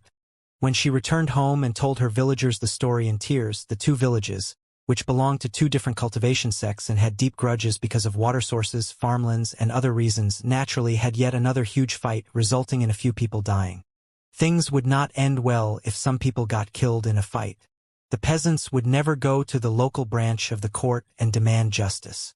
Instead, they carried the bodies of their people to the headquarters of the local cultivation sect and placed them in a row before crying and asking for the help of the deities. Could the deities say no? Since the cultivation sects were deeply rooted in local villages, they counted on the support of the villagers. The villagers were renting their land, providing labor for them for free, building temples for them, and enshrining the dead cultivators with roasted chicken that the villagers could barely afford. They were catering to the cultivators' needs better than they catered to their family. What more could they do? They were not calling the cultivators deities or building the temples for nothing. The roasted chicken was not intended for the dead people to enjoy with nothing in return. It was a rather peaceful land nearby, without too many monsters that the cultivators were obliged to kill. Their lives were comfortable enough. Now that the villagers were in trouble, were they even qualified as deities and brazen enough to enjoy the chicken if they did not help settle the trouble? Besides, there was also the familial bond. It was their uncle of their aunt of their second cousin of the external disciple of their sect who lay dead outside. Knowing that he was backed by someone else and knowing that the village was under the protection of the sect, the hostile sect still beat him to death. Was it not obvious that they did not respect the sect at all?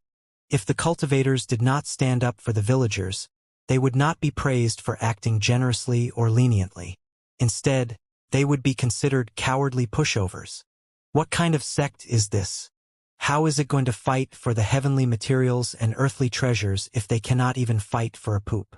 It might seem absurd, but it was the natural and the only possible result in an era when there were too many cultivation sects and too few training resources, when the social contradiction was higher than ever.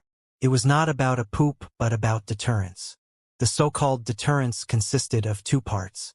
Firstly, make sure that they had abilities to defend all their interests, even if the interest was just a poop. Secondly, make everyone believe that they were determined to use the abilities at any time when they were dissatisfied. If they had deterrence, the other sects would be scared of them. It would be safer and more convenient for their disciples to travel outside. People of all trades would pay them for their protection.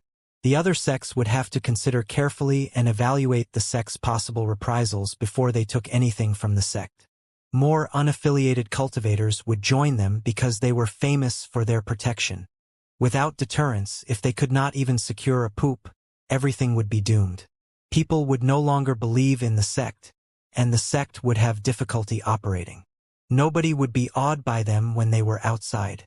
The trades and territories under their control would be harassed on a daily basis.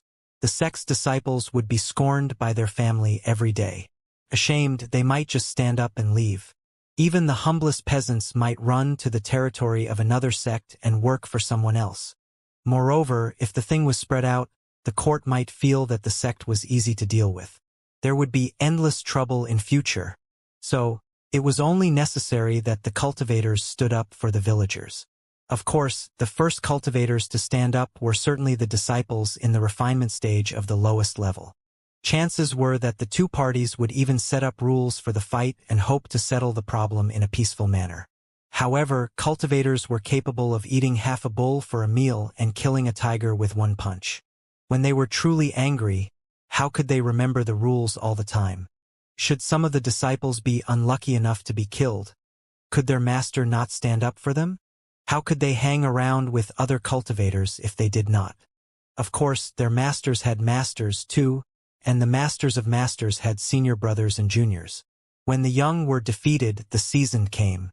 After the refinement stage cultivators were dead, building foundation stage cultivators came, and after the building foundation stage cultivators were dead, the core formation stage cultivators arrived. It was the whole story of one poop killed two core formation stage cultivators.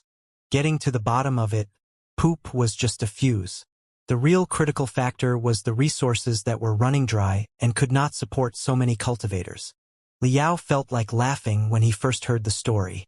However, after he learned the full story, he felt deeply saddened. He knew that the cultivation sects in the age of ancient cultivators were in a much worse relationship than the ones in the modern cultivation civilization. It was not unusual for them to fight over heavenly materials and earthly treasures or unparalleled techniques or even rob someone else of their belongings. Such cruel tales had been well featured in movies, video games, and literary works of the Star Glory Federation. So Liao was not surprised. But it had never occurred to him that a world of ancient cultivators where the resources were running low could be so cruel, even to the extent that the most insignificant froth could be a spark to trigger a great battle when every sect wanted to maintain their deterrence. After exploring villages, farmland, and sects along the Sorcerer's River for half a month, Liao finally developed a profound understanding as to why Han Yuantai said that the Great Qin dynasty was not a real country. The foreign person coveting the south from the northern prairies was not wrong. Compared to a modern country such as the Star Glory Federation, the so-called Great Qin was merely a geological concept. Its court did not possess the power of a real country at all. as the helpless replacements, the beggar-thy-neighbor cultivation sects were more like small countries. Liao could never forget the hateful eyes of the losing side in the fight between two sects caused by a cow as they were picking up the dead bodies of their side. If Ghost Qin's people suddenly showed up in front of the sect, Liao had no doubt that it would absolutely join Ghost Qin without any hesitation as a self-willing vassal in order to destroy the hostile sect. As for the great Qian dynasty, screw it. Liao felt helpless. It shouldn't be like this. Cultivation shouldn't be like this.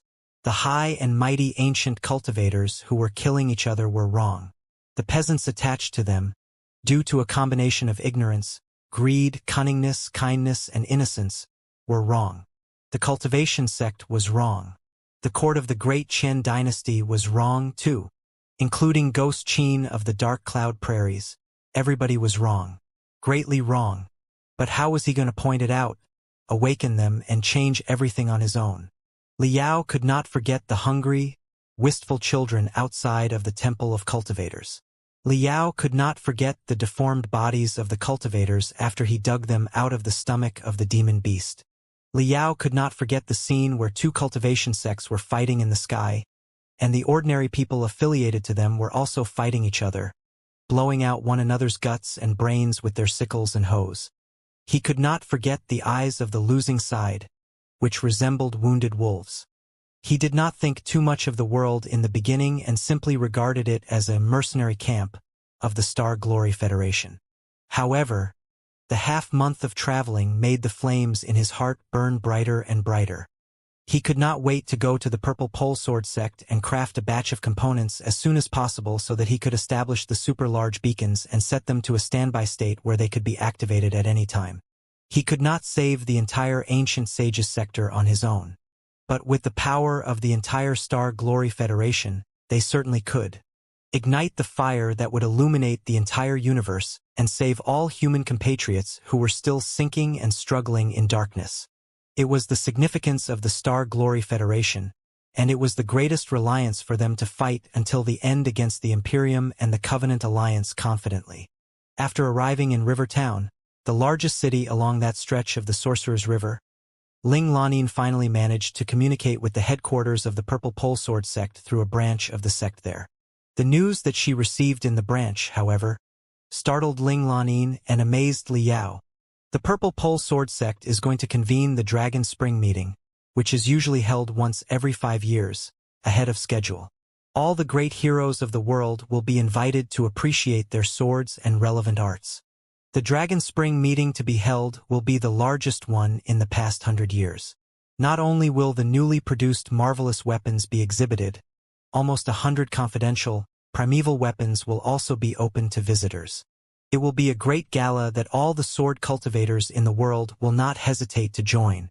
What is even more shocking is that, during the Dragon Spring meeting, Sword Maniac Yan Liren and Master Righteous One Qi Zhongdao, two of the 3 saints of the Great Qian dynasty, will have an unprecedented summit confrontation. It is said that my senior uncle has finally finished polishing the unparalleled primeval sword after 30 years. He finally has a chance to compete with the heaven-flipping seal, Qi Zhongdao's core magical equipment. After explaining everything to Liao, Ling Lanin was entirely dumbfounded. She mumbled to herself, "What do we do? What do we do? Master Righteous One and my senior uncle are both pillars of the Great Qian dynasty. But they are going to fight. They are going to fight." It took Liao a long time to figure out what happened. The Purple Pole Sword sect was the largest sect of sword cultivators in the Great Qian dynasty. Forging and selling swords was an important business of the sect. Before, a Dragon Spring meeting had been held every couple of years, where the blades produced in recent years would be displayed. All the other sects were welcome to come and purchase them. In the term of modern cultivation civilization, it was some sort of product release meeting or annual special sale. Iron Saint Qi Zhongdao, one of the 3 saints, was an immeasurably extraordinary person. The Purple Pole Sword sect was the largest sect of sword cultivators. The Grand Mystery sect, in comparison, was the largest sect in the Great Qian dynasty, or rather, in the entire Ancient Sages sector. Master Righteous One Qi Zhongdao was the grand leader of the Grand Mystery sect. He had been the counselor of the great Qian dynasty for 3 generations. No matter who sat on the throne, and even during the days when Wangxi seized power, his position was utterly unshakable. He was almost the leader of all the cultivators in the great Qian dynasty. For the disorganized cultivators of the great Qian dynasty, Qi Zhongdao was the only one who could sustain the ostensible harmony and basic order. Although the man was powerful and had a high cultivation, he had never been the subject of any scandals. He was well respected for his frugalness and asceticism. Also, when he was handling the conflicts of other sects, he always ruled reasonably and unbiasedly. He truly deserved his name won. He had been given the nickname Iron God, because he was as tough and selfless as iron. However, if anybody disobeyed Qi Zhongdao's rulings, they would understand the other meaning of Iron Saint, which was that he was indestructible and unstoppable. His core magical equipment, the heaven-flipping seal, was known as the most tyrannical treasure of the ancient sage's sector, able to crush anybody that dared to compete with it. Iron Saint Qi Zhongdao, leader of the cultivators of the great Qian dynasty, was to have a fight with sword maniac Yanliren, the strongest sword cultivator of the great Qian dynasty. It was indeed a piece of stunning news. No wonder Ling Lanin was shocked. However, for Liao, the competition between the 2 top 10 experts was within his expectations and nothing to be surprised at. By his estimation, this was how the whole thing developed. A few years ago, when the lead eunuch Wangxi was still in power, the Purple Pole Sword sect, as the greatest conglomerate of weapon business in the great Qian dynasty, secured quite a few fat orders due to the personal connection between the leader of the sect and Wangxi. It also monopolized the project to change the gear of all the troops of the great Qian dynasty. Although it profited greatly, the other weapon corporations and interest groups were certainly not happy. After Wangxi's fall, naturally, the other interest groups came back and demanded compensation. Not only were they forcing the Purple Pole Sword sect to give up all the orders, it would be even better if the Purple Pole Sword sect's original market was open to them. The most satisfactory result would certainly be that the Purple Pole Sword sect was eliminated and its market and body were split by them. Claiming that the Purple Pole Sword sect was the eunuch's conspirator was only step 1. Through their connections in the court, they ordered the Ling family, a family affiliated to the Purple Pole Sword sect, to carry out the mission of appeasing the Southland of sorcerers. That was step 2. The mission was obviously extremely difficult to accomplish. Should it fail, the Ling family would be a start point to dissect the entire Purple Pole Sword sect. However, the Purple Pole Sword sect was certainly not so easy to deal with either. As the largest weapon conglomerate of the great Qian dynasty, it had a super elite force of soldiers. How could it wait to be butchered?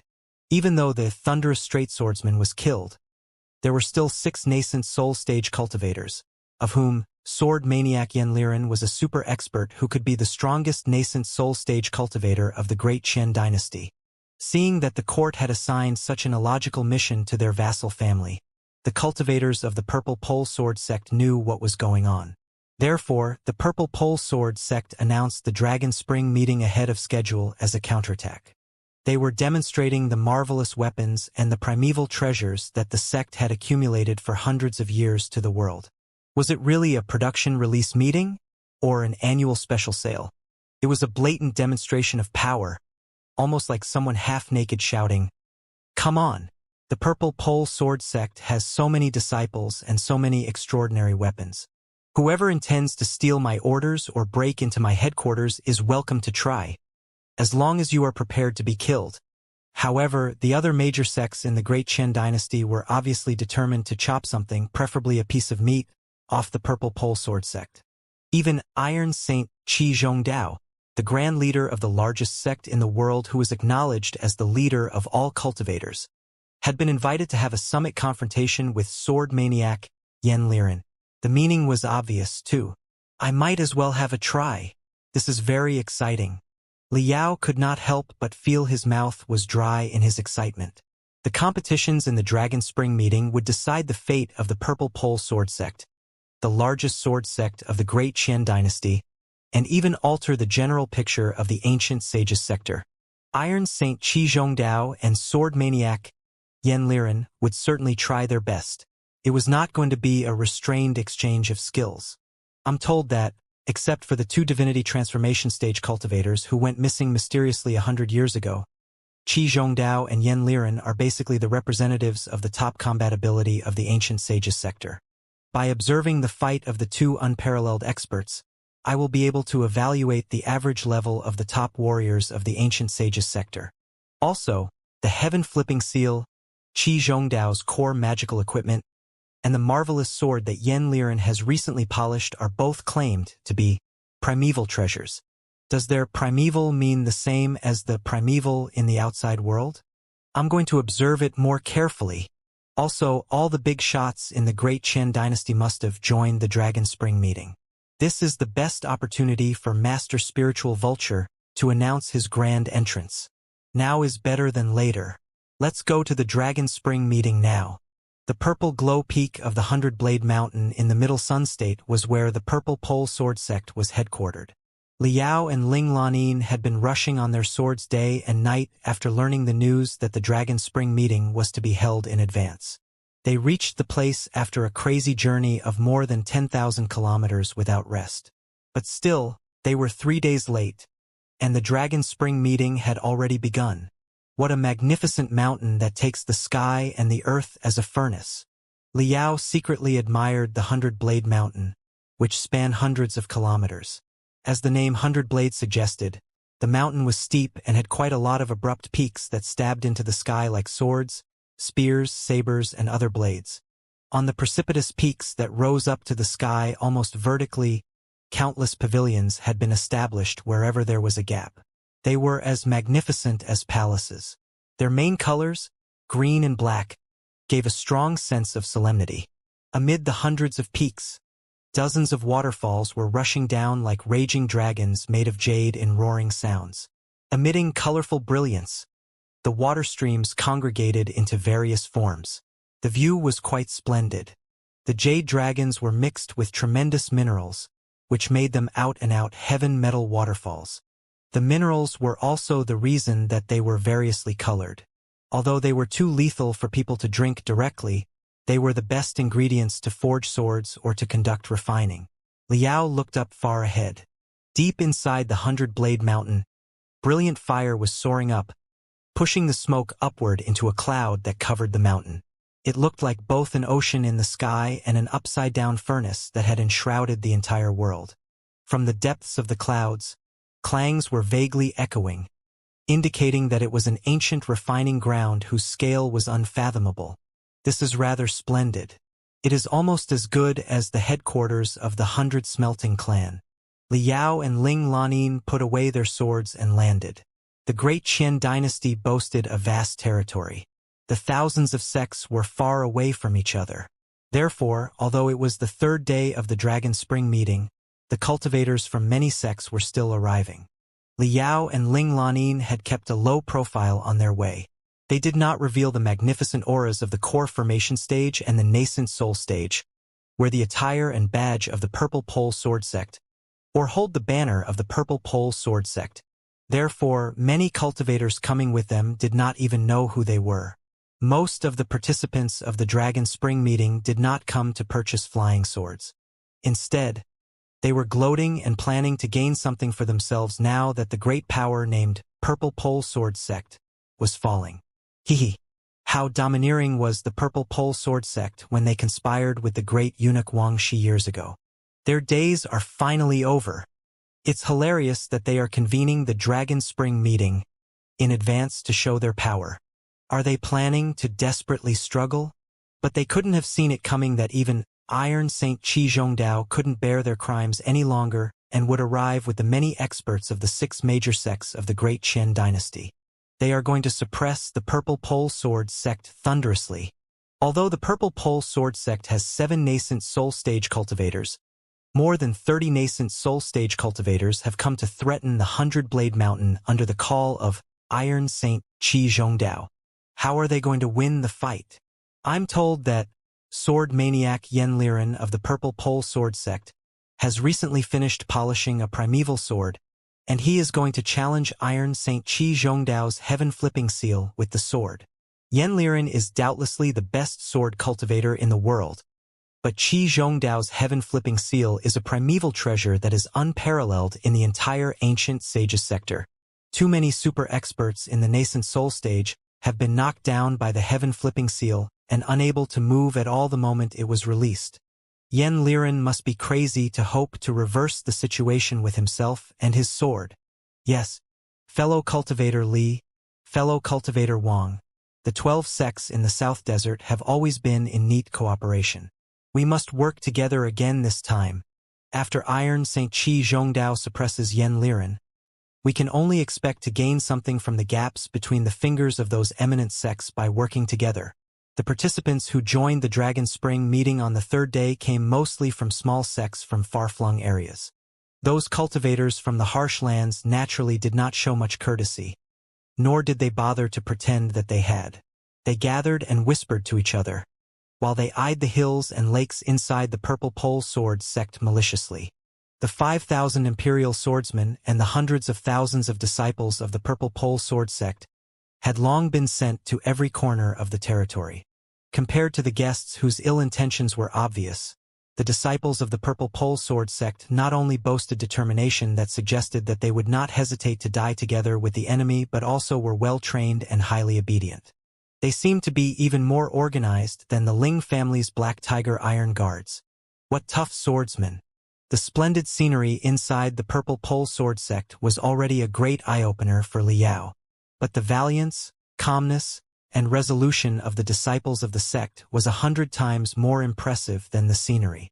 The main business of the Purple Pole Sword sect was forging and refining, which necessitated minerals. The 100-Blade Mountain where the Purple Pole Sword sect was headquartered was a natural paradise with the most abundant metal resources in the entire ancient sages sector. The Purple Pole Sword sect also raised a large, experienced, and skillful team of miners. Miners were one of the few technology-intensive professions in the age of ancient cultivators. Not only was the job highly dangerous and arduous, it also required certain knowledge and excellent discipline. Also, when miners worked inside the caves that were full of spiritual energy radiation for a long time, the spiritual energy slowly nurtured their body, which was of great help to strengthen their soul power and physical build. Therefore, compared to the peasants who generally made a living on the farmland, not only were miners greater backups for cultivators, they would also easily make a magnificent army because of their fearlessness and their obedience after they became cultivators. The disciples at the edge of the Purple Pole Sword sect who were greeting the guests around were exactly so. They were just external disciples and did not receive the honorable title Imperial Swordsman yet. But their full armor, their crossed swords on their back, and the great saber dangling from their waist added to their brutality, declaring that they were not afraid to start a fight anytime, anywhere. That was exactly the first impression that the Purple Pole Sword sect intended to leave on the major sects of the world. Despite her high cultivation, Ling Lanin was still very young and had been too focused on her sword arts. She really did not know much about the conflicts among cultivators. Hearing that Iron Saint Qi Zhongdao, the leader of all cultivators, was also going to deal with the Purple Pole Sword sect, the girl's heart was already in a mess. Now she was witnessing the tension on the 100-Blade Mountain. All the disciples were ready for a desperate struggle. The insignificant sects from the far-flung areas were not respecting the renowned, best sword sect of the world anymore. The fall of her sect seemed to be happening soon. Right then, two ear-splitting noises echoed on the top of two mountains that were as steep as the edge of a sword. The sound waves spread out like surging tides, leaving a hole more than 10 square kilometers in the mist on the top of the mountains. Thunderous cheers erupted. Very soon, a piece of shocking news came over. Master Heavenly Dome, an elder of the Purple Pole Sword sect at the middle level of the nascent soul stage, had a fight with Zhuge Xian, the leader of the Thunderstorm Valley, which was one of the 6 major sects, with a newly produced 9 turns fish intestine sword but failed. Master Heavenly Dome was injured, and the fish intestine sword was broken. After the news came over, all the disciples of the Purple Pole Sword sect gritted their teeth, their eyes bloodshot. The cultivators from the middle-sized and small-sized sects who intended to fish in troubled waters, however, were rejoicing in delight. Ling Lanin shook so hard that she almost fell off from the flying sword which was yet to come to a stop. Her face was one brimming with desperation. Liao, however, chuckled and did not think it was a big deal. Say, senior, with the situation in our sect right now, you... Ling Lanin looked at Liao, ill at ease. At this moment, the mysterious old monster was her last hope. She was fearing that Liao would immediately change sides and take advantage of the hopeless situation of the Purple Pole Sword sect after everything that he had seen. Kid, no worries. After observing the terrain and the demeanor of the Purple Pole Sword sect, you are not at a dead end yet. Liao laughed aloud. The Iron Saint Qi Zhongdao, the 30 nascent soul stage cultivators, and the 100 incoming sects are just bluffs. What? Dumbfounded, Ling Lanin stammered. 30 nascent soul stage cultivators and almost 100 sects have arrived. Still more sects are coveting and intending to take advantage of our misfortune. Are they all bluffs? It is exactly because too many sects have arrived that they are bluffs, Liao said casually. If they were truly determined to destroy the Purple Pole Sword sect, the 6 major sects would have come without a sound, led by their elites. Why would they ask so many insignificant sects who are utterly useless except for giving cheers and applause to join them? The more sects there are, the more disorganized they will be. What about 30 nascent soul stage cultivators? Are they really a gapless group? Today, for the major sects, it is an issue of getting more benefits or fewer benefits. It's just business. But for the Purple Pole Sword sect, this is a matter of life and death. Therefore, everybody in your sect, from the nascent soul stage cultivators to the unofficial external disciples, will certainly try your best, putting your lives on the line. You can easily tell it from the countenance of the swordsmen in your sect. Hearing that your elder in the nascent soul stage has failed, they are merely gritting their teeth hard but show no hesitation or oscillation. It is doubtlessly a gesture that they are going to have a desperate last try. As the saying goes, a mourning army is a winning army. You are now a mourning army. The best sword sect in the world, with 6 nascent soul stage cultivators, 5,000 imperial swordsmen, 100,000 elite swordsmen, and even more external disciples and minors who are adept at martial arts. All the sects here may be able to destroy you if they truly mean to, but can they eliminate every one of you? If they can't, and the super experts such as sword maniac Yen Liren lead some of the imperial swordsmen to escape, they will see an army of rebels that is 10 times more dreadful than the White Lotus cult and the heaven-battering army. Who can bear such dire consequences? Moreover, Liao sneered. His hands in his back, he continued unhurriedly. How much are they going to pay if they really make up their mind to demolish the Purple Pole Sword sect? The wrath of a nascent soul stage cultivator is never to be underestimated. You have 6 nascent soul stage cultivators right now. If I were your leader, I would gather the 6 nascent soul stage cultivators and attack one of the sects, say the Grand Mystery sect that Iron Saint Qi Zhongdao belongs to. As the saying goes, tall trees catch much wind. As the largest sect in the world, does the Grand Mystery sect not have any enemies or any rivals that covet its position? So, the Purple Pole Sword sect would concentrate all their strength on it and drag it to hell together. The Purple Pole Sword sect dares to die, but does the Grand Mystery sect dare to? The Grand Mystery sect dares not. None of the so-called 6 major sects dare, not to mention the insignificant smaller sects. 100 sects have indeed arrived aggressively on the surface, but they have their own interests, plans, and concerns. What are they if not an unruly mob?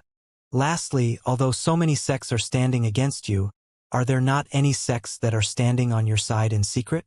The Purple Pole Sword sect obviously cannot be the only Unix conspirator. The other Unix conspirators must have already gathered in the 100-Blade Mountain. 2. The Purple Pole Sword sect will be their example. What you suffer will happen to them later. Do you think that they will watch the giant tree named Purple Pole Sword sect fall without doing anything? When the time of life and death comes, rest assured, those Unix conspirators will certainly jump out and fight on your side. Even I, a barbarian from nowhere, know all the above. Can Qi Zhongdao, the well-respected leader of all cultivators, and the leaders of the other major sects not think of that? It will be a great joke. Ling Lanin was dumbfounded at what he said. She looked at Li Yao in disbelief, admiration, and reverence. She knew every word that Li Yao had said, but the connotation after the words were connected was fresh for her. It was like a gate was opened in front of her, introducing her to a brand new world. Noticing the girl's apparent shock, Li Yao secretly sighed in his heart. He discovered that abundant spiritual energy was not necessarily a good thing. Because of the abundant spiritual, training was simple here. So, the population of cultivators in the ancient sages sector was very large. Their speed in upgrading their cultivation was quite high too. But it was exactly because of the ease of training that they overlooked the whetting of their will and belief.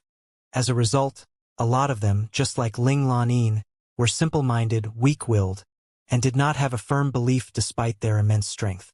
At the same level, the cultivators from the ancient sages sector were certainly no match for those from the Federation.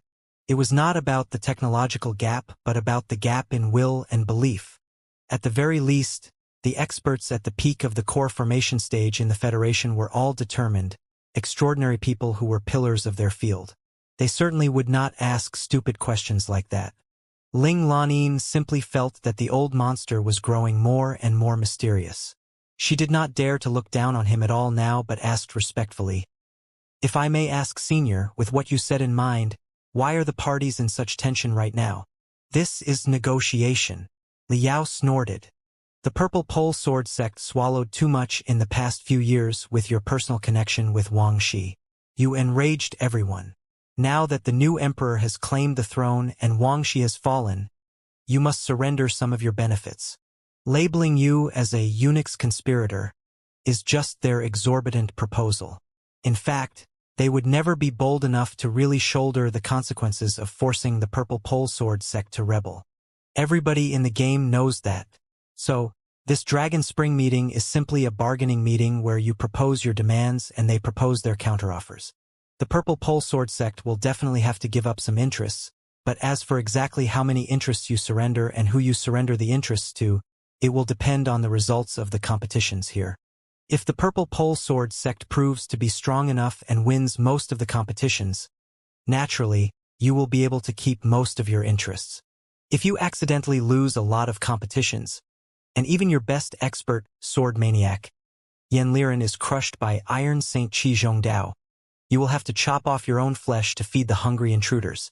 Of course, if you suffer such a humiliating defeat that you are not able to counterattack at all, it will only be reasonable that the guests take the chance to demolish the Purple Pole Sword sect. However, according to my observations, the disciples in your sect are in high spirits, and the cloud of spiritual energy inside your mountain is still condensed. You are still united. So, the likelihood of such a scenario is rather low.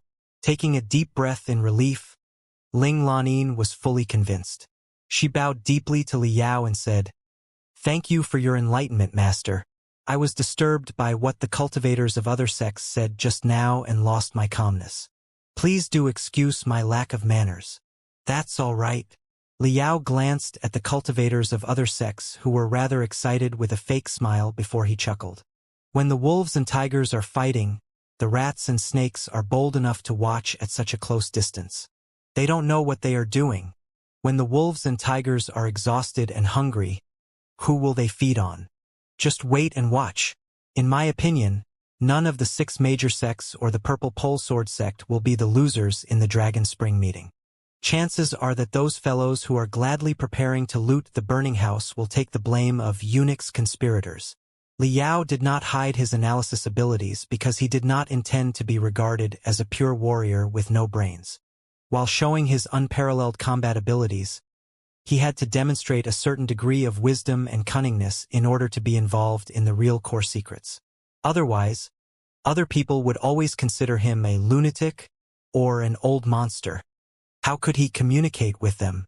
Li Yao's glance raised the attention of the cultivators of the 12 sects of the South Desert. The few cultivators had observed Li Yao and Ling Lanin in secret for a long time too. However, both of them had intentionally disguised themselves, and they showed no distinguishable features. So they were not recognized. Liao did not conceal the brutality and hostility inside his eyes at all. He eyed the cultivators as if they were fish that were bouncing on a chopper block, not knowing what was coming to them. The few cultivators were certainly not happy to be watched in such a way. Toughness was a mandatory trait for the cultivators from the harsh lands. All the cultivators from the South Desert put their hands on their blades. A muscular man in the lead glared at Liao and bellowed, "Are you talking about us in our back, fellow cultivators? Just say whatever you want in front of us. What are you if you do not even dare to fart loudly?" Taking a long breath, Liao smiled at Ling Lanin. "Kid, you've been working hard to be at my service on the way here. For your sake, I do not want to pollute your headquarters with blood when I just arrived. However, if the swine continue throwing out such vulgar language, do not blame me for what I'm about to do." Ling Lanin gasped. Of course. She knew that the temperamental old monster could do anything. The scene where he minced Master Black Moon into pieces and then burnt the pieces into ashes was still haunting Ling Lanin in her nightmares. Besides, Ling Lanin was quite angry herself at the dirty words of the cultivators from the South Desert. Now that she had returned to the territory of her sect, she was no longer worried about ambushes. What was there to hesitate for? Shwa! Ling Lanin's strength of the peak of the core formation stage suddenly burst out. Her flying sword was not even unsheathed when it crashed into the cultivator of the South Desert's chest in a streak of blue, blowing him dozens of meters away. The guy was throwing out mouthfuls of blood crazily, and he collapsed to the ground, unable to move at all. "You!" The other cultivators from the South Desert was both shocked and infuriated. They did not expect the two unattractive cultivators to be so brutal. "They are not worth your anger, master. I will teach such arrogant, idiotic things a good lesson. You don't need to bother taking action." Ling Lanin did not look at the South Desert cultivators at all, but simply begged Liao hard. She knew that blood vomiting would have been the least of their concerns if Liao had attacked. How would the old monster stop if they had only thrown out all their guts? "Who are you pretentious fools?" Being utterly ignored, the cultivators from the South Desert burst into fury.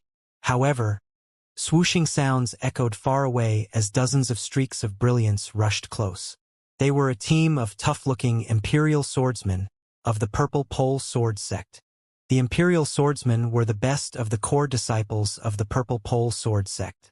Many of them were elites above the middle level of the building foundation stage.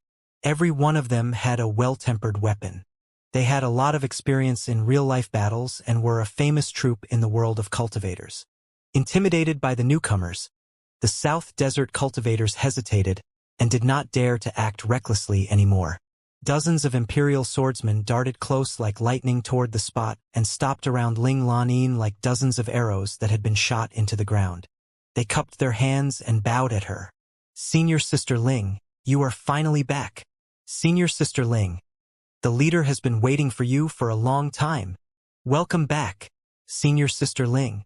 Which sect do you come from, fellow cultivators?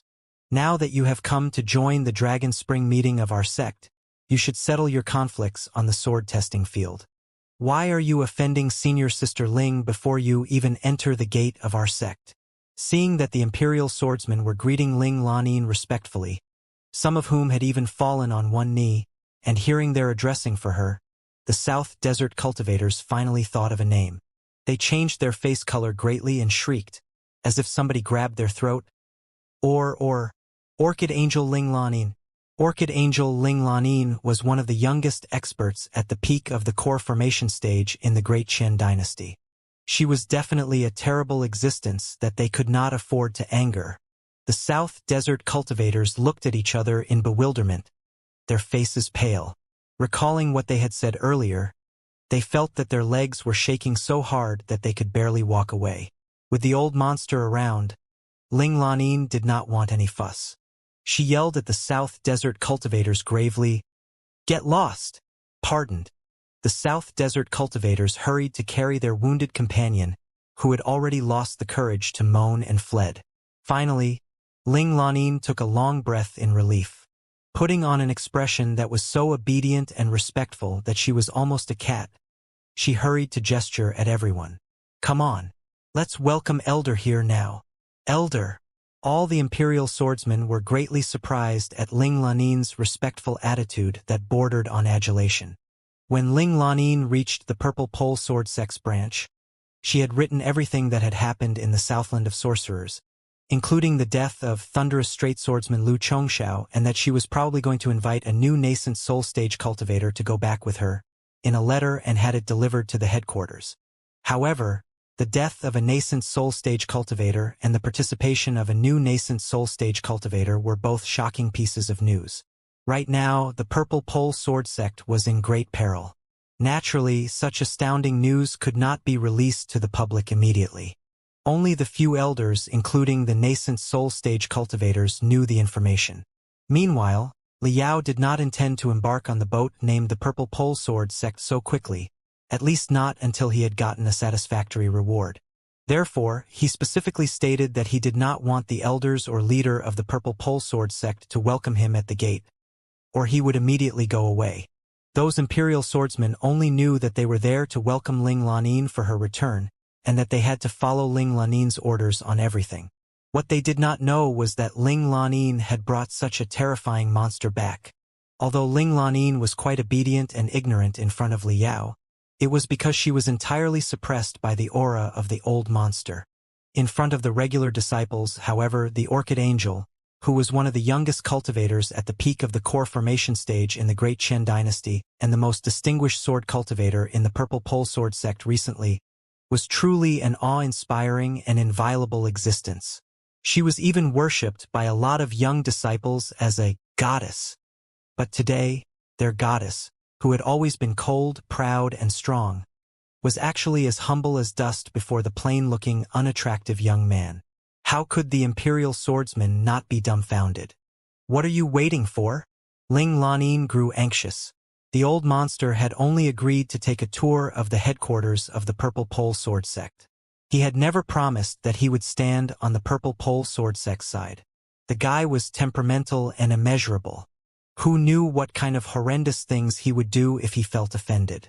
Therefore, standing in front of everywhere, she cleaned her clothes and bowed down to the ground, performing the courtesy in the strictest way.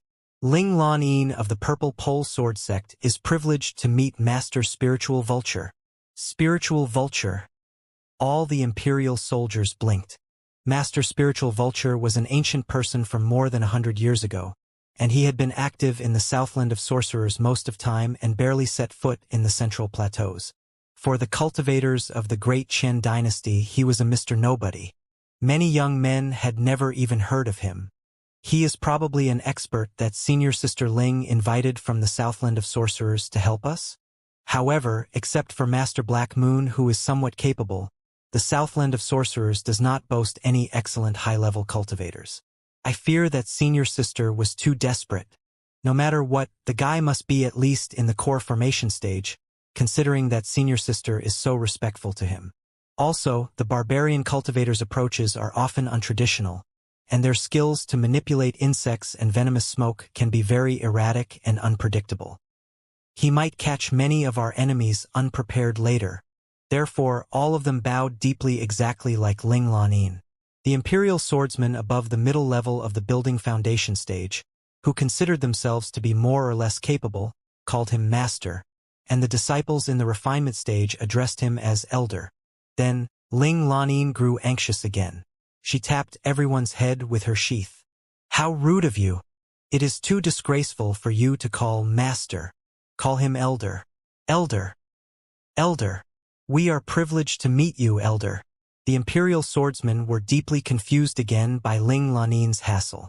They lowered their heads, but they were rolling their eyes and glancing at Liao suspiciously, not having the first clue what was amazing about this elder. Emotionlessly, Liao took everyone's courtesy. It was not until the tough-looking imperial swordsman bowed for half a minute that he waved his hands lazily and said, "Forget it. Just stand straight. I prefer to keep a low profile. Such courtesy will certainly raise unnecessary attention. Who is your captain? Come on and talk. Has your senior Uncle Yen finished the competition with Iron Saint Qi Zhongdao?" "Right." Ling Lanin asked earnestly.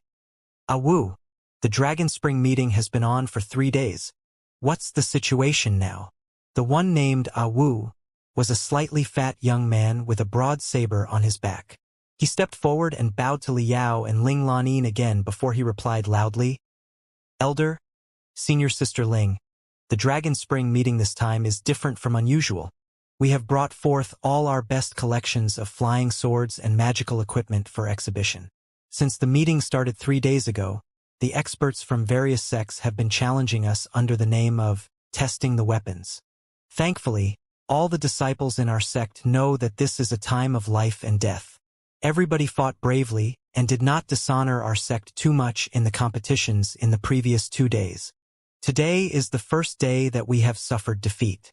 The high-level cultivators in the core formation stage and the nascent soul stage in the 6 major sects led by the Grand Mystery sect are all showing up.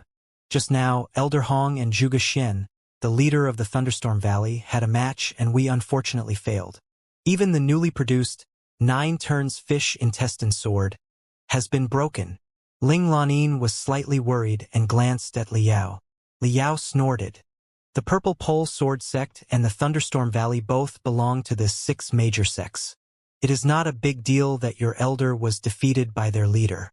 The most important thing is, was the match a one-sided one? Or did Zhuge Xian go through a lot of trouble? Although Zhuge Xian wounded Elder Hong, he seemed to be badly injured, too, and went to treat himself with a pale face the moment the match was over, Wu replied. Then it shouldn't be countered as a failure, Liao said casually. The key is still the battle between Sword Maniac Yan Liren and Iron Saint Qi Zhongdao. When will it begin? In about 4 hours, when the sun is high, Wu said.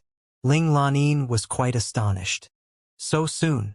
The Dragon Spring meeting was a commodity sales exhibition that would last 10 to 15 days.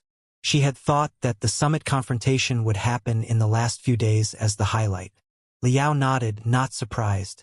The Dragon Spring meeting was a negotiation where the combatability of the 2 sides was their bargaining chip. As the representatives of the best combatability of the 2 sides, if Yan Liren and Qi Zhongdao did not decide which of them was stronger, the other competitions would be meaningless. Even if the other sects won every competition with the Purple Pole Sword sect, what would the final result be if Yan Liren executed Qi Zhongdao, the leader of all cultivators, with his sword? Or, if the Purple Pole Sword sect was on a winning streak and resisted the opponent's every provocation, only to find that their strongest cultivator was blown into meat and blood by the heaven-flipping seal, which side would be counted as the final winner? Therefore, only after Yan Liren and Qi Zhongdao determined the main theme of the negotiation through their summit confrontation with the lesser competitions, which would determine the specific interests regarding a certain order, territory, or trade, be significant. Kid. Pondering for a moment, Liao flicked a piece of paper into Ling Lanin's hands. The piece of paper seemed as heavy as a bucket when he tossed it out. Many keen-sighted imperial swordsmen were quite shocked and finally grew really respectful for Liao. Ling Lanin took the piece of paper, only to discover that the names of all kinds of materials had been listed on it. 20 kilograms of insect wave stones, 5 kilograms of Class 9 jade, 60 kilograms of red star copper. Many of the hundreds of materials on the paper were rare metals and heavenly materials and earthly treasures. It was quite troublesome even for the Purple Pole Sword sect to collect them despite their capabilities. Give the inventory of the materials that I need to those who are really in charge, Liao said matter-of-factly. Tell them that I will help you once in the Dragon Spring meeting if you collect all the materials in the inventory for me in 1 month, and lend your best refining workshop to me for 3 months. Ling Lanin was dazed, and she frowned slightly. The old monster was indeed a super expert who could suppress Han Yuantai in 1 move, but the price of his help seemed a bit too high. It would be quite difficult to gather all the rare materials. Do you feel that my price is too high? Chuckling for a moment, Liao said slowly. It is not high at all. You must realize that what you get is not just that I will fight as a champion of the Purple Pole Sword sect once, but also a promise that I will not attack you for at least 3 months. Ling Lanin bulged her eyes, and her mouth hung agape. It's truly exhausting to talk to a kid like you. If you can't understand, Let me explain it to you. Give me the materials on the inventory, and I will help you deal with whoever you want me to during the Dragon Spring meeting. Otherwise, I would very much like to find out exactly how sharp the swords of the Purple Pole Sword sect are. You, the Imperial swordsmen all heard the coercion in Liao's words. Their hostility was naturally raised. Ha! Liao narrowed his eyes. Greenness suddenly flourished inside his black eyes. Even the tiny green spot at the center of his eyebrow was spreading out thorn-like tentacles and about to grow into a green bird. Ah! Under his glare, the Imperial swordsmen felt as if they had been struck by lightning. Their hearts were aching, and their breathing was unsteady. Thousands of pests seemed to have crawled into their internal organs. It was not until then that they realized that the cultivation of this elder was far beyond their expectations and seemed to be at the peak state. They were both shocked and frightened. Senior Master Elder. Utterly scared, Ling Lanin hurried to say, I will certainly help deliver your request and bring a satisfactory reply back to you, Elder. Hee. Liao finally withdrew his suppressive glare, which had been piercing into every Imperial soldier's body like venomous stings. He casually said, If you feel that I am not worth the price, you are free to give me a reply that dissatisfies me. Go now, kid. You little fatty, come here. Where is the battlefield of Sword Maniac Yan Liren and Iron Saint Qi Zhongdao's confrontation? Is anybody allowed to watch? No, you don't need to lead the way for me. Just giving me a badge that grants clearance will be fine. Liao climbed up the stairs deep inside the 100-blade mountain alone. While he appreciated the splendid views on the hundreds of steep mountains that looked like weapons. During the Dragon Spring meeting, most of the mountains in the Purple Pole Sword sect were open to all the sects in the world. They were supervised by disciples of different levels with the recently produced or excavated marvelous weapons, whose formidability would be demonstrated in the sword-testing fields on the mountains. If the cultivators of other sects were interested in the marvelous weapons, they could negotiate with the Purple Pole Sword sect more about a purchase. Of course, flying swords and magical equipment were all items that concerned the user's life. If the customers did not trust the Purple Pole Sword sect's presentation, they could always go to the field and test the sharpness of the weapons in a real battle themselves.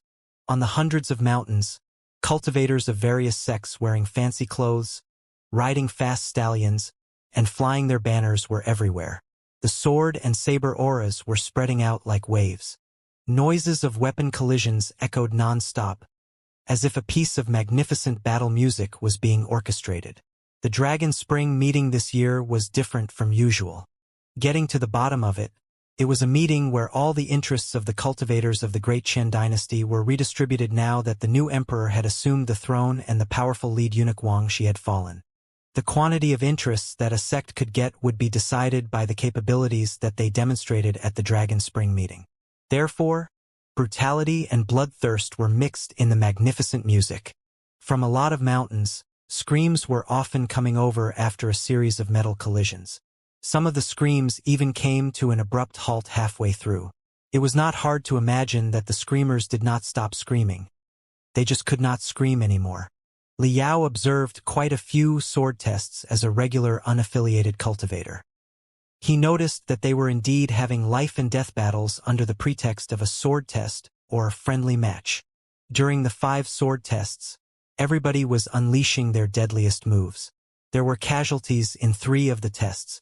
Those who were not dead were all heavily wounded.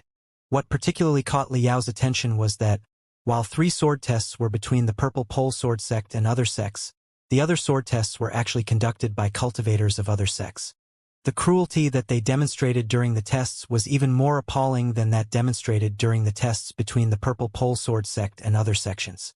It was like they hated their enemy's guts and would rather die with their enemy. If it were any other visitor from the modern cultivation civilization, they would probably have found themselves perplexed in such a situation. Did everybody not agree to threaten the Purple Pole Sword sect together there? Why were they fighting their own instead? However, for Liao, who had Oyezi's memories and was essentially an elder of the 100 Smelting clan, in this world of ancient cultivators, he was not surprised at all. Refining was the main business of the 100 Smelting clan. Naturally, the magical equipment that they produced would be sold to the sects everywhere, even including those in other sectors. So, the 100 Smelting Clan had product release meetings and annual special sales similar to the Dragon Spring meeting but with an even larger scale. Even cultivators in various other sectors were sometimes attracted to the events. During the 100 Smelting Clan's magical equipment exhibitions, naturally, the cultivators of other sects were allowed to test the magical equipment produced by the 100 Smelting Clan and talk about purchases after they were satisfied. Every magical equipment exhibition that the 100 Smelting Clan held, however, always ended up being arena games where the cultivators of other sects fought each other. In the end, as the tradition passed on, the 100 Smelting Clan simply established a special arena zone where everyone was free to duel. The arrangement was quite welcomed by the major cultivation sects at that time.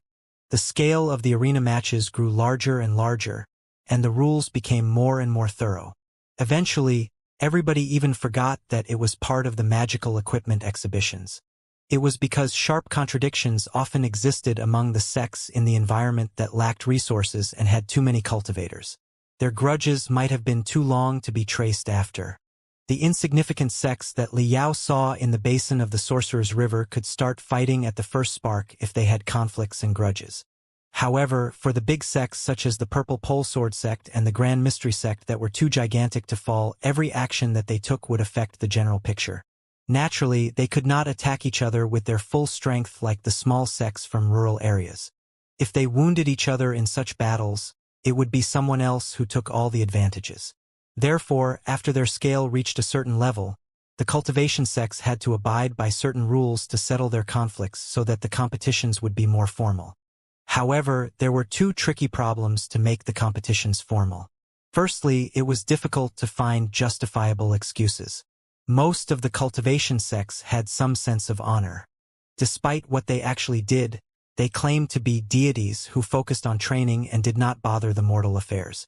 It seemed inappropriate to fight for the ownership of a port or the monopolization of a trade. If rumors spread, would they be any different from gangsters on the street?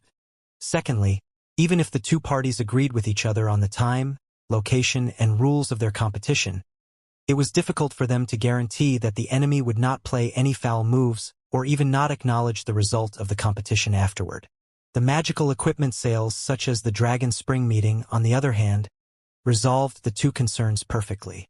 Firstly, everybody was there for magical equipment, and there was certainly nothing wrong with testing magical equipment, which would act as the lifesaver for many users as much as they could. What would the best test be? Of course, a simulation of real battle. Such simulations naturally entailed dangers like in real battles. Even if someone was accidentally killed, it would be because they were fated to die there. Nobody else was to blame. Secondly, such meetings were often held by the most powerful local sects, and all the experts of the major sects would participate. With so many spectators, it would be difficult for two sects that were going to settle their conflicts under the name of sword tests to play dirty tricks before or during the matches, and to refute the result after the matches were over. It was sort of an unspoken rule of the cultivators. Anyone or any force that violated the unspoken rule would not be long for the world. Because of such an unspoken rule, the Dragon Spring meeting was destined to be much more complicated than a simple magical equipment exhibition. It was a meeting where all the cultivators resolved their conflicts and redistributed resources once every 5 years so that peace and harmony could be maintained for the next 5 years. The newbies from the sects would also take the great opportunity to show their strength, hoping to rise to fame after a battle. Fame, fortune, power, and desire were all mixed together. That was the reality of real-life cultivators. Nice sword. Almost 100 cultivators were around a sword test field up ahead. At the center of the sword test field was an imperial swordsman of the Purple Pole Sword sect. He was sitting cross-legged with his eyes closed, manipulating a crimson flying sword that was dancing rapidly in midair. A fiery trace was left and did not disperse after a long time. Eventually, it turned into 4 words, Purple Pole Sword Sect, raising a round of exclamations. I am Jiang Junai, a disciple of the Wind Blade Alliance at the middle level of the building foundation stage. A proud young man in red light armor suddenly leapt into the sword test field. He glanced around arrogantly first before he bowed to the Imperial swordsman sloppily. He asked aloud, "The red fire heart-stabbing sword of your sect is truly extraordinary, but I wonder, is it equally sharp in a real-life battle? I hope to have the opportunity to test the sword." "Nice! It's Jiang Junai, an expert from the Eight Mountains state, who rose in recent years. I'm told that he barely has any equals in the youngest generation at his level." The cultivators around were cheering for him. Some of the female cultivators were exclaiming in surprise, too. Jiang Junai was even more satisfied, and the brilliance in his eyes grew brighter and brighter. The Imperial swordsman sitting at the center of the sword test field, however, was like a piece of rotten wood. He merely opened his eyes and eyed Jiang Junai up and down for a moment before saying coldly, "Fellow cultivator, your cultivation is too high. In a real-life battle, I'm afraid that I would have to try my best. This sword has only been produced recently, and I cannot yet control it perfectly. As the saying goes, weapons know no mercy. If anybody is accidentally injured, the Purple Pole Sword sect will not be able to shoulder the criticism of the Wind Blade Alliance and their family." "It doesn't matter." Jiang Junai blushed. He took out a jade badge and tossed it over. "I have my exemption order here.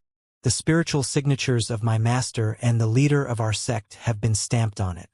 I will test the sword with my life. Nobody is to blame if I'm killed."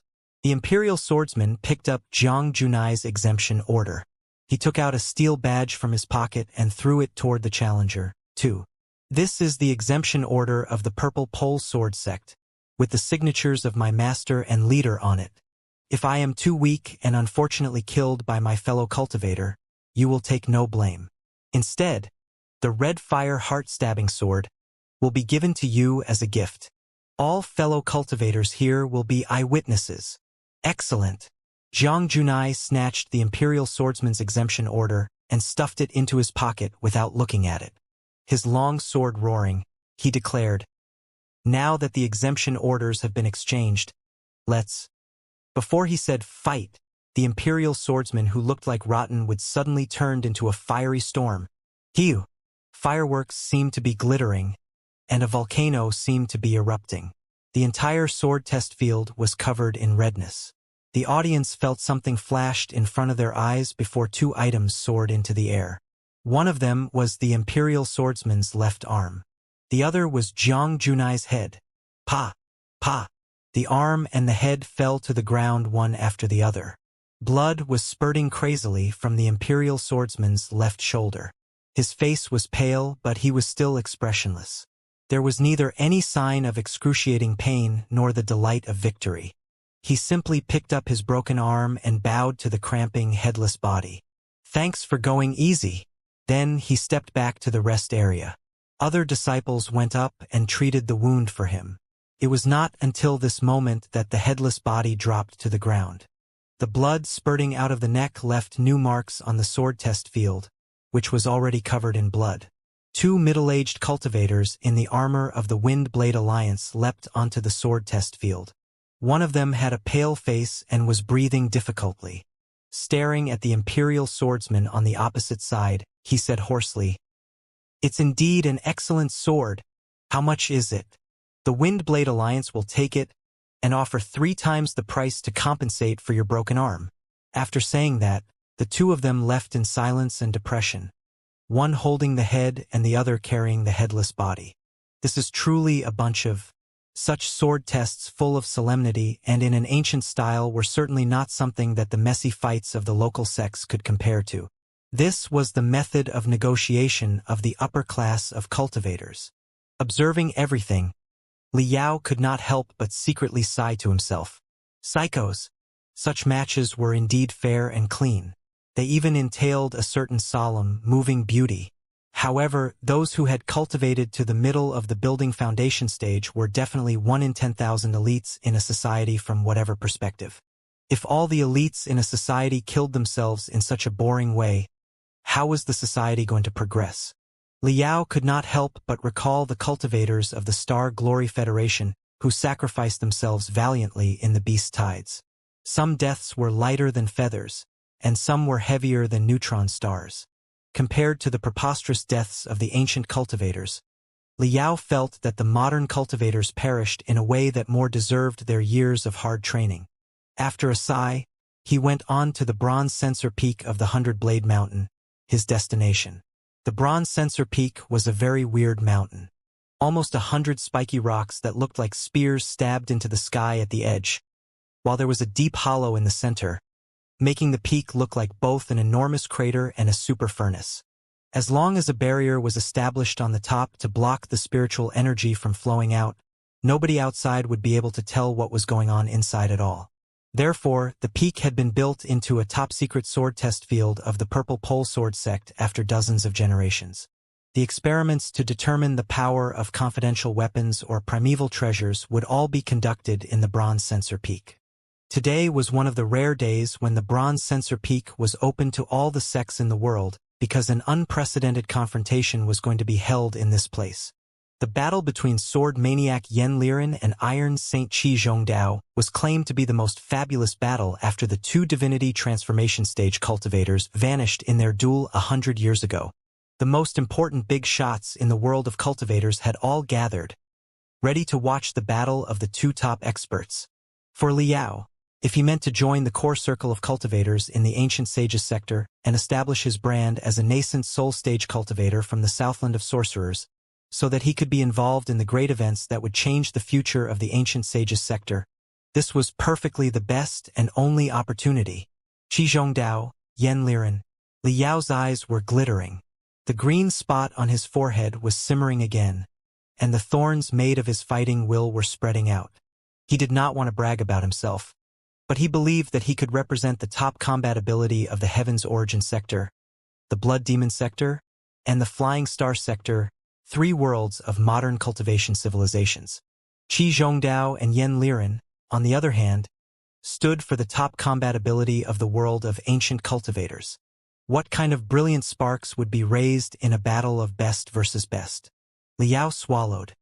His saliva was vaporized by his boiling blood before it slid into his stomach. Full of expectation and fighting will, he marched on to the Bronze Censer Peak.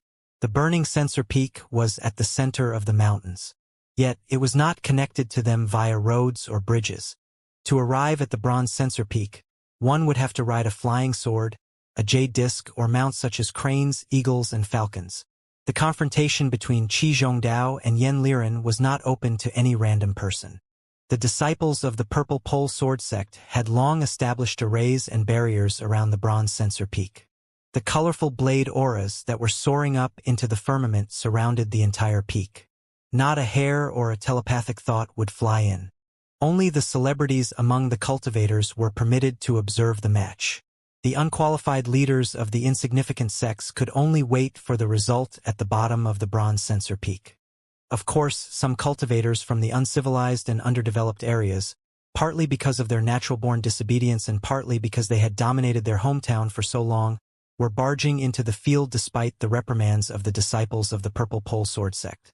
Naturally, none of them succeeded. Some of them even lost an arm or a leg before they learned the toughness of the arrays.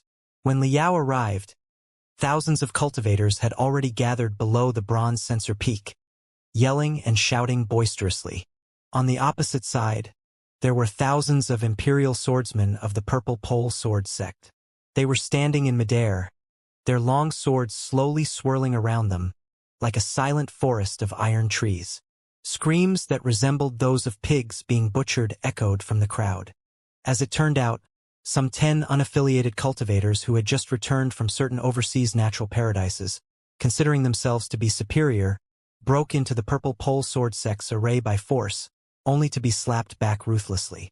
There was no telling what techniques were entailed in the Purple Pole Sword sect's array, but those trespassers were suffering the most excruciating pain after the sword auras invaded their body, although there was not the slightest wound on the surface of their body.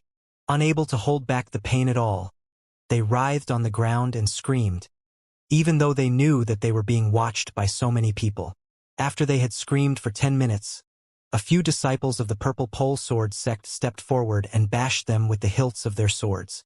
The 10 or so foreign cultivators vomited black blood, their faces pale. They could not even form a complete sentence and did not dare to go rogue anymore. There were quite a few disobedient fellows among the audience who had been planning to test the power of the purple pole sword sex array. Even if they could not barge in, would they not earn enough fame for them to be known by everyone in the world if they lasted for a long time inside the array? Seeing that the few unlucky guys were still as hunched as lobsters, those young fellows looked at each other in bewilderment, secretly relieved that they did not act recklessly. His hands in his back, Liao walked to the crowd unhurriedly. He seemed to be covered in an invisible, greasy membrane, which allowed him to squeeze through the crowd easily like a loach. When he reached the place where the few unlucky guys were writhing, he stepped over them without bothering to look at them. "You!" All the cultivators eyed Liao in astonishment. The master spiritual vulture that Liao played carried the features of the southeast barbarians, which looked different from the cultivators from the central plateaus. Also, when he explored the situations in the local towns all the way here, he had been wearing a gray robe that was devoid of any sigil. It was already ragged and well-worn. Moreover, Liao concealed his spiritual energy and kept it at around the beginning level of the building foundation stage, a good habit that he had learned in the modern cultivation civilization. This was sort of his standby state. In such a way, his combat ability duration in a battle would be maximized. But it was not something that the cultivators of the ancient sages sector were used to, because of the intense spiritual energy in this world, except for the few eccentric fellows, such as weird Saint Ba Xiaoyu, the beggar of the three saints. Normal cultivators rarely concealed their level. They were often showing their power and strength blatantly. It was especially so during such a highly competitive occasion. They were all demonstrating their capabilities like peacocks spreading their tails, fearing that others might covet and challenge them if they showed weakness.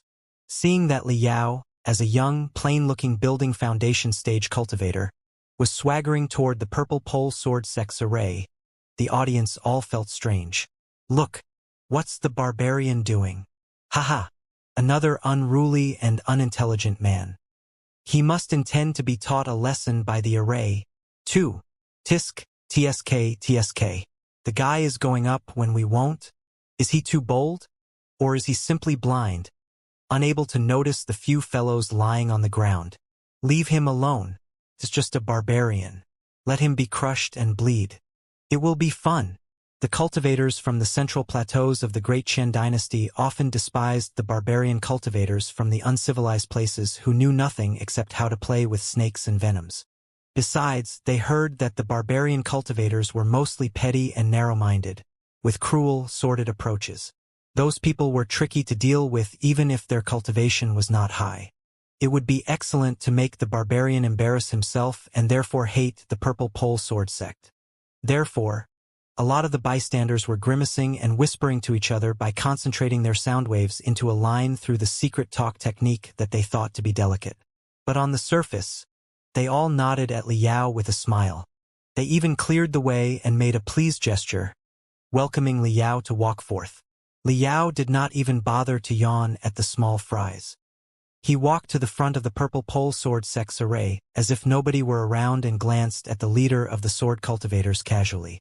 "Ha! The ignorant barbarian is provoking rampant thunder swordsman Wu Jiuxing? He truly doesn't know what he's doing. Ha! A great show is coming on. Just what corner of the world is this freak from? Who is his master? Was he never taught to be humble after he reached the Great Qian dynasty?"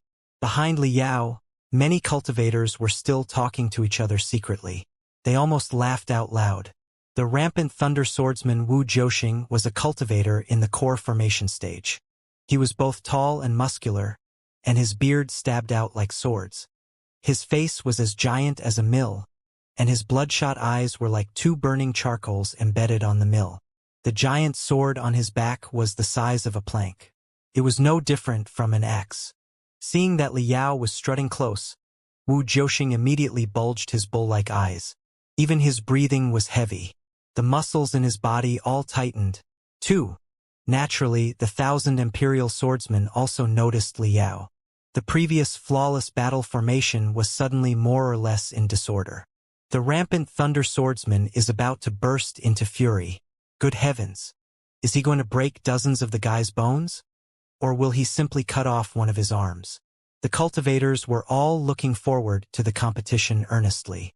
Even the 10 or so overseas cultivators who were grunting on the ground could not help but hold their breath, waiting for Liao to be slapped back. It was what people usually thought. When they were unlucky, they always hoped that somebody 10 times unluckier would show up, which would be a comfort for them. But Wu Jiuxing, whose brutality was well known, glanced at a regular, unadorned wooden badge on Liao's waist and confirmed his identity.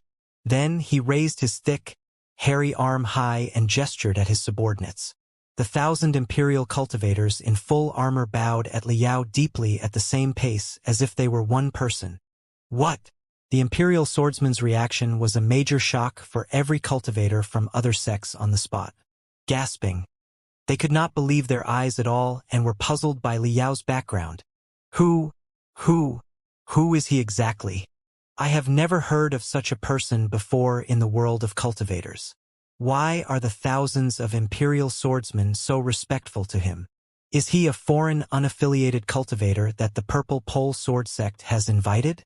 He seems rather plain and unattractive. While everybody was whispering to each other, rampant thunder swordsman Wu Jiuxing, the core formation stage cultivator who looked like a black tower, personally presented a jade disc that was almost 10 meters in diameter to Liao, which was glittering extravagantly in the shape of a lotus flower. After the jade disc was presented, all the cultivators on the spot were so astounded that their eyeballs almost dropped to the ground. Most of the high-level cultivators were capable of flying on their swords. However, they were at the headquarters of the Purple Pole Sword Sect. Since the two parties had not declared war openly yet, they had to abide by the host's rules and could not fly freely. To transport the high-level cultivators to observe the battle on the bronze sensor peak, the Purple Pole Sword Sect had prepared a lot of floating jade discs. The floating jade discs were classified into different levels, too. The most common jade discs were around 10 meters in diameter. They were essentially a giant, round tray and could accommodate dozens of cultivators one time. The relatively advanced jade discs were around 3 meters in diameter. They mostly shined glamorously because of the colorful crystals and pearls embedded in them. With a capacity of one individual, they were prepared for the leaders of general sections. The ultimate jade disc, which was more than 7 meters in diameter and blossoming like a lotus flower, was magical equipment of the highest level. None except for the big shots in the nascent soul stage were qualified to board such a jade disc. Liao's plain clothes and feeble spiritual energy did not befit an expert in the nascent soul stage at all, and yet the Purple Pole Sword Sect was welcoming him in such a grand way. For a moment, there was nothing but silence below the bronze sensor peak. The thousands of cultivators were staring at Liao with complicated feelings. Liao secretly frowned. He had repeatedly reminded the disciples of the Purple Pole Sword Sect that they should not address him as elder before they agreed to his terms. The title elder was the honorable form of address that the low-level cultivators reserved for high-level cultivators whose capabilities far exceeded their own. However, the original usage of the title was restrained to two parties in the same sect who were in a master-disciple lineage. It had the connotation of ancestor or grandmaster. Liao did not mind helping the Purple Pole Sword Sect, as long as he found the reward satisfactory. But would it be too cheap if he was fighting for them when they respected him as elder, but actually paid nothing? It never occurred to him that the fellows of the Purple Pole Sword Sect would circumvent his intentions. It was true that they did not address him as master or elder as per his instructions, but was thousands of elite swordsmen bowing to him with such courtesy simultaneously and giving him such a fancy jade disc before he said anything any different from calling him elder directly? The ancient cultivators can be sly, too. Liao was more or less amused, but that was not important. One could not blame someone who was smiling at one. Liao did not intend to pursue it any further. Casually, Liao nodded to the rampant thunder swordsman, Wu Jiuxing, who could not have been more obedient. Then, he stepped onto the lotus jade disc, with his hands behind his back and his spiritual energy flowing out. Ripples were spreading from the jade disc, pushing it up to the bronze sensor peak slowly like thousands of colorful butterflies. The cultivators who were breathing his exhaust flames below were naturally, sighing again in jealousy, envy, hate, and confusion. Li Yao's ears were keen enough for him to catch all their whispers. He heard an enigmatic voice instigating someone else through a technique that the guy thought to be confidential. Fellow cultivator Yuchi, how unfair the Purple Pole Sword sect is. You are an unaffiliated cultivator from the borderlands, and you met absolutely no match in the Fire Net Valley. You've come after such a long way to help them, but you have been blocked here. The guy seems to be an unaffiliated cultivator from the borderlands, too. He looks rather unfamiliar and can't be any famous celebrity. He didn't show any astounding expertise either. Yet, the Purple Pole Sword sect welcomed him in such a spectacular way. Both of you are unaffiliated cultivators from the borderlands. Why is he allowed to go up but not you? Or, do we have to pull strings in order to watch the confrontation of the two top experts of the present day? Li Yao turned around and glanced back. He saw a cultivator in white, who had powder all over his face and must have thought that he was handsome and elegant, inciting a red-faced cultivator, whose straightforwardness was obvious and whose body size was even larger than rampant thunder sword Wu Jiuxing. The red-faced cultivator would strike anyone as a guy who was vulnerable to incitation and who had more brawn than brains.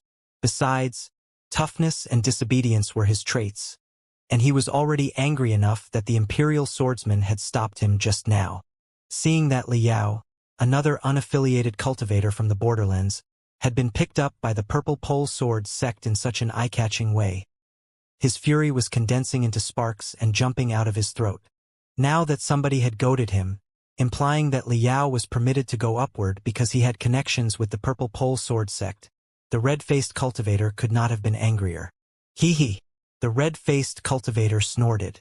He pushed the few guys in front of him away and ran up to rampant thunder swordsman Wu Jiuxing. Pointing at Li Yao in midair, he shouted, "Who is this fellow cultivator? Why is he allowed to go up when we are not? Exactly. What's his background? Why can he go up? Unfair. The Purple Pole Sword sect is too unfair." The cultivators from other sects were there to witness the Purple Pole Sword sect be humiliated in the first place. Now that someone was bodacious enough to start the trouble, they naturally did not hesitate to follow up. Rampant thunder swordsman Wu Jiuxing was dazed for a moment. His face turned gloomy as he glared at the red-faced cultivator. He was about to open his mouth when he heard an ear-splitting scream from the cultivators behind the demander. Ah! The scream seemed to be from the deepest level of hell, yet it was reaching to the highest sky, tearing apart the clouds in the next second. The thousands of cultivators' hearts were all shivering. The clamor of the crowd eclipsed by the scream. Including the red-faced cultivator, everyone looked at the source of the scream, only to discover that the white-robed cultivator, who inflamed the red-faced cultivator a moment ago ill-intendedly, was contorted to the point that he was beyond recognition, as if he were possessed by 100,000 devils. His face was covered in various colors, too. Very soon, he was foaming and cramping before he lost control over his bowels and bladder.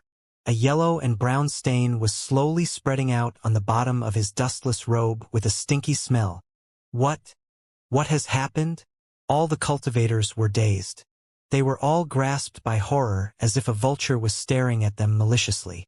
The red-faced cultivator looked at the white-robed cultivator who was writhing in pain and farting uncontrollably in a daze before he shifted his eyes to Li Yao, whose face was casual and whose eyes were dark and deep.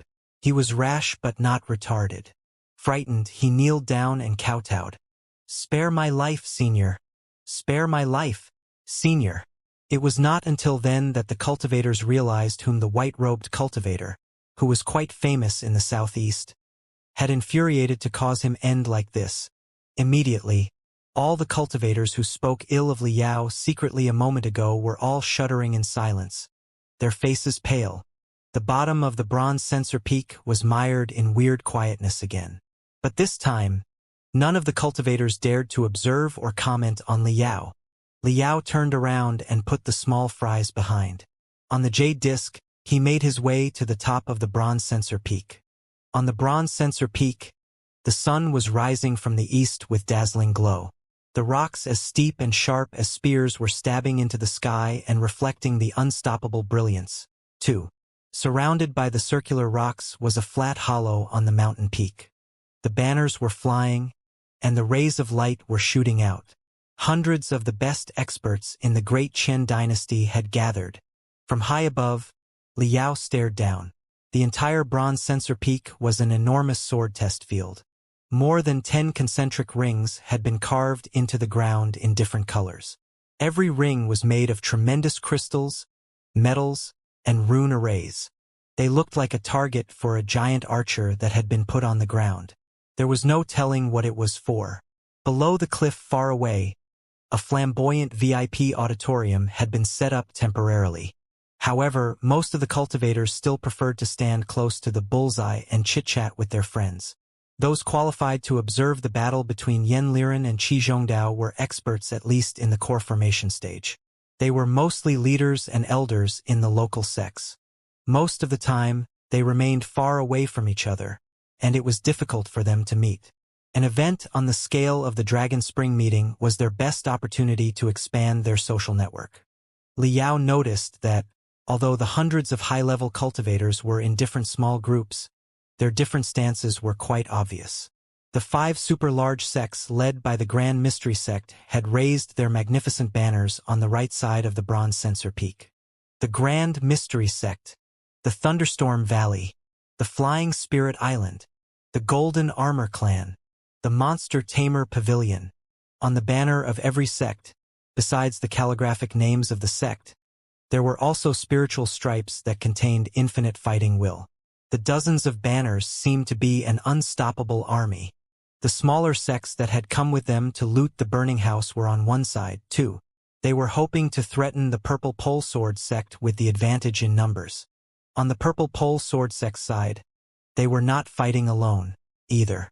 Other than hundreds of intimidating sword cultivators wearing the robes or armor of their own sect, quite a number of cultivators from other sects were talking and laughing with them. Some of the cultivators, whose noses were tall and whose eyes were deep, with completely different appearance from the cultivators of the central plateaus, were also touching their blades under the banner of the Purple Pole Sword sect while staring at the Grand Mystery Sect's side aggressively. Liao knew that those cultivators were either from the sects who had been close enough to Wang Shi in the past to be blamed as eunuch's conspirator, or the overseas cultivators who had been hired by the Purple Pole Sword sect with decent pay to help fight. While Liao was observing the experts of the ancient sages sector, he became a focus of attention himself. The high-level cultivators from the 5 sects, including the Grand Mystery Sect, were even more surprised that an indifferent, strange young cultivator slowly landed on the lotus jade chip of the highest level. They communicated with each other through eye contact. Apparently, none of them knew Liao, so he was obviously an unaffiliated cultivator that the Purple Pole Sword sect had hired to deal with the crisis. For cultivators, wealth, residence, arts, and partners were mandatory. Generally speaking, only after they joined a certain sect would they be supported with enough resources to make decent progress in their training. The unaffiliated cultivators who did not belong to a sect were either not worth mentioning because of their lack of resources or extremely dreadful with unpredictable cultivation because they boasted their own confidential resource channel, say a secret residence of some predecessor. Now that the guy had arrived on a lotus jade disc, he was certainly the one with the highest cultivation among the unaffiliated cultivators that the Purple Pole Sword sect had invited for help. So he certainly deserved their attention. Many high-level cultivators closed their eyes and rested after a few glances at Liao. An unaffiliated cultivator was an unaffiliated cultivator after all. How capable could he be? Moreover, he was an unknown man from nowhere. Chances were that he had been training in a remote place throughout his life and was somehow summoned by the Purple Pole Sword sect. The peak of the core formation stage was the most that he could amount to. Such an unaffiliated cultivator just deserved their attention. Nothing more. At this moment, the high-level cultivators in the 5 super sects had yet to learn that the chaos in the Southland of Sorcerers had been settled.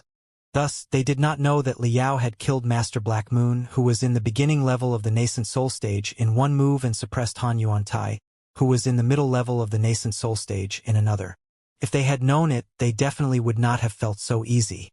The incidents, however, had been conveyed to the elders and leaders of the Purple Pole Sword Sect by Ling Lanin. Just now, when Ling Lanin met them, she even further stressed upon Liao's formidability. She was at the peak of the core formation stage and one of the most distinguished experts in the Purple Pole Sword Sect other than the 6 nascent soul stage cultivators. Naturally, no one doubted her words. Therefore, quite a few elegant, unworldly-looking sword cultivators on the Purple Pole Sword Sect's side courteously greeted him from far away in respect. But it raised the suspicion and dissatisfaction of the other overseas unaffiliated cultivators that the Purple Pole Sword Sect had invited because they did not enjoy such privileges when they reached the Bronze Censer Peak. Ling Lanyan was speaking to a few nascent soul stage cultivators under the Purple Pole Sword Sect's banner. Seeing that Liao had shown up, her eyes glittered.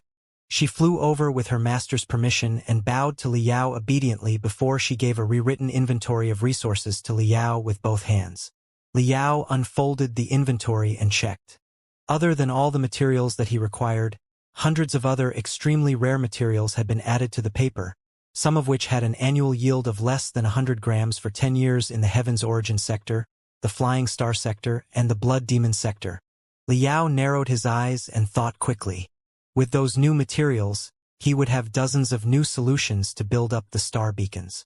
The signals that he sent back to his hometown would be clearer, more conspicuous, and more precise. While drafting the new modification designs in his head, he stared at Ling Lanin suspiciously. The new inventory of resources was at least 3 times as valuable as the previous one. Ling Lanin smiled. "Senior, our sect has admired your remarkable techniques and your reputation in the South for a long time. Knowing that you are in need of magical equipment after just breaking out of seclusion, our sect is willing to offer you all the materials on the inventory. The best refining facilities in our sect will be at your service indefinitely. 2. That is the least we can do for your refining, Senior. However, we do have a minor request.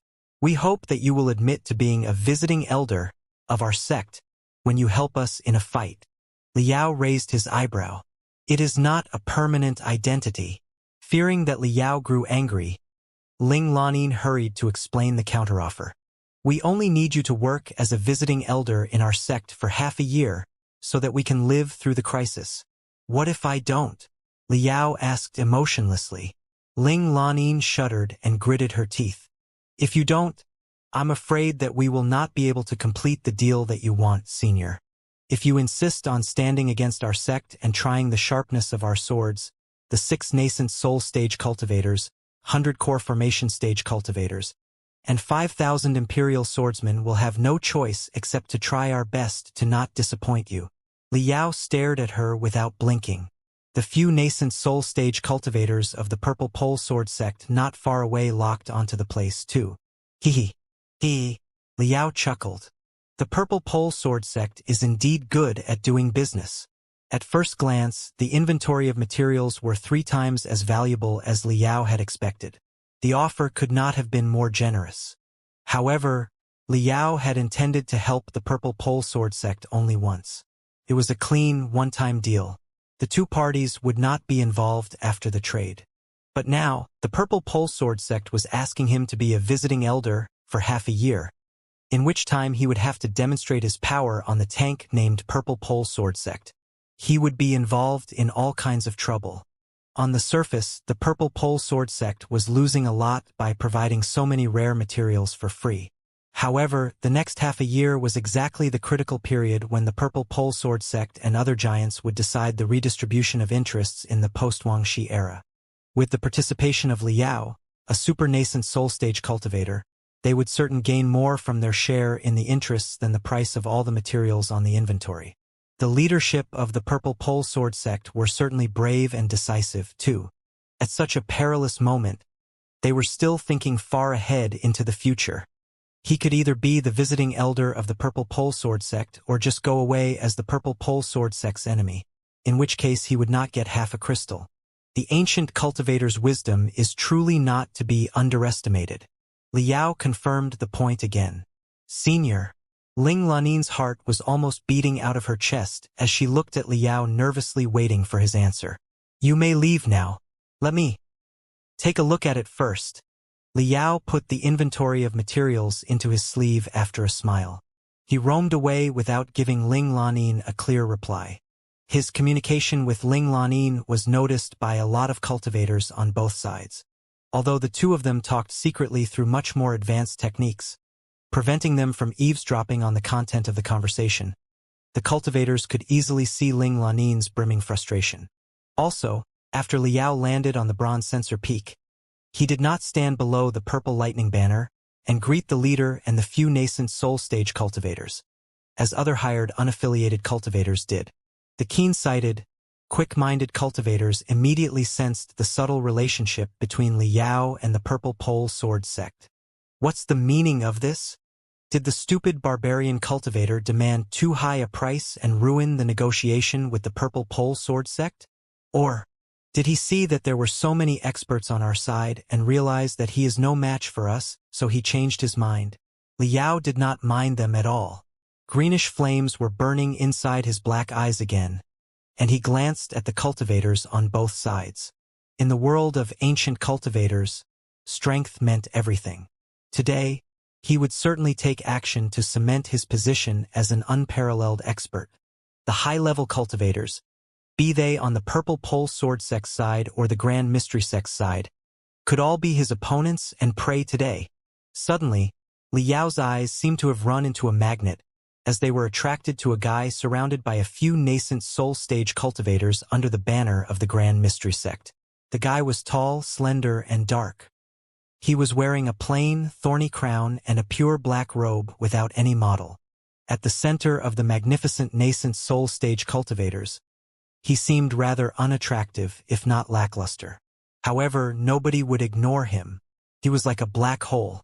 No matter how dazzling that brilliance around him was, he would absorb all the light until everybody forgot everything around him and simply noticed him. For normal people who were as tall and slender as him, they would be described as bamboo. However, when Liao saw him, he could only think of two things: a black, indestructible nail that had stabbed deep into the ground, or an absolutely straight ruler that would never bend and could be used to measure the sky, the earth, and the stars. Iron Saint Qi Zhongdao. Liao mumbled to himself before his telepathic thoughts spread out, and he stared at the unparalleled expert who could be a candidate for the best expert of the ancient sages sector. Below the banner of the Grand Mystery Sect, Qi Zhongdao was chatting with other nascent soul stage cultivators who were leaders and elders of other sections. Qi Zhongdao was the grand leader of the Grand Mystery Sect, the largest sect in the world. He was also the closest thing to a leader of the alliance of the cultivators there. Because of his astounding cultivation and position, even the giants from the super sects such as the Thunderstorm Valley or the Flying Spirit Island were rather respectful for them. Although sword maniac Yan Liren is one of the three saints of the Great Qian dynasty, and it is said that his sword arts are sophisticated enough to kill deities and devils, he is an expert who only rose to fame in the past few decades after all. He lacks experience. He may have his chance of winning against other people, but he wants to defeat fellow cultivator Qi's heaven-flipping seal, which has suppressed every enemy in the past 100 years with an ancient sword from the primeval era. He is nothing more than an ant that intends to shake a tree. The leader of the Flying Spirit Island, who was a white-haired old man, sneered. It's not necessarily true. Qi Zhongdao's voice sounded like two colliding iron rulers. With Yan Liren's and my cultivation, it is impossible to infer who will win based on our previous accomplishments before we really have a fight. Besides, my heaven-flipping seal is also a primeval treasure. Naturally, it is not scared of the primeval sword that Yan Liren recently polished. But in the past 10 years, Wang Shi and him have discussed and exchanged sword arts every year. Although Wang Shi is a shameless rebel, he is also a master of the sword. With Wang Shi's wedding, how sharp is Yan Liren today? This is truly... Qi Zhongdao was about to express his feelings when he suddenly grunted. His pupils constricted, and he turned his head to look back at Liao. Crack, crack, crack.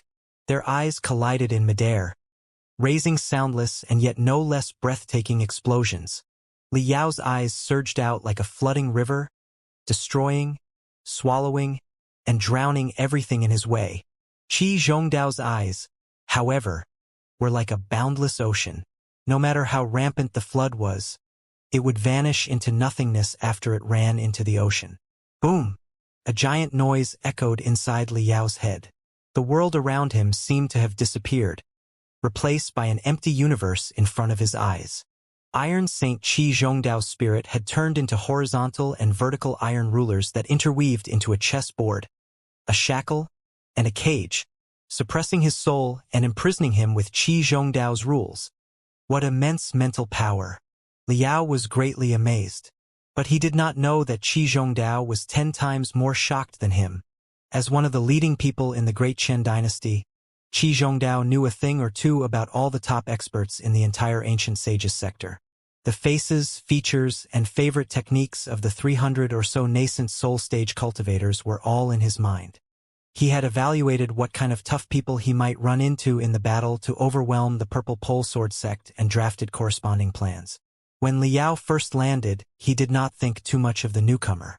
Unlike other people, he gave Liao a higher estimation and regarded Liao as an overseas unaffiliated cultivator who had made significant progress in training by accident and had perhaps reached the beginning level of the nascent soul stage, which was why the Purple Pole Sword sect valued him so much. However, it was just the beginning level of the nascent soul stage. When Liao observed him blatantly from afar, he still did not think too much of the overseas unaffiliated cultivator. He merely intended to suppress the guy with part of his telepathic thoughts so that the guy would retreat. But he did not expect that mysterious unaffiliated cultivator's soul to be so powerful. The guy was like a boa, a falcon, a tiger, or even a primeval beast like a tyrannosaur. When he raged, roared, and savaged inside the cage condensed by Qi Zhongdao's spirit, determined to break free from it. Voila! Qi Zhongdao's cage, shackle, and chessboard were finally showing cracks. Liao's boa, falcon, and tiger took the opportunity to run out, but they were heavily wounded and moaning. The two of them retreated their eyes almost at the same time. Liao's nose was bleeding, and there was no way that he could stop it. He did not intend to stop it, either, but merely took a step back and lowered his head to observe where he had been standing. 2 deep footprints had been left on the ground there. A series of tiny cracks could be found around the footprints, too. They were a sign that he was unable to control his spiritual energy precisely because of the blast to his soul. Impressive. Liao finally sniffed the blood in his nose and raised his thumb for Qi Zhongdao in his heart. After the brief collision of eyes, he was already able to basically estimate Qi Zhongdao's capabilities. The guy should be similar to, if not slightly stronger than, Xianxia, the enemy with the highest combat ability that Liao had ever come across so far. Xianxia had once been the best expert of the Flying Star sector. He was close to the peak of the nascent soul stage, and his capabilities were immeasurable. Years ago, it was with the collective attack of 7 cultivators, 6 in the nascent soul stage and 1 in the superlative height of the core formation stage, that they managed to kill Xianxia luckily. The other opponents that he had dealt with, such as Bai Xinghe, Jin Tui, Elder Nether Spring, Lu Zui, or Zhou Hengdao, were perhaps better than Xianxia in terms of their leadership, schemes, and wisdom. Yet, when it came to absolute combat ability, they were still far from Xianxia, as expected of the leading person of this world. Under the obsolete training system that is tens of thousands of years behind that of the outside world, he has cultivated to such an astonishing level. How unbelievable! Liao's eyeballs shivered quickly. Hundreds of virtual battles between him and Qi Zhongdao surfaced inside his brain as he estimated his odds of success. The more he calculated, the more excited he became. Qi Zhongdao was in a much better condition than Liao was. He was barely affected on the surface, but he was nonetheless shocked in his heart. The collision of their eyes happened fast. Both of them were super experts when it came to manipulating spiritual energy. The confrontation of their soul power was so secret that even the nascent soul stage cultivators around Qi Zhongdao had sensed nothing. They merely felt that Qi Zhongdao was suddenly a bit ill at ease. Qi Zhongdao narrowed his eyes. An unnatural wave flashed on his dark and slim face as he asked in a low voice, "Who's that fellow cultivator over there?" The nascent soul stage cultivators looked at each other in bewilderment. They looked at Liao again but failed to recognize him. At first, They thought that he was an overseas unaffiliated cultivator that Purple Pole Sword Sect had invited to help the battle. But judging from the communication between him and Ling Lanin a moment ago, things seemed to have changed. He was not necessarily taking the Purple Pole Sword Sect's side, perhaps because he was intimidated by them. Only an elder of the Gold Armor clan fell into deep thought. He stated that he seemed to have seen the guy in the southwest a long time ago. The air around the guy was familiar to him despite the vast changes in the guy's appearance. However, he failed to recall the guy's name. The guy did not seem to be anyone famous. A long time ago in the southwest? Solemnly, Qi Zhongdao thought hard for a moment. He was about to have somebody look into the issue when a lot of cultivators on the Purple Pole Sword Sect side began exclaiming. Sword maniac Yan Liren had shown up, including Li Yao and Qi Zhongdao. All the cultivators focused their attention on the sword maniac, whose sword arts were claimed to be unparalleled in the world. Li Yao did not even have time to wipe the blood from his nose, allowing his chest to be stained by the blood. He stood tall and looked at the banners of the Purple Pole Sword Sect. The two crossed banners were like a gate, and a figure that was too short and small slowly walked out of the gate toward the bullseye in the sword test field one step after another. So, it is true, Li Yao was absent-minded for a moment. The rumors that he had heard were true. Sword maniac Yan Liren, who was equally qualified to compete for the title of the best expert of the ancient sages sector, was actually a dwarf. He was no more than 1.3 meters tall. His body was already short and fat enough, but his head was exceptionally round and huge. His limbs were thick and short. At first glance, he was like a giant white gourd with a watermelon piled on it. He was wearing a bright purple robe and covered in tiny, delicate armor. A short, mini sword was dangling from his waist, too. The robe, the armor, and the sword all looked like children's toys. What was more, the sheath of the tiny sword was fully embedded with pearls, agates, emeralds, and all the other fancy common jewelries that was devoid of spiritual energy. The weapon could not have looked more flamboyant. For cultivators, the description of flamboyant was certainly not a compliment. Yan Liren's head was completely bald. He did not have a single hair.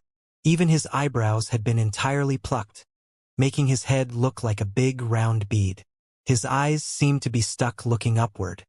He was neither glancing at the crowd nor looking at his most formidable opponent.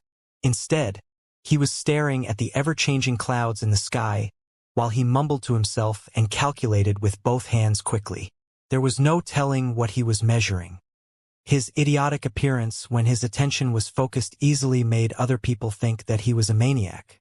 When Yan Liren showed up, the whole field fell silent. Unlike when Li Yao arrived, no matter how dishonorable Yan Liren looked, no matter how eccentric he was acting, and no matter how everybody on the spot was craving to split the Purple Pole Sword Sect's enormous interests, none of them dared to say anything or scorn him to his face. It was the deterrence of a super expert. In the utmost silence, Li Yao was the only one who narrowed his eyes and looked at Yan Liren in exactly the same way that he looked at Qi Zhongdao a moment ago. However, Yan Liren sensed none of it. He continued walking forward, not bothering to look at Li Yao at all, still focused on his clouds. Li Yao's pupils constricted violently. Yan Liren was an expert qualified to fight against Qi Zhongdao. There was no way that he could not sense Li Yao's provocative eyes. His non-reaction when he obviously could sense it only suggested one thing. Yan Liren's belief was extremely firm. Since he was about to fight against Qi Zhongdao, all his spirit, will, and computational ability was concentrated on the battle. Everyone and everything that was irrelevant to the battle, however strong and serious, could not distract him. In comparison to Yan Liren's non-reaction, Qi Zhongdao spared his attention just now to look back at him. The gap of their levels were apparent.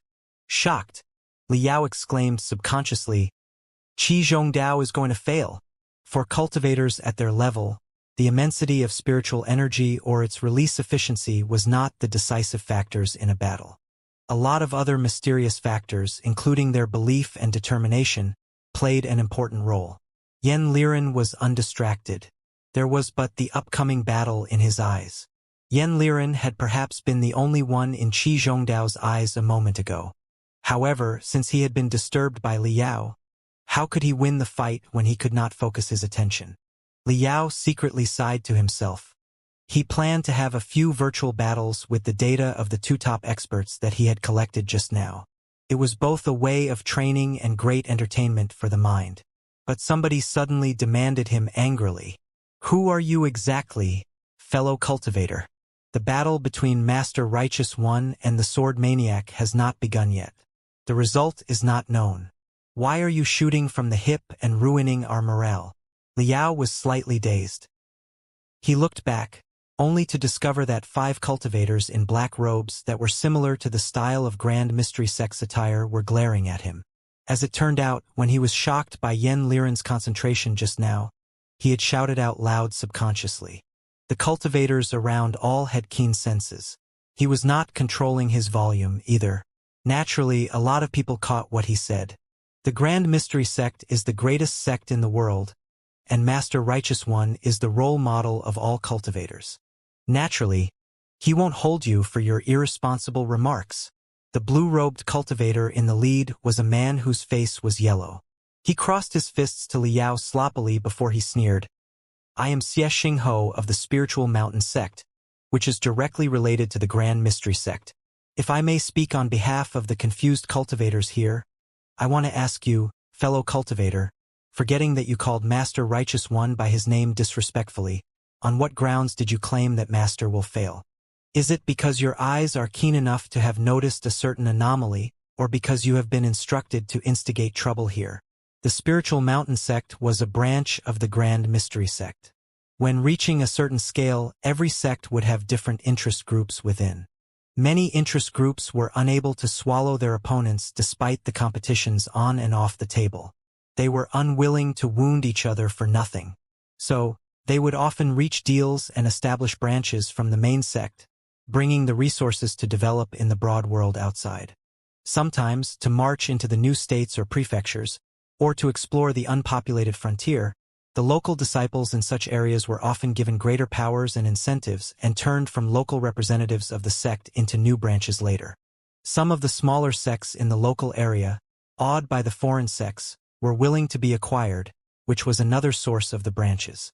By the standard of the modern cultivation civilization, their relationship was similar to parent companies, child companies, and OEMs. Although the branches and the main sect were divided, they were still deeply connected with each other. If they did not separate on bad terms, their relationship was not necessarily bad. Sometimes they were even intimate sects like brothers who would make decisions together. It was especially so for the Grand Mystery Sect, the largest sect in the world that boasted countless secondary branches. They mostly maintained friendly relationships. The branches were essentially a team of lackeys that the Grand Mystery Sect had raised. Scattered around the Great Qian dynasty, they interweaved into a complicated network of interests. At a critical moment, they could also gather together, wave their colorful banners, and cheer for the Grand Mystery Sect. The Spiritual Mountain Sect was exactly one of such lackeys. Xianxia was an elder of the Spiritual Mountain Sect and the best expert in his sect. As a lackey of the Grand Mystery Sect, hearing that somebody had spoken of the Grandmaster of the sect directly in such a scornful tone and claimed that Master Righteous One was bound to lose, how could he not jump out and berate him? When Liao first arrived on the Lotus Jade Disc, he had been quite mysterious, and nobody could deduce his background. If he also had the Purple Pole Sword sect backing him, Xianxia would not necessarily have had the courage to question him. However, he did notice that Liao's communication with Ling Lanin did not go so well, which put the guy in an awkward position. The guy seemed to be neither on the Grand Mystery Sect side nor the Purple Pole Sword sect side. He was all by himself. With that in mind, what was there to be concerned about? Xianxia meant to demonstrate his loyalty by defending Qi Zhongdao's reputation in front of his fellow cultivators, so that his sect would distinguish itself among all the branches of the Grand Mystery Sect and be appreciated. Thinking that through, Xianxia further raised his voice and shrieked, "Master Righteous One is too honorable to be estimated or insulted by any random guy. Who are you and where are you from, fellow cultivator? How dare you disrespect Master with your arrogant words?" Xingho's voice indeed attracted the attention of quite a lot of cultivators nearby, who had been staring at Yan Liren just now. They were all looking at Liao again. However, they were all amused by Liao's crazy nose bleeding and the stain in front of his chest. Liao smiled bitterly to himself. He had never been a man who liked to invoke trouble without a good reason. It was indeed reckless of him to have said that. As a branch of the Grand Mystery sect, it was only natural for the guy to stand up for his main sect. If it were the real Liao, he would not have bothered talking to the guy anymore and just left. Or, he might have revealed some shocking techniques so that the guy would see his real capabilities and stop asking for death. Either way, the problem would be resolved. He would never escalate the trouble to the point that it was unresolvable. However, he was playing the role of master spiritual vulture right now. The ancient sage's sector might be underdeveloped.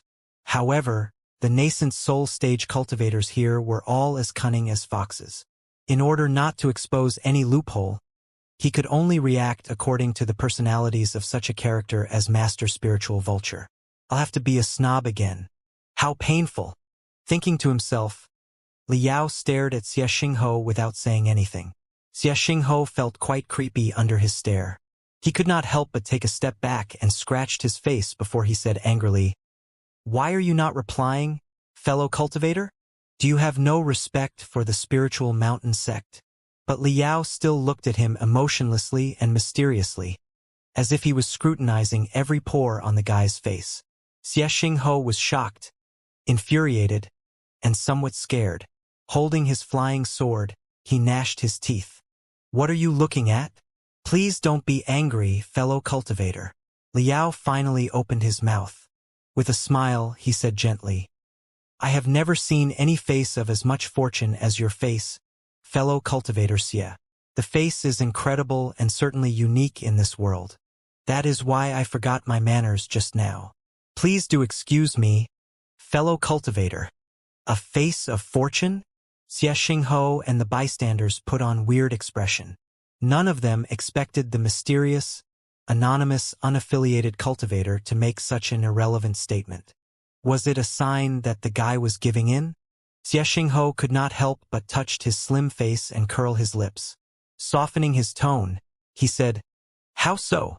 With his hands behind his back, Liao said slowly, "Without your face of fortune, fellow cultivator Xiao, how would you have met me today? For the past few decades, I've been living in seclusion inside the forests to calm myself down.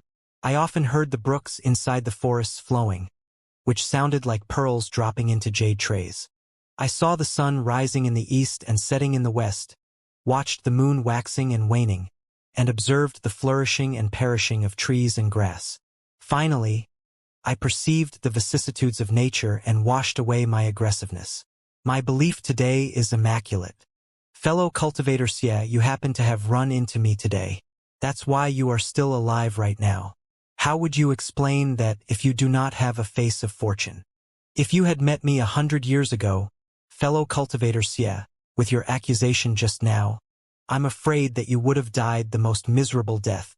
You would have ended up in a pool of pus, and even your soul would have been suffering the most excruciating pain. Xingho and the cultivators nearby were all dumbfounded. After a long silence, somebody around finally understood Liao's obscure sarcasm and could not help but laugh out loud. Blinking, Xingho realized what was going on, too. He was so exasperated that his yellow face flushed pure red.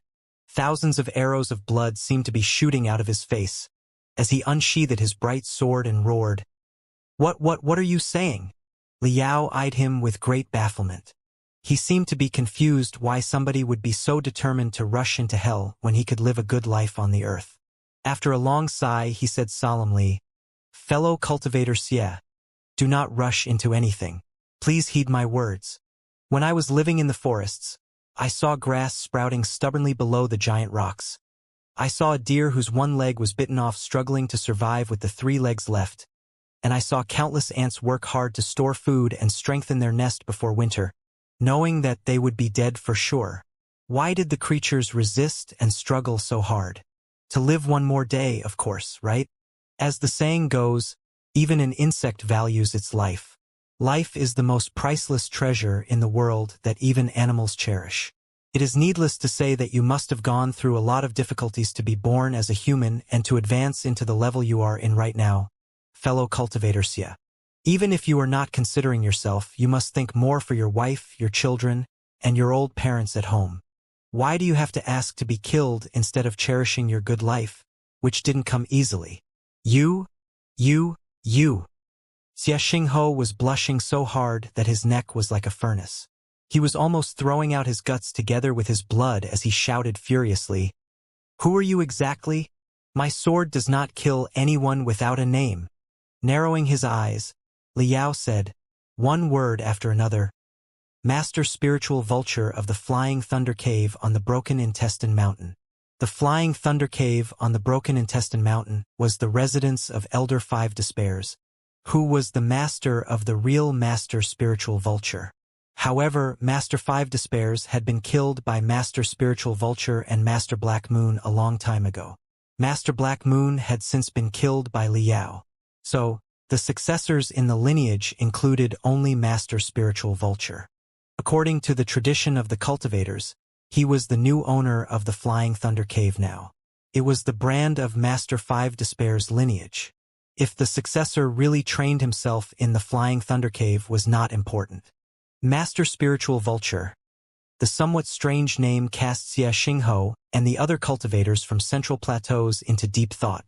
Sensing that the mysterious aura around Liao was on the rise, Xianxia even took a few steps back to better prepare himself. However, after he finally recalled who Master Spiritual Vulture was, he burst into laughter. "And I was wondering who you are. Master Spiritual Vulture, the guy who once dominated the Southland of Sorcerers but vanished into thin air. I haven't heard any news about you for decades. It never occurred to me that you would dare mess around in the Dragon Spring meeting. You truly don't know what you are doing." The cultivators from the Southland of Sorcerers were best at domesticating wildlife and making poisons. They were often despised by the cultivators from Central Plateaus, and their arts were often deemed to be queer. Only the best of them, such as Master Black Moon, who was in the nascent soul stage, could manage to be acknowledged by the cultivators of the Great Qian dynasty. Those in the core formation stage, such as Master Spiritual Vulture, who disappeared decades ago into nobody knew where, were not in the eyes of the cultivators from Central Plateaus at all. Their only impression of such people was, "Oh, there seems to be a guy with that name." Perhaps, in the dense forests, the tricks of the barbarian cultivators were still difficult to deal with. However, in an open confrontation on the sword test field, they were not worth mentioning at all. Master Spiritual Vulture, although the Spiritual Mountain sect is insignificant, you are not to insult us like that. Thinking that he had figured out Liao's background, Xianxia was greatly assured. He sheathed his flying sword, but his killing intent was even more intense as he stared at Liao and gnashed his teeth. However, this is the Dragon Spring meeting. There are rules here. The competition between the Sword Maniac and Master Righteous One is about to commence. Your blood doesn't deserve to tarnish the Bronze Censer Mountain. Our Spiritual Mountain sect has recently received a sharp sword, but we lack a sword tester with real materials. After the Sword Maniac and Master Righteous One's competition is over, do you dare test the sharpness of our sword in the sword test field? This is the first time that I have stepped into the Central Plateaus after lurking in the Southland of Sorcerers for 100 years, and I intend to establish my name among the cultivators of the Great Qian dynasty. Naturally, I will not refuse your sword test, Liao said coldly. However, I have restrained my killing intent all the way here and did not attack anyone because I was looking for someone who is worthy of my attack.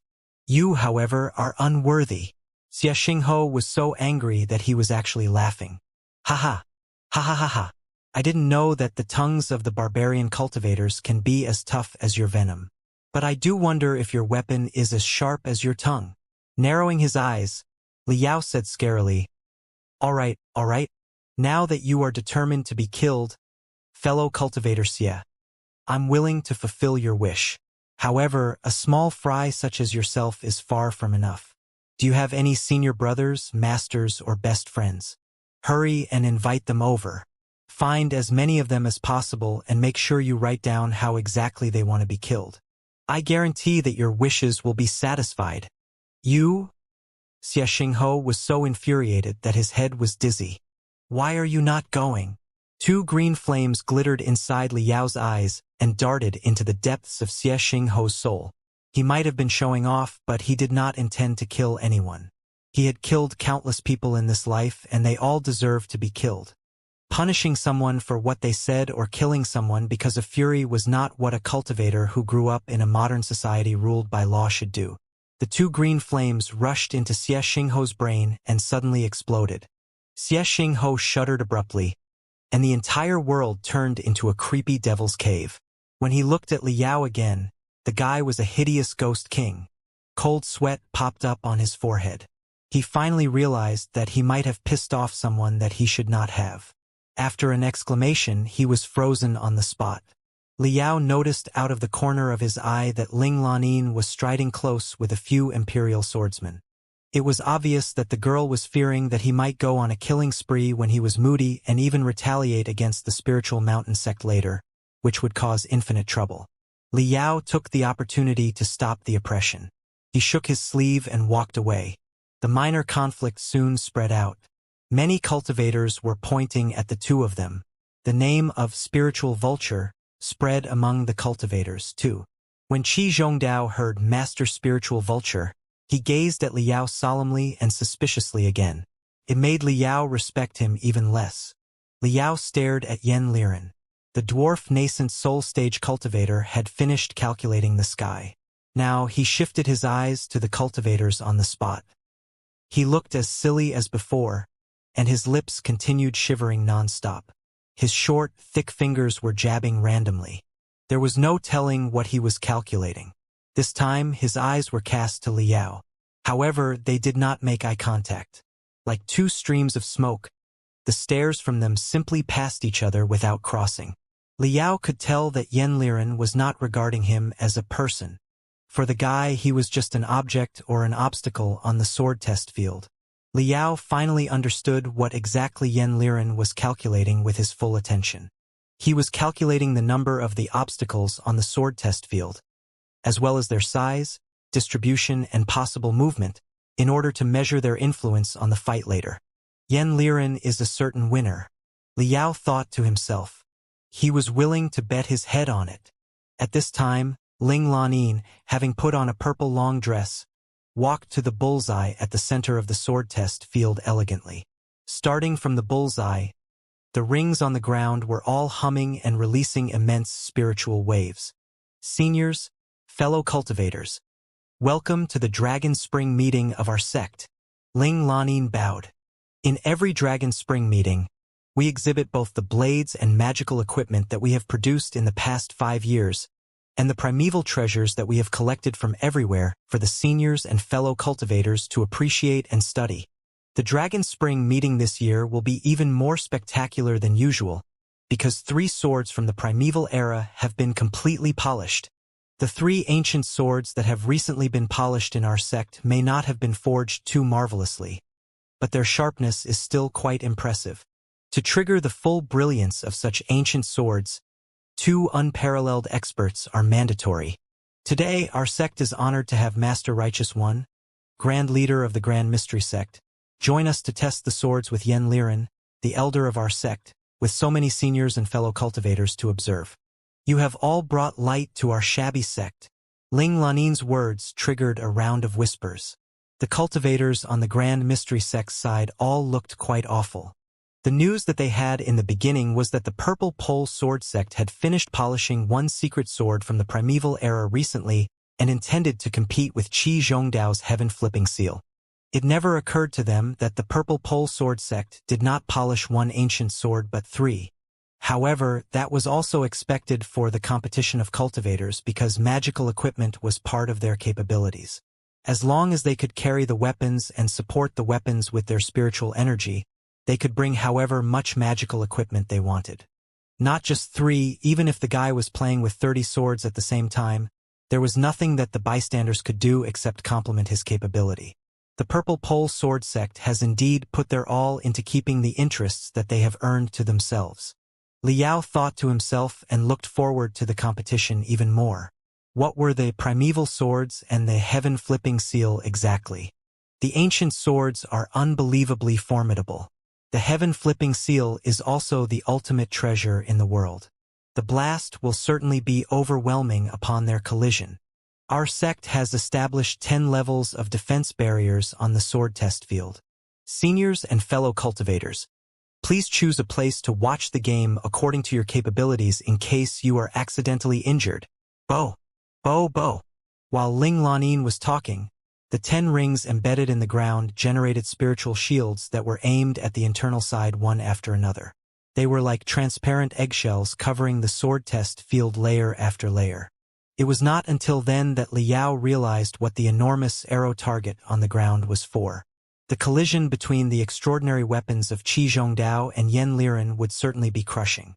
The blast resulting from the furious collisions and the broken pieces when their magical equipment crossed could possibly injure the bystanders.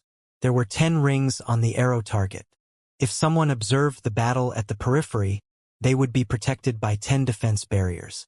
Even if some broken pieces penetrated through the 10 barriers, their strength would be greatly diminished.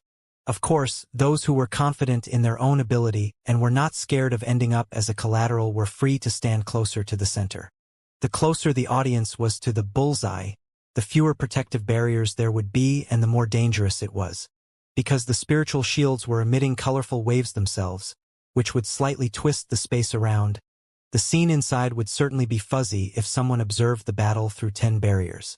The closer they were to the center, the better the view they would have.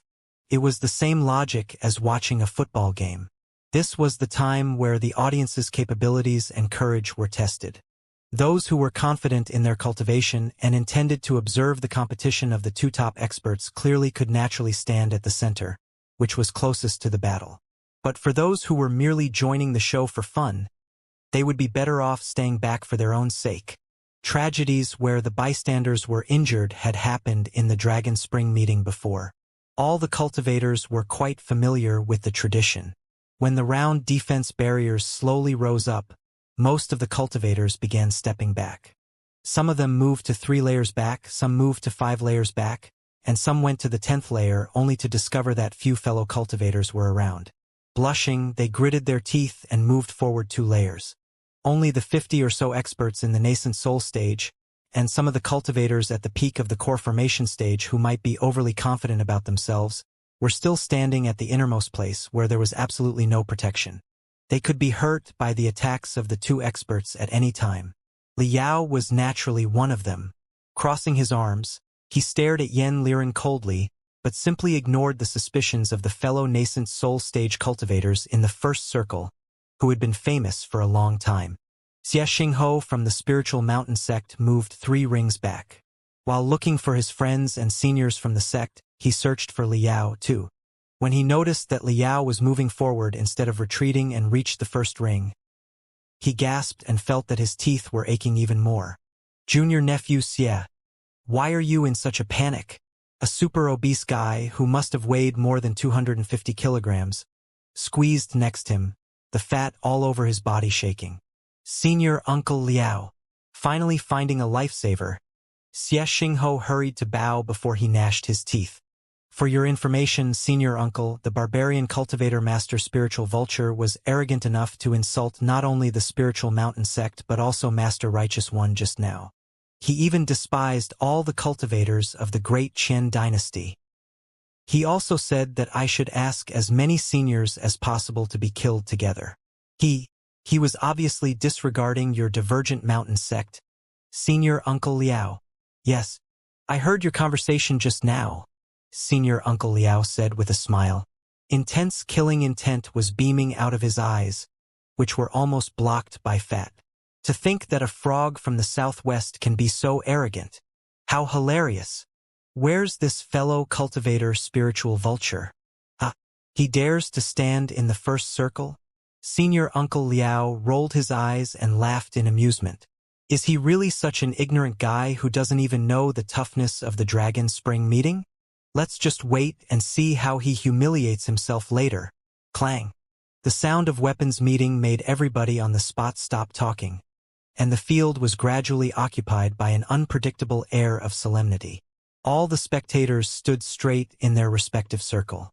Qi Zhongdao and Yen Liren, the Iron Saint and the Sword Maniac, walked slowly toward the bullseye at the center of the sword test field.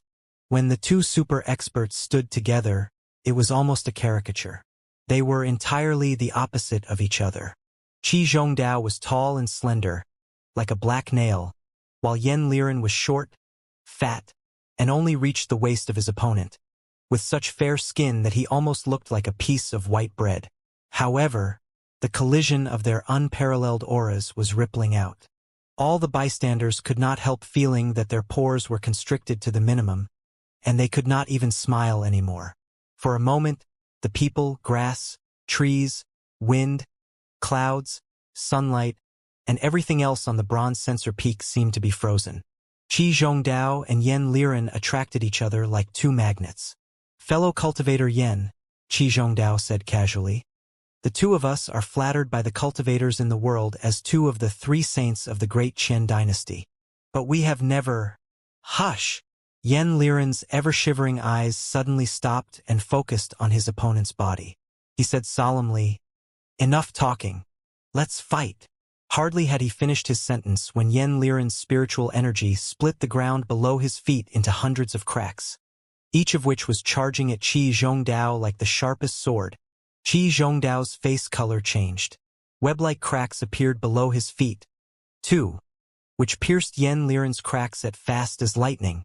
Boom, boom, boom, boom. Hundreds of cracks joined, shattering the entire area.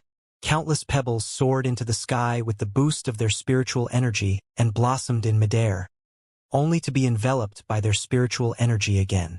The previously plain pebbles all turned into colorful, translucent gems before they darted toward the enemy from unbelievable angles in hundreds of dazzling streaks of brilliance. Pa, pa, pa, pa. Every pebble that was poured with spiritual energy was broken apart by the hostile pebbles into the tiniest powder. The powder was then absorbed by them again and circled around him in the shapes of hideous monsters. The two unparalleled experts in the world of ancient cultivators began their competition in such an expected way.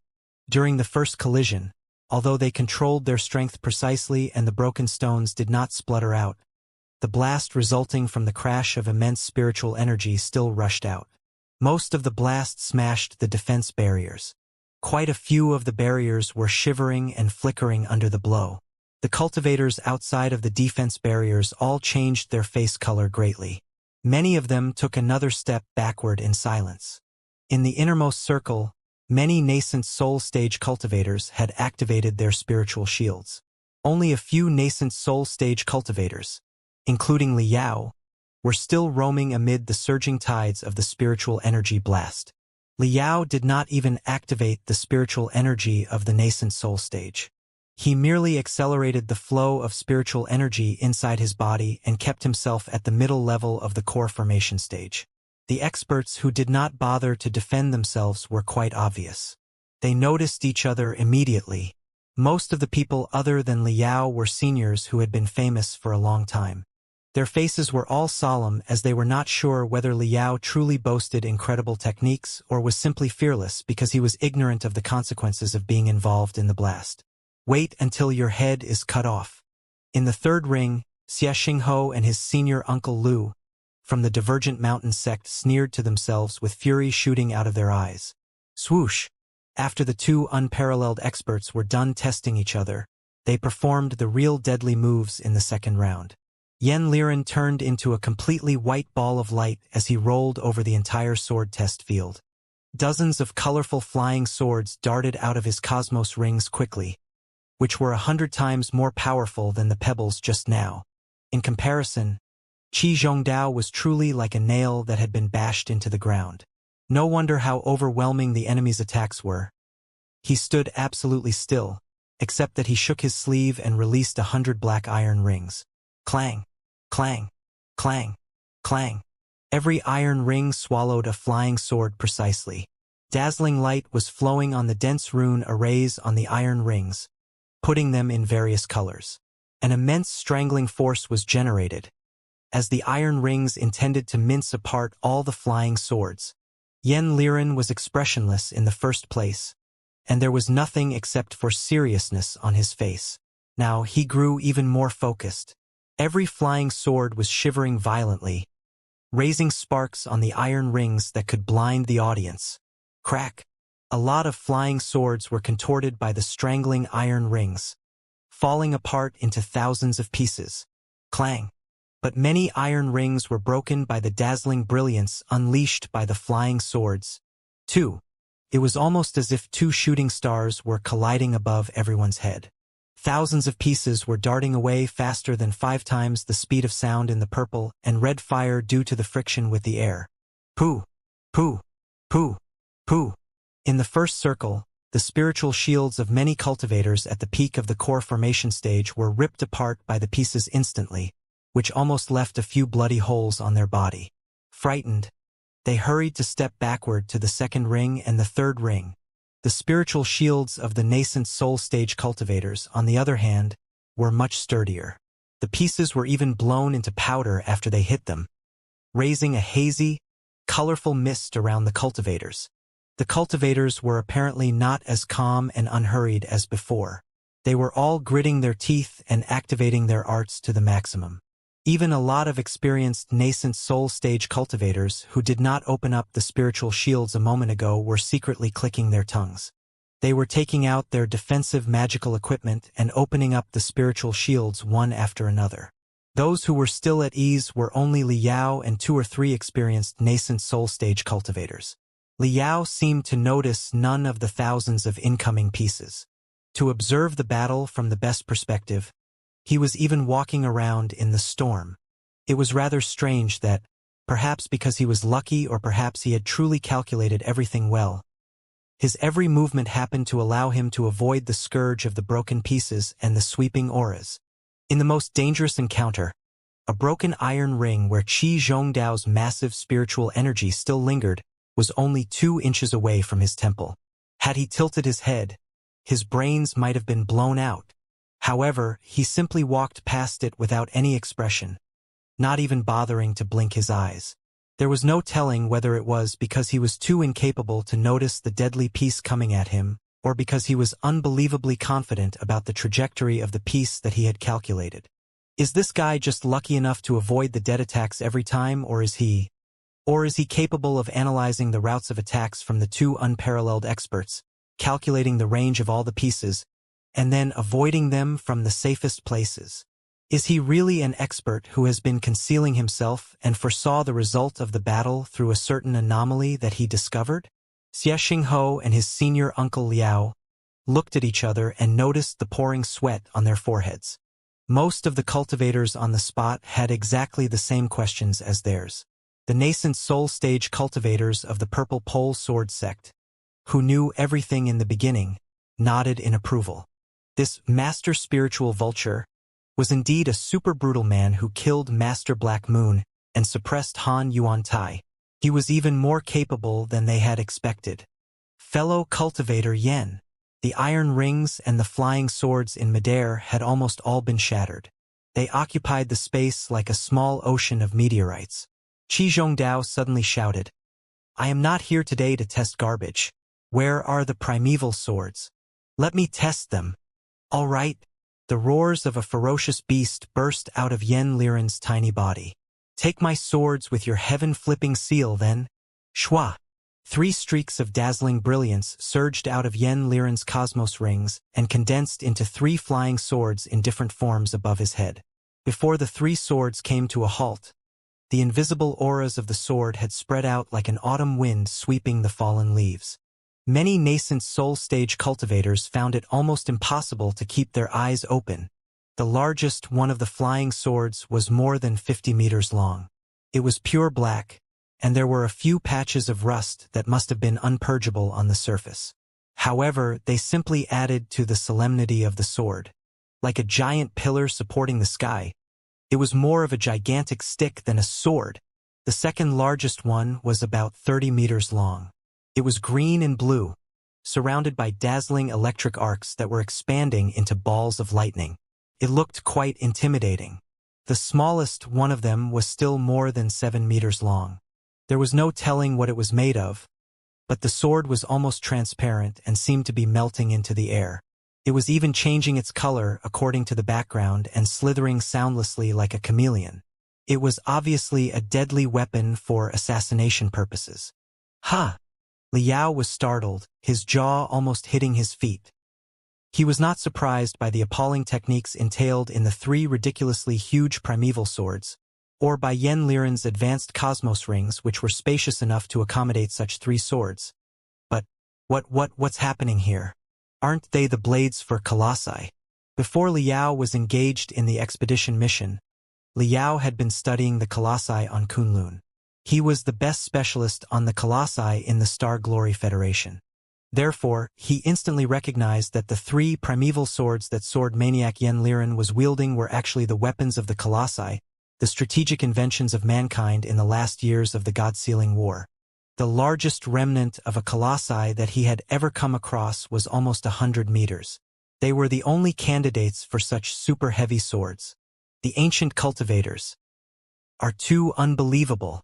The swords are blades for the colossi, but you have dissected it and are able to manipulate them purely with your telepathic thoughts. Bro, how have you been training yourself exactly? Liao could not have admired the ancient cultivators more. But then, he discovered that he could.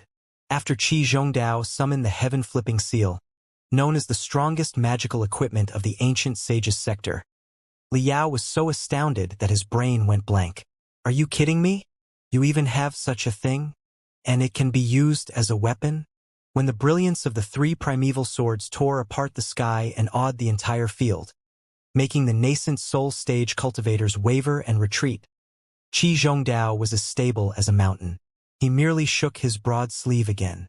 Another streak of silver brilliance shot out and expanded into a piece of enormous magical equipment more than 10 meters in diameter. The body of the magical equipment was a giant, round, translucent ball that seemed to be filled with half-transparent fluids inside. The arts of metal polishing and craft as demonstrated in the artifact were incredible. It was an absolutely perfect sphere.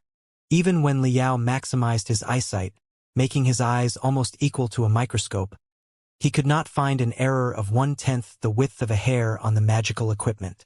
Outside of the main ball, 6 circular, interconnected rails were swirling quickly with the ball at the center. The circular rails were full of dense spiritual stripes and rune arrays. They were releasing colorful electric arcs that were interweaving with each other in ear-splitting noises. The heaven-flipping seal, the ultimate treasure in the world. The high-level cultivators nearby stepped backward while exclaiming. After the heaven-flipping seal was summoned, the world was suddenly 100 times heavier, as if an invisible mountain was pressing down. Including Liao, all the cultivators close to the center felt that their blood was freezing, and they were short of breath. They seemed to be bound by an invisible shackle that was getting tighter and tighter. While other cultivators considered the item as a secret treasure blessed by the deities in the primeval era, Liao was the only one who knew what the object was exactly. This is a gravity generator of the Pangu civilization.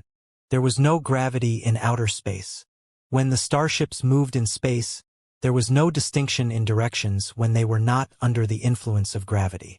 But for living creatures that were born on planets and used to gravity, they could not live in the zero-gravity state for long. Therefore, some magical equipment had to be manufactured to create an artificial gravity field. Sometimes, they would have to explore or settle in the worlds whose gravity was far higher than that of their mother planet. Then, facilities were required to adjust the environment of 10 times or 50 times the standard gravity into a low-gravity one that was suitable for their long-time survival. The gravity generator was a piece of magical equipment invented for such a purpose. It could release a special force field and adjust the gravity in a certain space. Liao had excavated the remnants of the starships of the Pangu clan or the Nuwa clan on the Kunlun relics. Although the remnants could not have been more rotten, he had seen quite a few gravity generators at the cores of the starships, at least their basic appearance. According to Liao's speculation, the gravity generator that Qi Zhongdao was using as the heaven-flipping seal must have been dismantled from a rather advanced assault starship. Other than generating artificial gravity inside the starship, It could also project the force field to envelop the starship so that the trajectory of the incoming bullets and cannonballs would be altered. The gravity generator is of an extremely high level. It is also well preserved. The ancient sages sector is indeed deeply connected to the primeval civilizations, considering that they have so many treasures that are so perfectly preserved. Also, the ancient cultivators of this sector are too unbelievable. Both the blades of the colossi and the gravity generator for a starship should be connected to a mainframe crystal processor. They cannot be driven smoothly without the enhancement of tremendous computational ability and the input of immense spiritual energy. But they are actually using such magical equipment with their feeble brains and whatever spiritual energy is inside their body.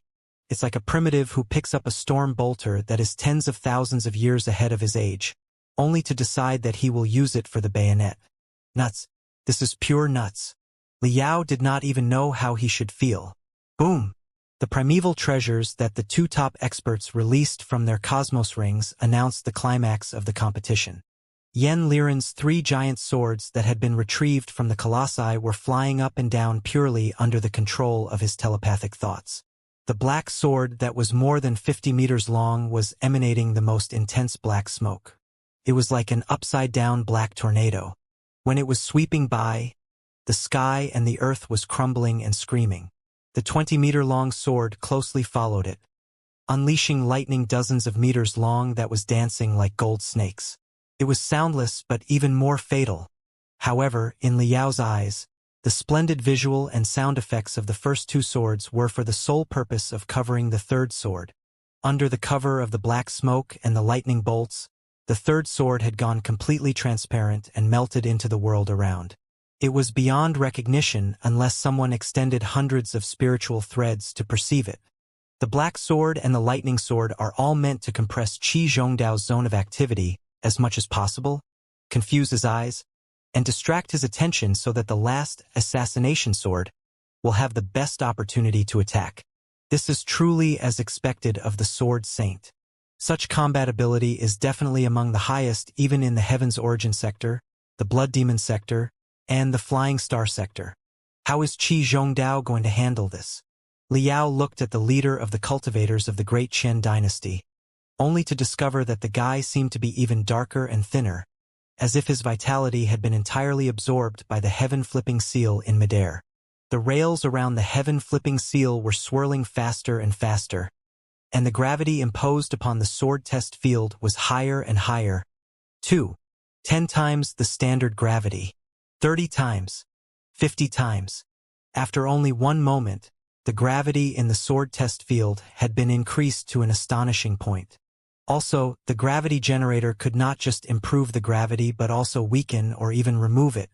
Therefore, in some places, the pebbles and the broken pieces were floating in midair, shaking, while in some other places, the land deeply collapsed, as if an invisible behemoth had stomped on it brutally. Even a bystander such as Liao was feeling that his eyeballs were bulging out and that his internal organs were going to be squeezed by the more than 70 times the standard gravity. It was needless to say that Yen Liren, as the primary target of the heaven-flipping seal, would only feel less comfortable.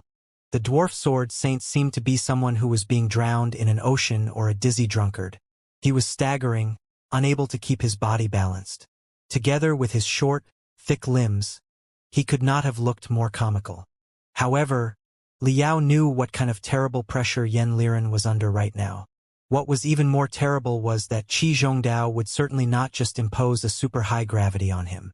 For example, by controlling the gravity field precisely, he could make the left half of Yen Liren's body shoulder 50 times the standard gravity and the right half shoulder 10 times or even 0 gravity.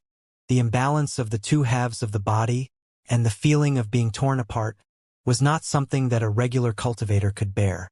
For Qi Zhongdao, who was in a gravity field that was completely at his mercy, he did not even need any other magical equipment.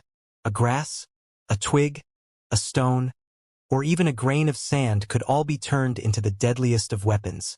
More specifically speaking, while Qi Zhongdao was not in the divinity transformation stage, whose main difference from the nascent soul stage lay in the ability to create a spiritual domain that was a small world governed by the cultivator's own rules, He was able to simulate some of the techniques of the divinity transformation stage with the power of his primeval treasure, the heaven-flipping seal. No wonder he was the leader of the cultivators of the great Qian dynasty. No wonder the heaven-flipping seal was the ultimate treasure in the world. Master Righteous One is about to win. The heaven-flipping seal is the heaven-flipping seal after all. Can the invincible treasure be defeated by a few random primeval swords? Yen Liren is indeed strong. He deserves his name as the Sword Saint. But too bad. His opponent is Master Righteous One. Qi Zhongdao seemed to be at an advantage in the battle. Many cultivators standing under the banner of the Grand Mystery Sect were secretly relieved and began to comment again. Perhaps they were doing it for other purposes like distracting or frustrating Yen Liren, but there was no way to know. Some of them were even looking at Li Yao, intentionally or unintentionally. They seemed to be sneering at his forecast before the battle. Li Yao had no time to bother with the unworthy small fries because his mind had become fully occupied by the summit confrontation between the two ancient cultivators. He discovered that there was something wrong with his evaluation on the combatability of the ancient cultivators. He neglected a factor that was of paramount importance. It was true that general nascent soul stage cultivators in this world, such as Master Black Moon, were nowhere near as strong as the modern cultivators of the same level. However, what if an ancient nascent soul stage cultivator, after receiving a piece of magical equipment from the primeval era, melted their soul, their will, and their life into it patiently and perennially in order to activate the maximal power of the ultimate treasure? It was a dead end. The reason was simple. As powerful as the primeval treasures might be, they were products from hundreds of thousands of years ago after all. The civilizations that created them had all probably perished. Therefore, one broken treasure would mean one fewer treasure. One day they would all be used up. Also, for those who walked on such a path, cases would not be rare that the older, the better, or the previous generations are always better than the future generations. The modern cultivation civilization, on the other hand, had truly digested and absorbed part of the heritage of the Panga civilization. On that basis, they developed a training system and a magical equipment industry that solely belonged to mankind. Even if the magical equipment that they produced was not as good as the counterparts in the Panga civilizations, their potentials were infinite, and their futures were promising. Developing and evolving slowly, one day, they would be higher, faster, and stronger than the Panga civilization. In general, Li Yao was very confident and optimistic about the modern cultivation civilization. But when it came to individuals, the elites among the ancient cultivators, such as Qi Zhongdao and Yen Liren, had reached the very end of the dead end, and advanced to an unimaginable level where they could absolutely not push forward any further. The ancient cultivators in the outside world had all perished or evolved. But they were like prehistoric beasts that were caged on a lone island without having any evolution for billions of years. They were simply unleashing the most primitive, wildest, and most brilliant performance of the formidability of the ancient cultivators.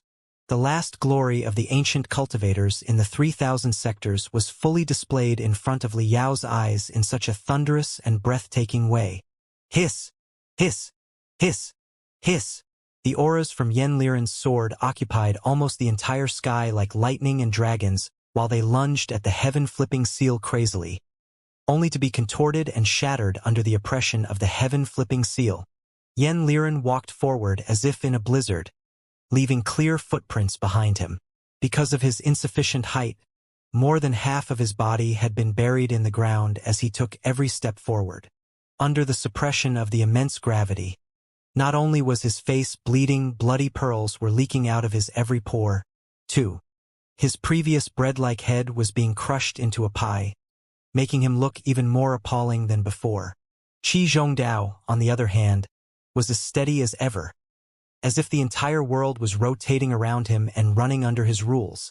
The contrast between the two parties made a lot of ignorant spectators at the periphery cheer for Qi Zhongdao. Li Yao, however, suddenly constricted his pupils. Having been calm and still all the time, he suddenly fell backward, before he stomped on the ground with his heel heavily, retreating fast like a shocked bird. Almost at exactly the same moment as he retreated, Yen Liren's abdomen suddenly expanded into a ball as he uttered the most deafening roar. The black sword, almost 50 meters long, somehow was freed from the boundary of the gravity field and smashed at the heaven-flipping seal. If it hit the target, the heaven-flipping seal would either be cut in half or crushed into a piece of paper. Qi Zhongdao sniffed. With blood flowing out of his mouth, the rails around the heaven-flipping seal were rotating at an even faster speed than before. Visible force fields were quickly spreading out in black waves. Boom! The black sword was shattered by the heaven-flipping seal. Before everybody cheered, however, the scraps of the black sword further exploded into a black smoke, which swept around and instantly enveloped the hundreds of square meters nearby. Not good. Yen Liren has shattered his primeval sword to influence the power of the heaven-flipping seal. How can he bear to lose such a primeval sword? Before everyone's exclamation died down, an unprecedented blast burst out from the black smoke, crushing the entire field like a tornado and a tsunami. The sun seemed to have crashed on the bronze sensor peak. The cultivators who responded slower than Liao were swallowed by the blast instantly. They were like canoes in a surging ocean before they were blown away brutally. The 10 protective barriers around the sword test field exploded, twisted, and faded one after another, leaving only trails of smoke. Everyone's eyes were blinded by the dazzling light triggered in the huge collision of the primeval treasures. It did not help at all even if they closed their eyes as fast as possible.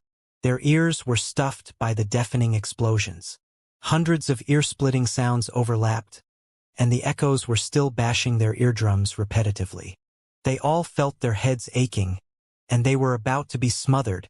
After more than 10 breaths, the cultivators who had been knocked to the periphery of the sword test field finally calmed themselves down and scanned the field with their senses. What was in front of them was an unbelievable picture. At the center of confrontation of the two superb experts, the previously flat sword test field was filled with concentric creases. The earth seemed to have turned into tides, and the tides had been frozen into icebergs more than 10 meters high. Qi Zhongdao and Yen Liren were standing on 2 icebergs respectively, facing the opposite direction. Their faces were emotionless, and their eyes were deep. Some of the careful cultivators, however, noticed that they had swapped positions. The heaven-flipping seal was still rotating slowly above Qi Zhongdao's head, except that it no longer released colorful mystic rays. The previously immaculate, airless silver sphere now had a shallow dent. Although it was narrow, short, and shallow, it could hardly escape anyone's attention, just like the scar on a beauty's face. Above Yen Liren's head, the 2 primeval swords, other than the black one, were floating in midair next to each other. The auras of the swords were also shivering, making them look like 2 heavily wounded serpents. This battle, all the cultivators were shocked. Judging from the appearances of the 2 people, it was hard to say who the final winner would be. Suddenly, a cultivator exclaimed at the sky, "Look!" Everybody looked where the guy was pointing at, only to discover that the few clouds above Yen Liren's head had been compressed into balls, which seemed unable to bear their own weight and were about to collapse from the sky. Crack, crack, crack. Before everyone had the time to be amazed, a few rocks that were piercing into the clouds at the edge of the bronze sensor peak also let out deafening explosions before they slid down on a slant, revealing a fracture that was as smooth as a mirror. They had obviously been cut off by Yen Liren's sword auras. Boom! The monolithic rocks weighing almost 10,000 tons crashed at the edge of the bronze sensor peak. The earth shook violently, as if the entire bronze sensor peak could not stand the devastation of the 2 experts and was about to crumble. Hundreds of disciples of the Purple Pole Sword sect hurried up. The nascent soul stage cultivators of the sect also wasted no time restoring and building up the rune arrays around, in case the unexpected event of the entire mountain falling down did happen. Pooh! A nascent soul stage cultivator who had been watching the battle at the innermost circle vomited a mouthful of black blood before he staggered backward a few steps and fell to the ground. His face was as colorless as that of a dead person, and his breathing was unsteady. Not good. Senior Qing Lazy of the Roaring Thunder sect has been heavily wounded because of the sword auras and the power of the heaven-flipping seal. Somebody, help him! Qing Lazy was a well-known senior in the world of cultivators. It had never occurred to them that he had been wounded to such an extent just because he stood a bit too close to the center and ran away a bit too slowly. Whispers were echoing again. Everybody was amazed. The battle was truly spectacular. It was almost on par with the shocking battle of the two divinity transformation stage cultivators 100 years earlier. But the question remained, who was the winner? The air was so intense that the field looked like a glacier where the ice blocks were cracking and falling apart. All the cultivators, be they on the Grand Mystery Sect's side or the Purple Pole Sword Sect's, held their breath and stared at the two experts who were standing on the top of the icebergs like statues. Li Yao took a deep breath in relief and shook his clothes, which had been soaked in his sweat. The trip to the world of ancient cultivators was certainly rewarding. The chance to watch the confrontation of two unparalleled experts at such a close distance alone was already worth the ticket price. Appreciating such a gratifying battle is greatly beneficial for my own training. I can vaguely feel the breakthrough that I'm going to make in the near future. It's a shame that I cannot stop the great battle of the two elite ancient cultivators. Neither of them deserves to die in such a way. Qin Zhongdao is truly worthy of being the leading person of the great Qian cultivators. However, Li Yao sighed, noticing that a few core formation stage cultivators in the robes of the Grand Mystery Sect were standing next to him.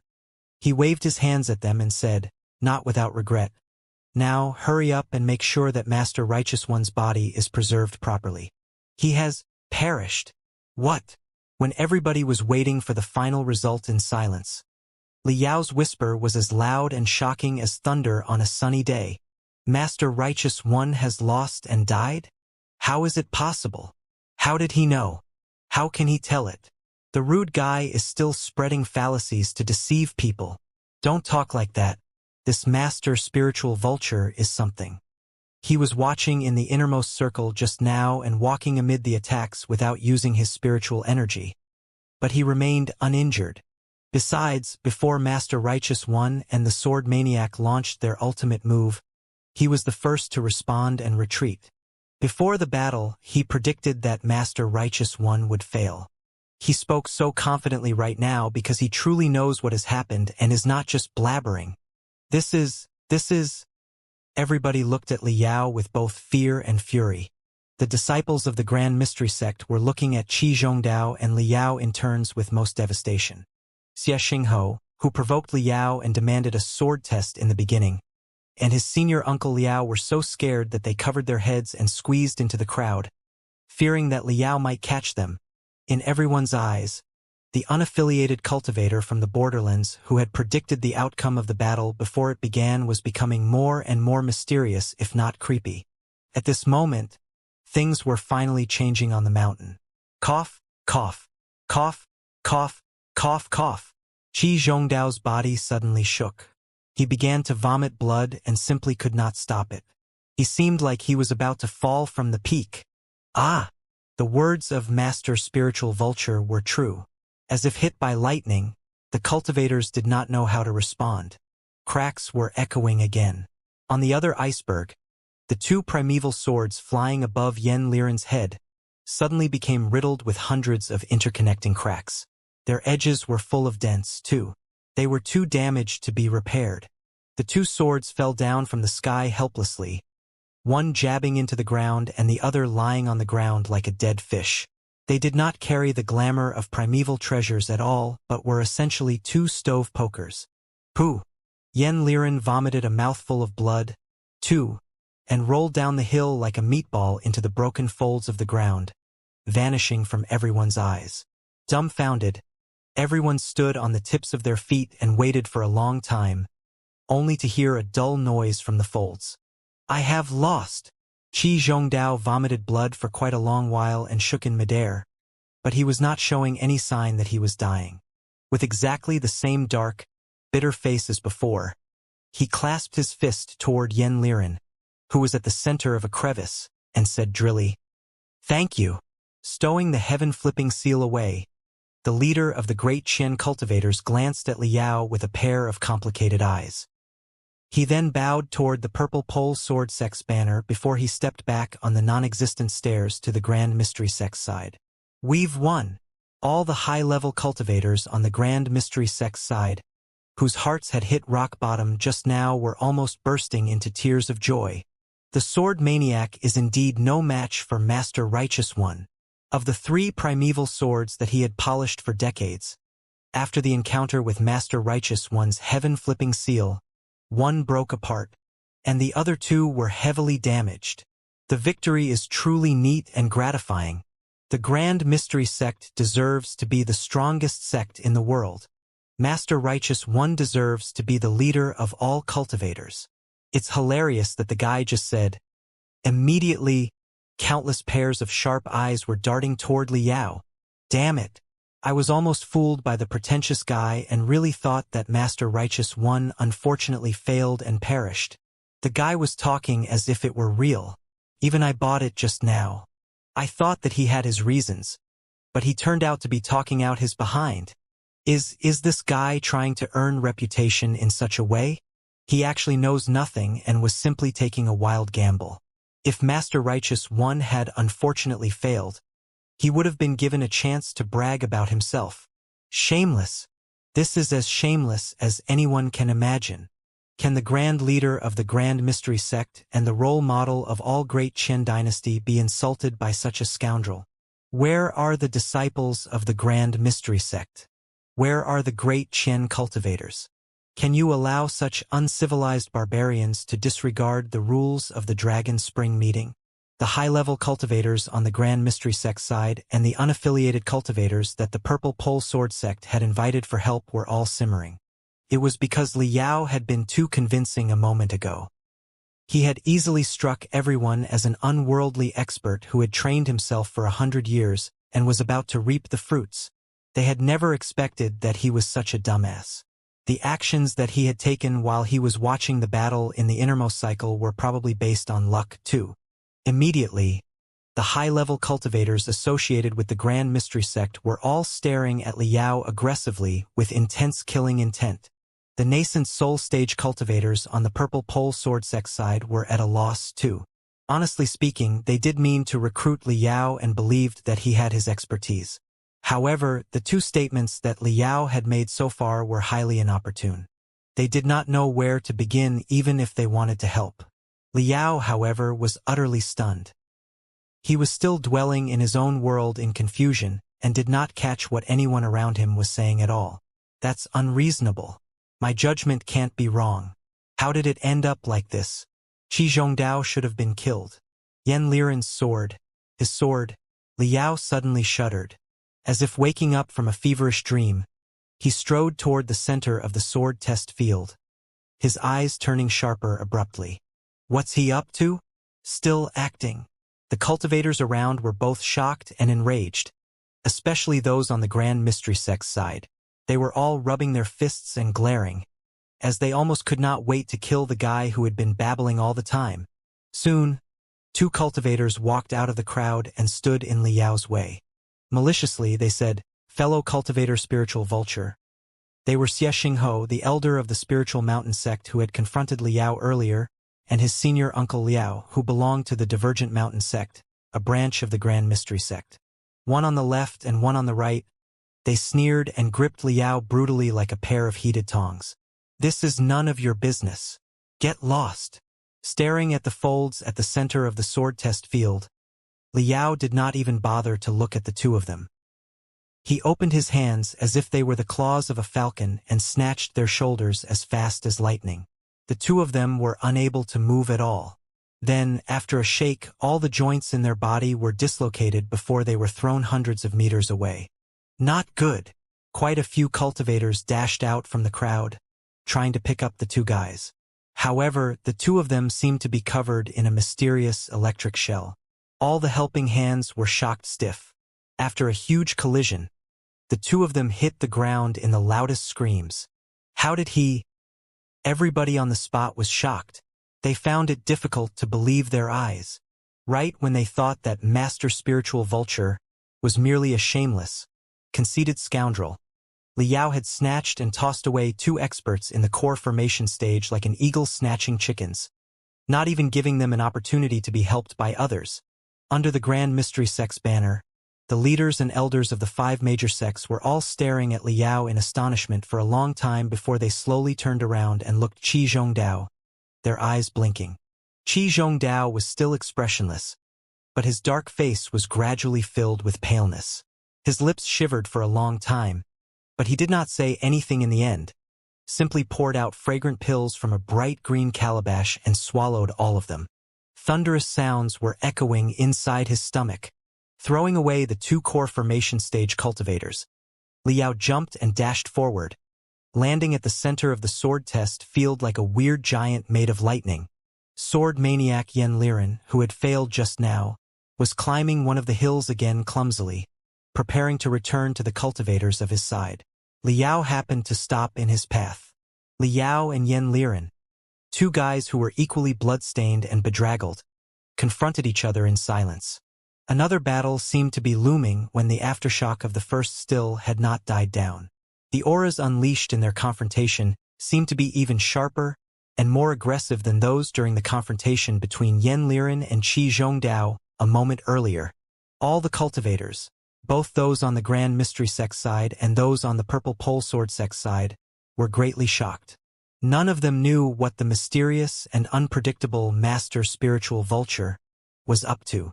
Silently, Liao stared at Yen Liren for a long time, especially the overly flamboyant short sword that had been dangling from his waist all the time. Yen Liren did not seem surprised at the stranger who had jumped out of nowhere. At this moment, the sword maniac finally observed Liao carefully for the first time. He was eyeing Liao in the same way that he eyed an interesting sword target. The 2 of them observed each other for such a long time that whispers were echoing again around. Suddenly, Liao opened his mouth. "Why did you lose?" It was indeed an unreasonable question. Faced with Iron Saint Qi Zhongdao, the leader of the Great Qian Cultivators, and under the suppression of the heaven-flipping seal, the ultimate treasure in the world, was it not normal for him to lose? Returning in one piece was something worth smiling about. The cultivators around finally could not help it any longer. They were all shouting and yelling.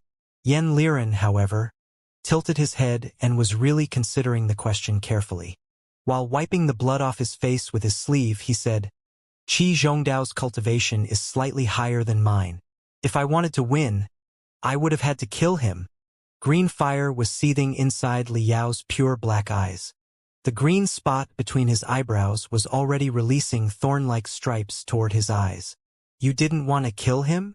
My senior brother asked me not to kill him," Yen Liren replied dutifully, like a kid answering the question of a teacher in class. "My senior brother said that, although Qi Zhongdao is on the other side, he is a man who respects rules. Only if he supervises everything will the Dragon Spring meeting be completed as planned. If I executed Qi Zhongdao with my sword, there would be some immediate gains, but as a result, chances are that some guys who disrespected rules would take his place. My senior brother said that the world of cultivators is in chaos and that the current peace is sustained by Qi Zhongdao. Without a pillar like Qi Zhongdao, everything would only be even messier. Nobody would benefit from a complete fallout. Therefore, my senior brother told me in advance that I must not kill Qi Zhongdao if I had a choice, even if it meant that I might lose a little bit."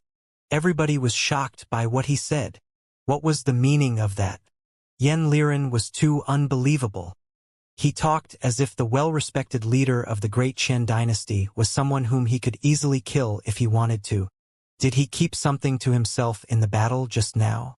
How could it be? Many high-level cultivators were mumbling to themselves, and they could not help looking at Qi Zhongdao suspiciously. Qi Zhongdao was still expressionless, as if his face were covered in an iron shell. There was no telling whether or not his mood was affected by Yen Liren's words at all. Liao narrowed his eyes. "Were you not afraid that he would kill you if you didn't kill him?" Yen Liren smiled. "He can't." Liao's eyes became thinner and thinner, until they looked like the edges of 2 daggers. "Are you suggesting that the pace of the sword test was fully under your control, and that Qi Zhongdao's life was in your hands but your life was still in yours?" Yan Liren tilted his head and thought for a moment before nodding and saying, "Yes." The cultivators around were all rendered speechless. "You mentioned just now that you could still kill him even though Qi Zhongdao's cultivation was slightly higher than yours?" "Yes," Yan Liren said. "It's like how, although your cultivation is perhaps on par with mine or even slightly higher, I can still kill you if you don't run away." "Huh!" The cultivators around who had rested their throats for just a moment exploded again. Whatever the result of the previous battle was, Yan Liren was still an unparalleled sword cultivator in the world and could be listed as one of the top 10 experts of the ancient sages sector. But he was saying that Master Spiritual Vulture's cultivation was on par with his and might even be slightly higher? What are they talking about exactly? Many experienced high-level cultivators felt their minds go blank. Everything that was happening in front of their eyes was truly the most ridiculous scene in their hundreds of years of training. Yan Liren's words made the killing intent in Liao's eyes even more intense.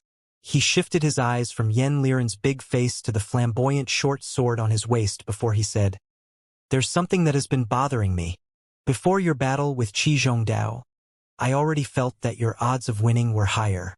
During the battle, when your black sword exploded and released the black smoke to effect the heaven-flipping seal, I sensed an unassailable sword aura that must have been sharp enough to slay a deity. Therefore, I thought that Qi Zhongdao had been killed by you, which proved to be a mistake.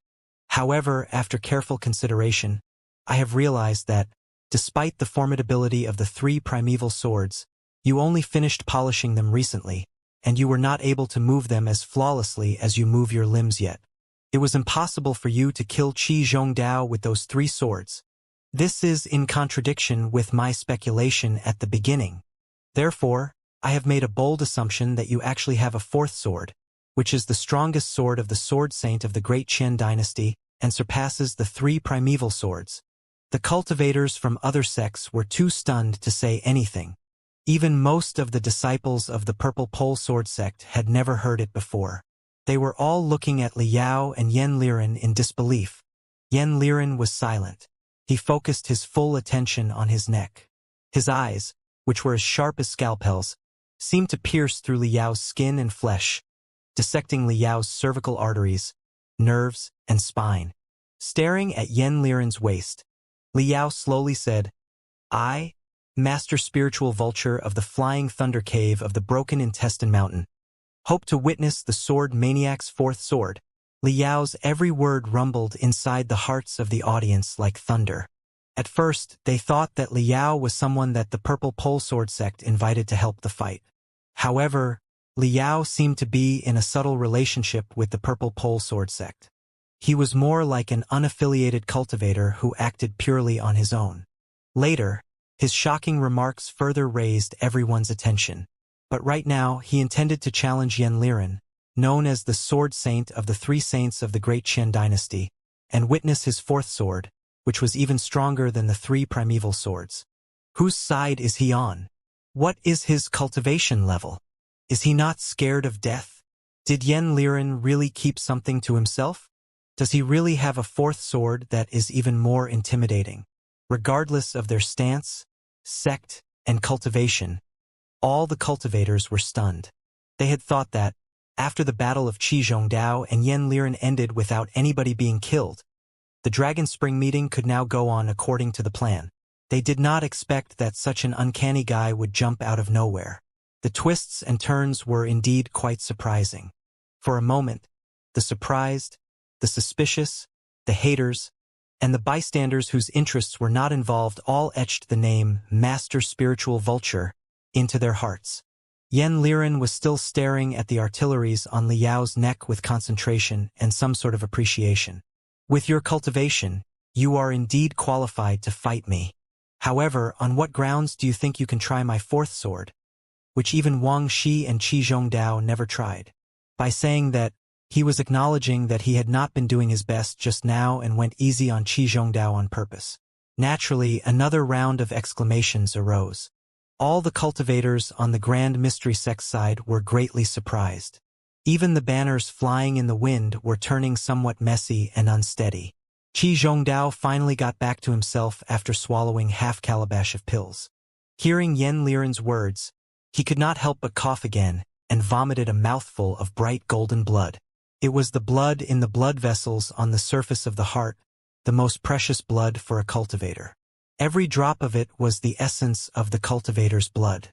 It contained the spirit of the cultivator, and they would not activate it easily. Qi Zhongdao quickly wiped off the blood of the tip of his heart. His dark face was even graver than before as he stared at Liao and Yen Liren. His coughing was not an eye-catching movement, and he was covering it on purpose. With his cultivation, it was impossible for anyone around him to notice anything wrong now that he was determined to keep it to himself. On the peak, Liao pondered for a moment and said, "If I have the privilege of appreciating your fourth sword, fellow cultivator Yen, I'm willing to work as a visiting elder for the Purple Pole Sword sect for a year." That was the first time that he had spoken about his deal with the Purple Pole Sword sect in public. The few nascent soul stage cultivators of the Purple Pole Sword sect all beamed with interest. Those on the Grand Mystery sect were, of course, even more surprised than before. Yen Liren smiled and shook his head. "Inviting you to be a visiting elder is my senior brother's idea.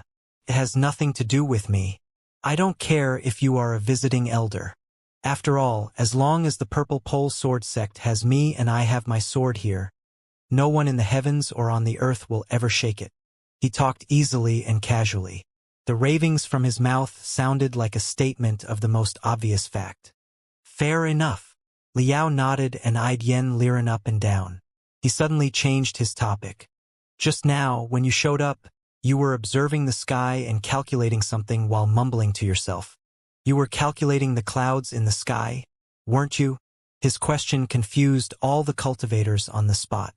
Yen Liren, however, was dazed for a moment before he asked back in delight, "Why would I calculate the clouds?" "You were calculating the patterns of the clouds," Liao said. "It's a sunny day today. Since you were going to fight at noon, the sunlight was very likely to be an interference. The clouds in the sky, on the other hand, would possibly cover or reflect the sunlight, adding many mysterious changes to the angle and intensity of the sunlight when it sprayed down. After you calculated the patterns of the clouds, you would be able to take advantage of the point by changing your position and perspective during the fight and forcing your opponent to move without him knowing. At the most critical moment, the opponent might be dazzled by the sun's glare.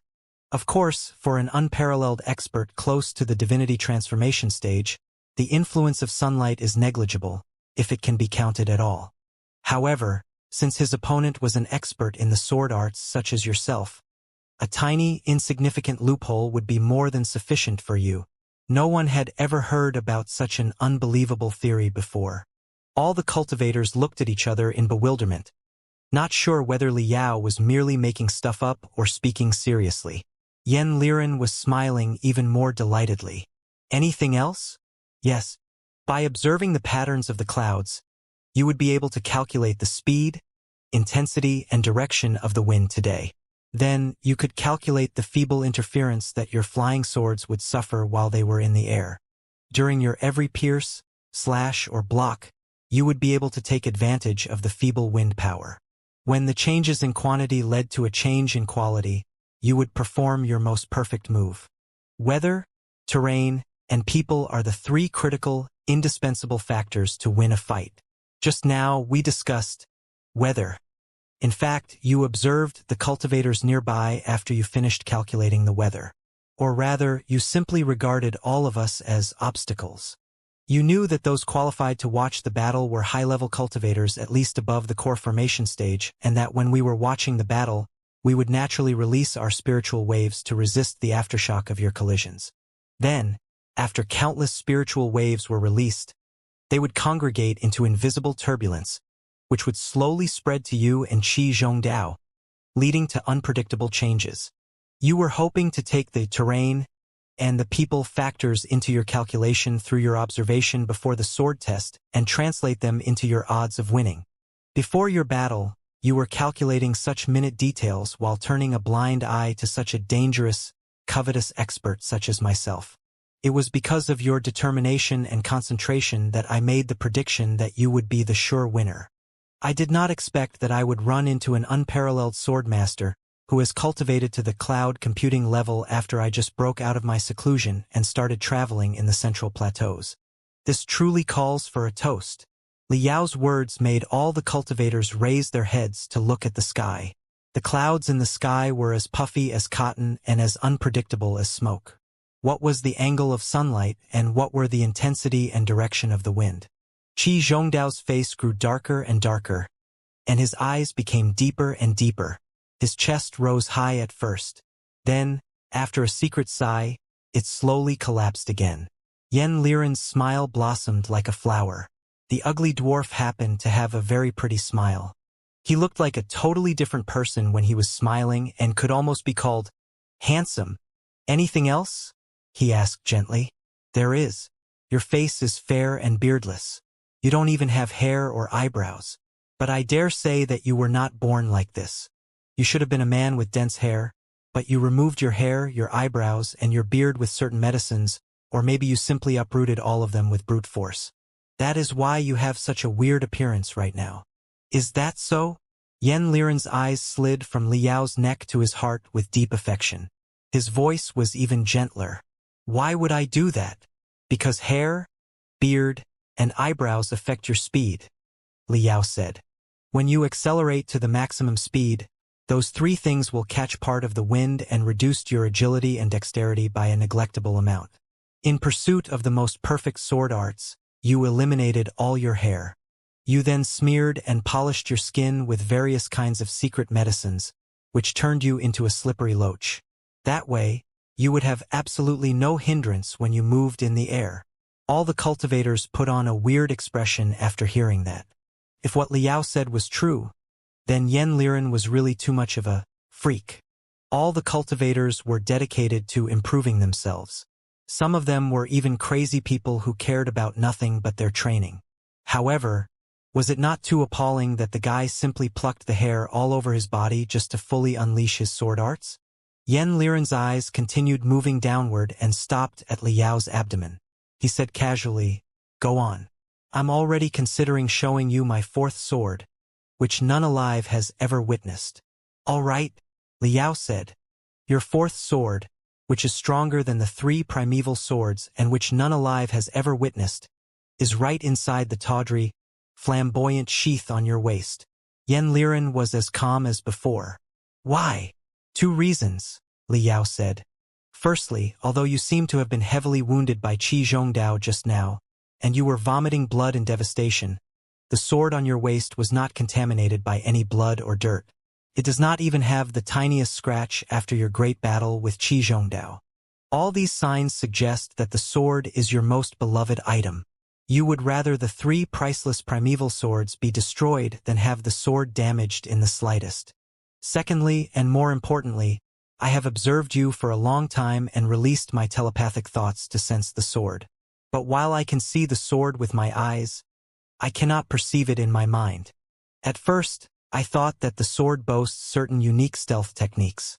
However, after careful examination, I realized where the problem lies. It's not that I did not perceive the sword in my head. It's just that the sword has melded with your flesh and blood and become part of you, just like your hand and your foot. What I perceived was exactly such a whole.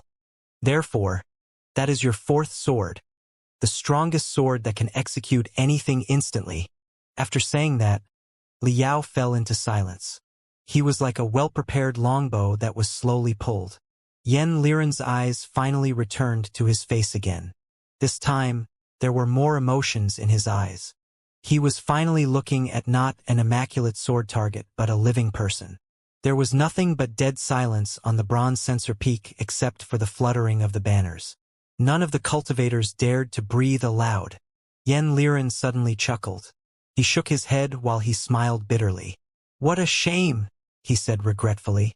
Liao frowned and asked, "What are you sorry about?" "In the past 10 years, I have come across 3 people that were worth killing. But it is a shame that I have never had the chance to kill any of them without concern." Yan Liren groaned. Wang Shi was the first one worth killing, but at that time he was the most powerful man in the world. My senior brother only allowed me to practice with him but not to kill him, stating that there were more benefits in letting him live than killing him. When it was finally okay to kill him, the guy was more cunning than a fox and had long run away. Qi Zhongdao was the second one, but my senior brother again said that, since he was the leader and the pillar of the cultivators of the Great Qin dynasty, I could defeat him or be defeated, but I'd better not kill him. Now I have run into you. You are just like Wang Shi and Qi Zhongdao. You are all worthy of my full-strength strikes, which will certainly be most gratifying. Yet, it is a pity that my senior brother is trying to recruit you as a visiting elder. Naturally, I cannot kill you. Isn't it a shame? Such a great shame. Yen Liren suddenly stopped. His eyes suddenly froze, and he tilted his head and furrowed his non-existent eyebrow, as if he was pondering upon a very complicated question. Liao frowned. What you are thinking now? I'm thinking about whether or not I should betray the Purple Pole Sword sect and simply kill you and Qi Zhongdao in disregard of all the rules and reminders to fulfill my desire. Yen Liren replied casually and continued pondering. He looked at Liao and then at Qi Zhongdao not far away, as well as the nascent soul stage cultivators next to Qi Zhongdao. He began mumbling to himself and calculating again. There was no telling what he was calculating. All the nascent soul stage experts under his stare felt chilly, as if somebody was stabbing their backs. Some of them at the beginning level of the nascent soul stage even took half a step back subconsciously. Forget it. After considering for a moment, Yen Liren suddenly extended his right thumb and index finger, making a gesture of the width of hair. He said with a smile, "If you were slightly stronger than right now, just the tiniest bit stronger, I would find it worthwhile to betray the Purple Pole Sword sect and have fun executing you. But right now, you are still not enough for me to leave the Purple Pole Sword sect, where I can practice my sword arts comfortably." All the cultivators nearby, be they on the Purple Pole Sword sect side or the Grand Mystery sect side, were dumbfounded, not knowing how they should respond to Yen Liren's words. Li Yao's eyes were twitching violently, but he was roaring in his heart. Damn it! This should have been an occasion where I announced my grand entrance and earned my fame. Can you stop being so unbelievable and stealing my thunder? With a solemn expression, Li Yao dragged his voice, while he thought hard about how he could steal the thunder back. Fellow cultivator Yen. Suddenly, Li Yao's pupils, nostrils, pores, heart, stomach, genitals, and all his other organs that could be constricted were constricted to the minimum. He did not hear any sound or see any light when he felt that he suddenly fell into the weirdest world. In this world, the notion of time seemed to have been stretched. Every grain of dust in the air was dancing in slow motion, while the pictures of his life were swirling in front of his eyes like a kaleidoscope, from the deep purple smoke and the rusted sewers in the magical equipment graveyard, to the anxious nights in the training grounds when he was in high school, to Ding Lingdong's glittering teeth when he saw her for the first time, to the Devil Flood Dragon Island, the Grand Desolate War Institution, Boneyard, the Flying Star Sector, Spider Den, the Blood Demon Sector, Homecoming to the Heavens Origin Sector, Kunlun, and the Dark Nebula. His whole life was dissected into tens of thousands of pictures, which were arranged like parallel webs. His consciousness was falling from the top, crashing into the webs one after another, falling, and falling into the eternal darkness where there was nothing. Hew! An inexplicable sound echoed inside Li Yao's head. Even the mental devil did not realize what was going on. It merely raised its head with one of Yezi's memory pieces in its mouth. Yen Liren had attacked. The fourth sword, which surpassed the three swords that were the Colosse's blades, cut Li Yao's throat just without any forewarning.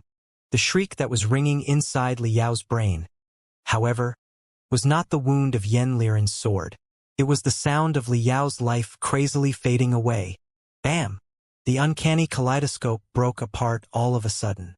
Li Yao's soul shuddered, and he returned to reality, only to discover that Yen Liren was still standing opposite him as casually and emotionless as before. His two hands were still on the sides of his body dutifully. The fancy fourth sword was still dangling from his waist dutifully. Judging from the distance between the sword and the waistband, it had not moved at all. His eyes gazed past Yen Liren's shoulder, and Li Yao observed the clouds in the sky. From the changes of the clouds, He could tell that 0.1 seconds had passed at most. But he seemed to have seen his entire life in a near-death state. Cough, cough, cough, cough, cough, cough. Liao's pupils widened, and weird sounds resembling the sounds of rusted gears running rumbled from his throat. His hands were trembling violently as he covered his own neck slowly. It was like his neck, including the cervical arteries, the spine, and the central nerves, had been chopped off by Yen Liren's fourth sword, and he had to support his head with his hands in case it fell off. His hands were wet. Some liquids were leaking out non-stop. They were not blood but cold sweat that was even thicker than blood. His face as pale as that of a dead person. Liao slowly fell to one knee. He gagged for a long time with a dizzy head and almost threw up all of his guts. "This is my fourth sword." Craning his big, fat head close, Yen Liren asked solemnly, "Is it beautiful?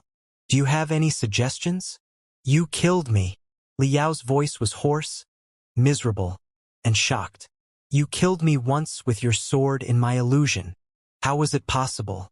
How can there be such a terrifying swordsman in the world?" Everyone on the spot was shocked. They only saw the two of them talking with each other on the peak, when Master Spiritual Vulture suddenly covered his neck with a weird face and slowly fell to one knee. It was not until Liao shouted, "You killed me," that everybody realized that Yen Liren had already performed an attack with his fourth sword. Everybody was startled, confused, and appalled, but Liao was more horrified than all of them combined. Unlike the ancient cultivators, he had experienced some pretty huge events in the modern cultivation civilization. Not just guys like Xianxia or Zhou Hengdao. He had even executed one of the members of the legendary Pangu clan. But he really had never seen such a frightening attack before. He had never even thought that such a threateningly unpredictable and invisible attack could be grasped and launched under the ancient training system. It was unstoppable. It was unstoppable even if he were in his crystal suit. It was unstoppable even if he were hiding on a crystal warship. Even if he were wearing the mystic skeleton battlesuit in the strongest form or piloting a colossus. He was not confident that he could resist the attack. For the first time in his life, Liao felt that in the world of cultivators, there were perhaps certain things that were beyond calculation, measurement, or analysis. Yen Liren's sword was definitely one of those things. "Why?" His voice was hoarse, and every word that he said sounded like a steel saber churning his throat. "You cultivation can't be much higher than mine. Why is your sword so fast?" Yen Liren eyed Liao as if he would never understand. "You don't get it. You and I are not the same type of person. So, even if your level is higher than mine, you will still never wield your sword in such a way." "What?" Liao bellowed. "I don't know what you are saying. You, Wang Shi, and Qi Zhongdao are the same, while I am someone entirely different from you," Yen Liren said. "You, Wang Shi, and Qi Zhongdao may have a high cultivation, an immense reserve of spiritual energy, or a piece of extremely powerful magical equipment, but I see in your eyes much more than your sword. Other than the sword in your hand, you can count on a lot of other things. Wisdom, power, subordinates, or other crap. What you pursue can never be earned with a sword or a fight.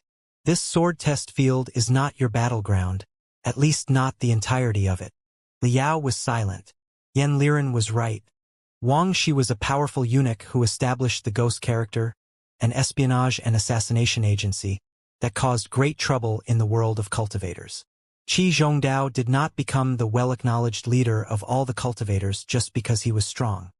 He was obviously a man who was good at setting up rules and making other people follow his rules. It was needless to mention Liao himself. He never considered himself to be a pure warrior. His weapons were certainly not his only reliance. There was still the support of three sectors behind him. Wang Shi, Qi Zhongdao, and Liao were not pure warriors. What they desired was not achievable on a tiny sword test field. "You are insincere to your swords," Yen Liren said. "I'm not saying that you don't trust your swords. I'm saying that you cannot wager everything on your swords. There are many things on your path of cultivation that you have to earn in other ways. But I'm different from you. I only have my sword. I only trust my sword. I'm certain that my sword is enough to resolve all the problems in the world. If it can't, the only reason will be that my sword is not fast and sharp enough. This is the difference between me and the three of you. The disparity does not mean that I'm superior to you, but it makes you unable to wield a sword like I do because, deep in your bones, you don't want to wield such a sword. A sword that deserves searching for with your entire being. You don't believe that such a sword exists. Yen Liren talked peacefully, yet it sounded like a rumbling thunder for Liao. Shaking violently, he almost fell off from the peak. With an indescribable expression, he mumbled to himself, "In the past, I was ambushed by my senior brother Master Black Moon in the Southland of Sorcerers. I suffered 72 kinds of poisons when I fell into Poisonous Dragon Lake at a bottomless abyss. I thought that I was dead for sure, but it did not occur to me that the poisons in the lake would neutralize the poisons inside my body. As a result, I was reborn and granted a new life. I even had the fortune of experiencing the most incredible adventures. I trained myself in a remote residence for decades.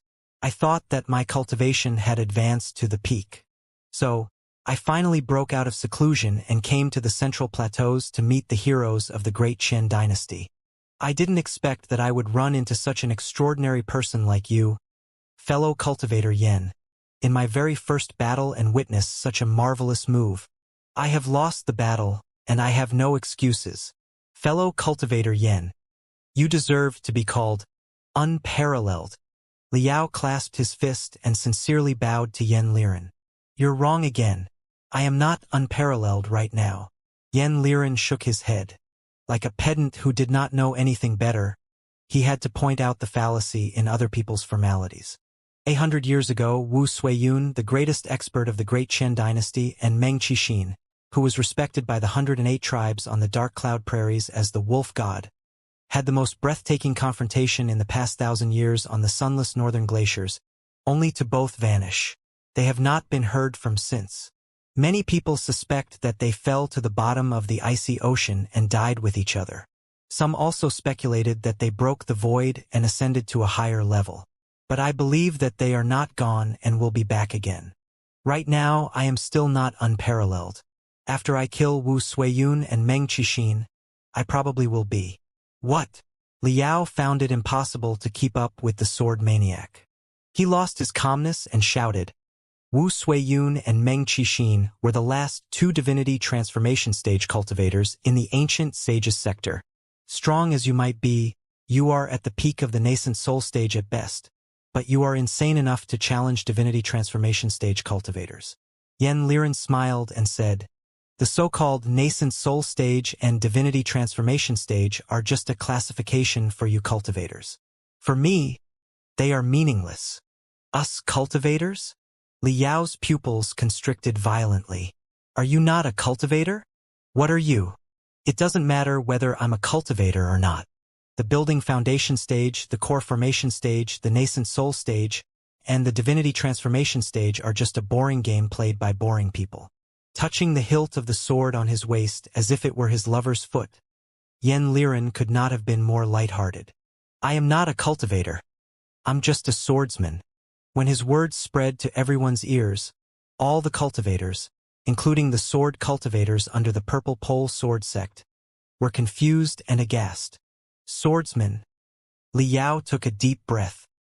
He touched his neck again subconsciously, as if there was indeed a wound there, before he bowed to Yen Liren again. "Thank you for your performance, fellow cultivator Yen. Your enlightenment has cleared the mist in my heart and allowed me to see a new path. I think that it is possible that my cultivation can be further improved. There's no need to thank me. It is also because your soul is strong enough." Yen Liren stared at Liao. "I seem to have underestimated you. Your soul is indeed quite weird. It is very tensile and slippery. Despite the brutal slash of my sword just now, it is already recuperating and showing signs that it will be stronger than before. If it were a random nascent soul stage cultivator, even if I did not actually wield my sword but merely attacked with my will, part of their soul would have been damaged. Their cultivation would have plummeted, and they would be living in fear all day." "Ha! You were baiting me into attack you just now on purpose, weren't you?" Yen Liren was dazed for a moment. His eyes were suddenly 100 times sharper when he looked at Liao. You knew that your soul was special and were fearless of my mental attack. Also, you were certain that the Purple Pole Sword sect badly needs you as a visiting elder. So, I definitely would not kill you for real. With that in mind, you intentionally attracted me to attack you. So, while you wouldn't be killed by me for real, you would be able to witness my best attack. For those at the level of you and me in a fierce fight, if such an attack where my full spirit and will were concentrated did not kill you, it would definitely make you grow stronger than before. Moreover, you have familiarized yourself with the patterns of my attack.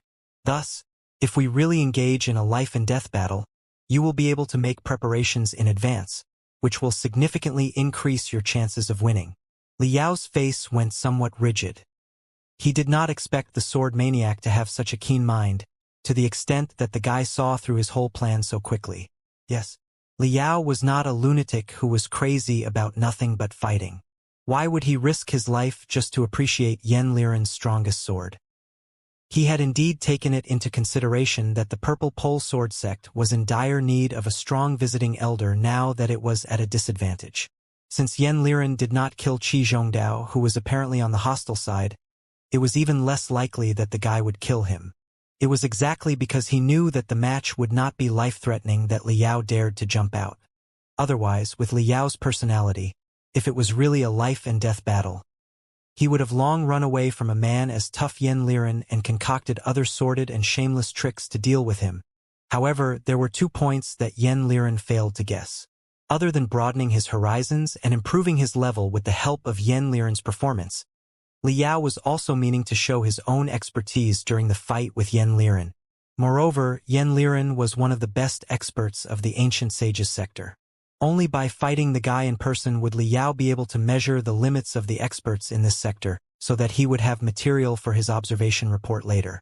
Liao had calculated everything except that Yen Liren would be so strong that he did not have any chance to show off at all. It was getting awkward now. With a light cough, Liao said, "Fellow cultivator Yen, do excuse me." Naturally, he did not want to leave a bad impression on such a great swordsman. Such a talent was definitely worth recruiting for the Federation. The guy should be brought back to the Federation even if Liao had to kidnap him. "That's all right," Yen Liren said casually. "This is your methodology. This is your path. Now that you have chosen such a path, you are free to set up traps and deceive me. However, it also means that you will never defeat me with your sword in a sword test field." His words raised yet another round of surging tides inside Liao's head. He felt that his belief was almost shaking. That was not right. He had to get out of the guy's pace and set the conversation back on course. "Fellow cultivator Yen, I am not a man who doesn't know gratitude," Liao said solemnly. "Your performance and your words are indeed great enlightenment for me and should be worth 10 years of hard training. Your performance alone is enough for me to work as a visiting elder of the Purple Pole Sword sect willingly for 1 year." Liao had been reluctant to work as a visiting elder for even half a year in the beginning. He had been planning to meet the other experts of the 3 saints and 4 rapscallions. How could he have the time to work there? However, after witnessing Yen Liren's attack, he changed his mind. The guy's combat ability was too high. Also, he did not seem to have any moral standard and would not hesitate to kill anyone, be they righteous or evil. It would be good if he could be persuaded to stand on the Federation side and taught with the Constitution of Cultivators and the regulations on lethal weapon control. The consequences would certainly be dire if the Imperium recruited the guy someday. Liao could not allow such a thing to happen. Maybe if he spent some more time in the Purple Pole Sword sect and attracted the guy, it would be possible for him to turn the guy into the first overseas mercenary of the Star Glory Federation. Besides, the super experts had their own circles, too. After the battle, Yen Liren should be acknowledged as the top expert of the 3 saints of the Great Qin dynasty. Did Liao need to worry that he would not run into the rest of the 3 saints and the 4 rapscallions if he followed the guy? Emotionlessly, Yen Liren gave no approval or disapproval. "As I said, it doesn't matter to me at all if you are a visiting elder. If you want to thank me, just train yourself hard while you work here. With the understanding you gained from my performance and the immense resources of the Purple Pole Sword sect, you should be able to make enough progress in 1 year and advance into someone whom I must kill at all costs even if I have to betray the Purple Pole Sword sect. That will be your best gratitude. After saying that, Yen Liren turned around and left without looking at Liao anymore, as if Liao did not deserve any more of his time. Wait!